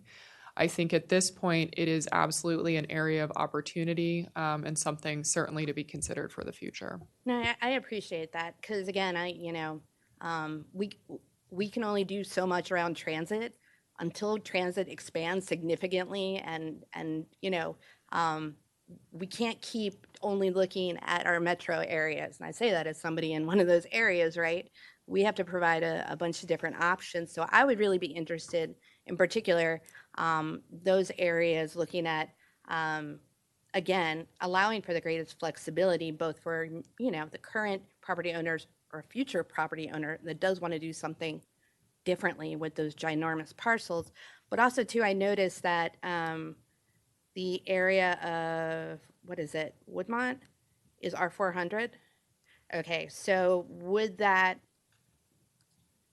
maybe at some point, people don't go to country clubs anymore, and would that preclude then being able to have a different sort of housing development on that property? I think I understand that historically the R400, when applied to our country clubs, has kind of served as a holding zone. I think the thought among staff is that if one of those country clubs were to develop, it would be excellent to have a master plan in place that would really guide the development of the country club. I'm sure Mr. Wozlak has more thoughts on that as well. The one final thing I would say on that is that we are, through the comprehensive map amendment, rezoning a portion of the country club to, I believe it's RMD 25. It has been quite a while since I've looked at that specific portion of the property, though. No, I appreciate that, and I really wasn't trying to quiz, but it's just, I think it's, and I mentioned this previously, and to my colleagues as well, it's significant when you look at the overall map of the city, where we are looking to change the zoning and where we are not. And if we are going to be focused on geographic equity, if we're going to be living by our equity statement, then we got to walk the walk and look at the entire city. That's my 2 cents, and I'm off my soapbox. Thank you. I have quick comments on this. For this draft, is there a reason we don't have a table of contents? I was just scanning through and going back and forth, but For the revised staff draft specifically? That is a great question. It's something that certainly could be generated. We did provide a table of contents for the staff draft, so that would be easy to update. Okay, that would be super helpful, because I'm kind of scanning through just to find things. I appreciated your comments earlier to my colleagues on the meanings, the definitions and meanings and heights and descriptions. I had a question about the local amendment applications. I guess the goal is to not have someone keep coming back and back and back once a decision has been made. Is that right? I think that generally, that is the impact of the provision that I think you're referencing, which precludes an applicant or a property owner from coming back within, I think, 12 months That's of right. having a That's prior right. decision rendered. That is something that is currently in our ordinance. We cleaned up that language a lot. It was incredibly confusing in the original staff draft. We hope that it's less confusing in the revised staff draft, but yes, that is the intent. It's pretty clear. I think well done. The only thing I ask is there a situation where it's not someone trying to work the system, but legitimately has a change or something that they need help on, or something has changed about their application that you all have seen that they now have to wait a year? Is there for a legitimate reason, is there another path forward? I might defer to Mr. Wozlak and Mr. Dumais. With local map amendments, they really are supposed to be based on a change or a mistake. So I think the idea that a change might have occurred within 12 months of a prior decision being rendered, or a new mistake being identified after the decision has been rendered, there might be a very, very slim to no chance of that being the case. But Mr. Dumais, if you have something additional to add.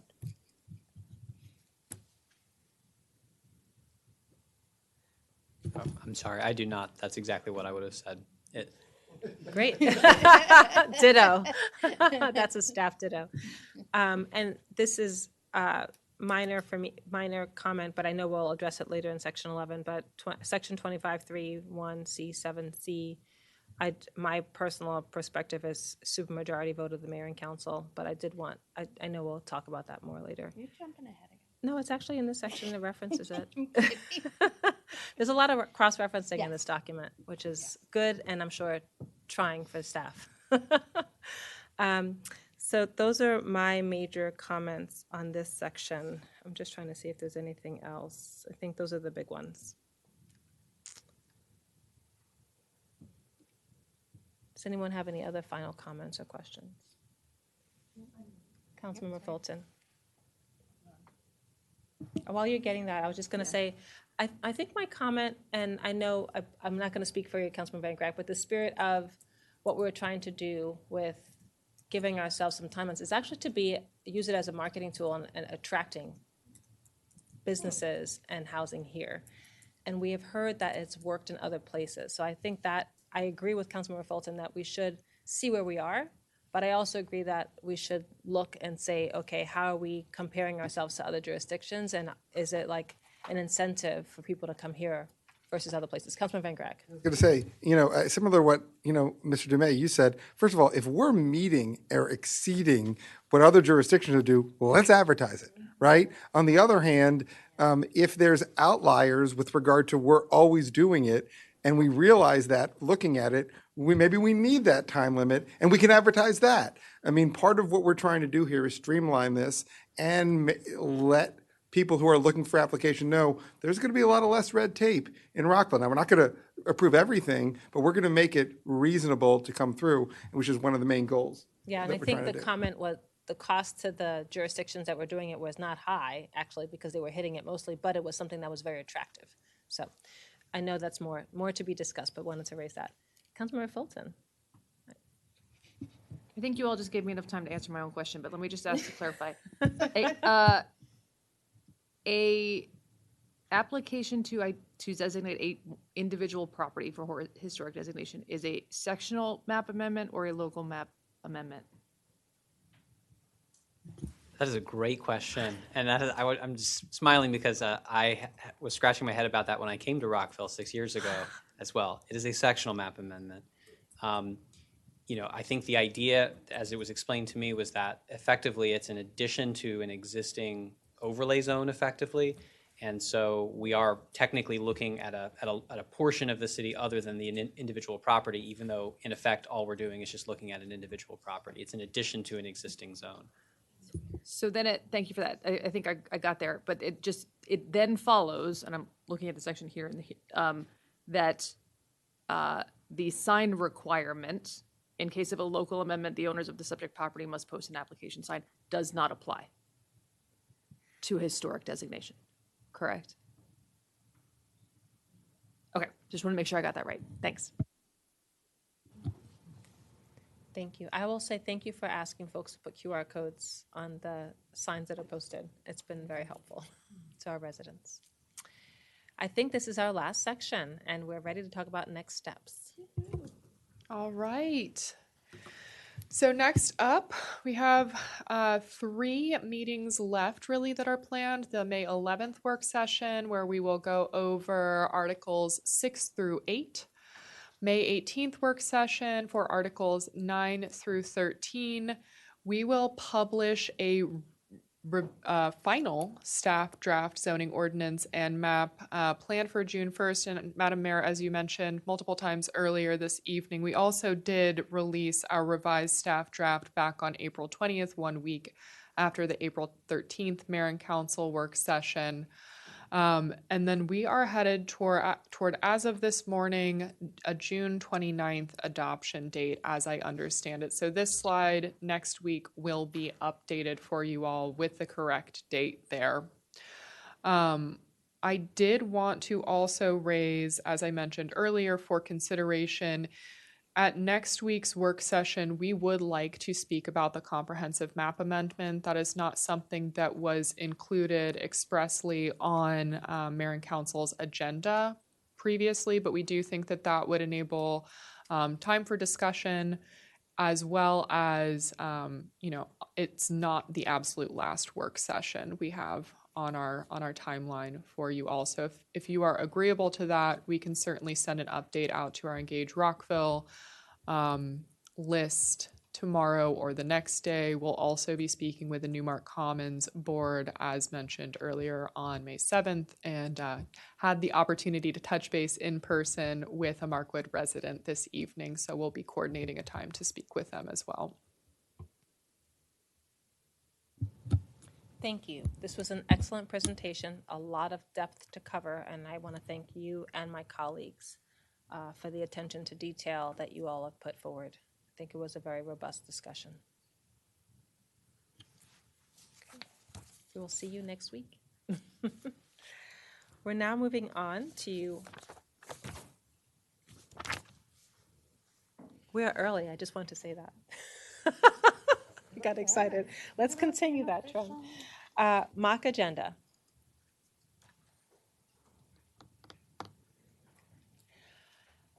We had a great discussion this morning. I just will note that I'll share with my colleagues, not everyone was on LPT. I did raise the issue of the election code. I want to thank the city team between the city attorney, city clerk, and city manager for inserting an additional election code work session. It is currently on May 11th. I will share, I have some small trepidation about not having enough time to get the BSC's feedback because they meet on the 7th. So I do think that it's so critical that we get the feedback on the finance section. So I don't know if we can even just get informal if it's not going to make it in the brief book, but something where the mayor and council can be informed by the general concepts of what the BSC has had to say. Mr. Mihalik. We all met this afternoon at 4:15, had the exact same conversation as you mentioned. And we're going to ask the BSC to put in writing to not only staff on May 8th, their written comments, but also provide it to council. So we can all be looking at it at the same time. Thank you very much. Do that. Thank you. Anything else on mock agenda? I know we discussed more depth this morning. Okay, old new business. All right. Do we have a motion to adjourn? Councilmember Fulton? Move to adjourn. Thank you. Councilmember Valeri seconds. All those in favor? Aye. Thank you very much. Thank you to the public.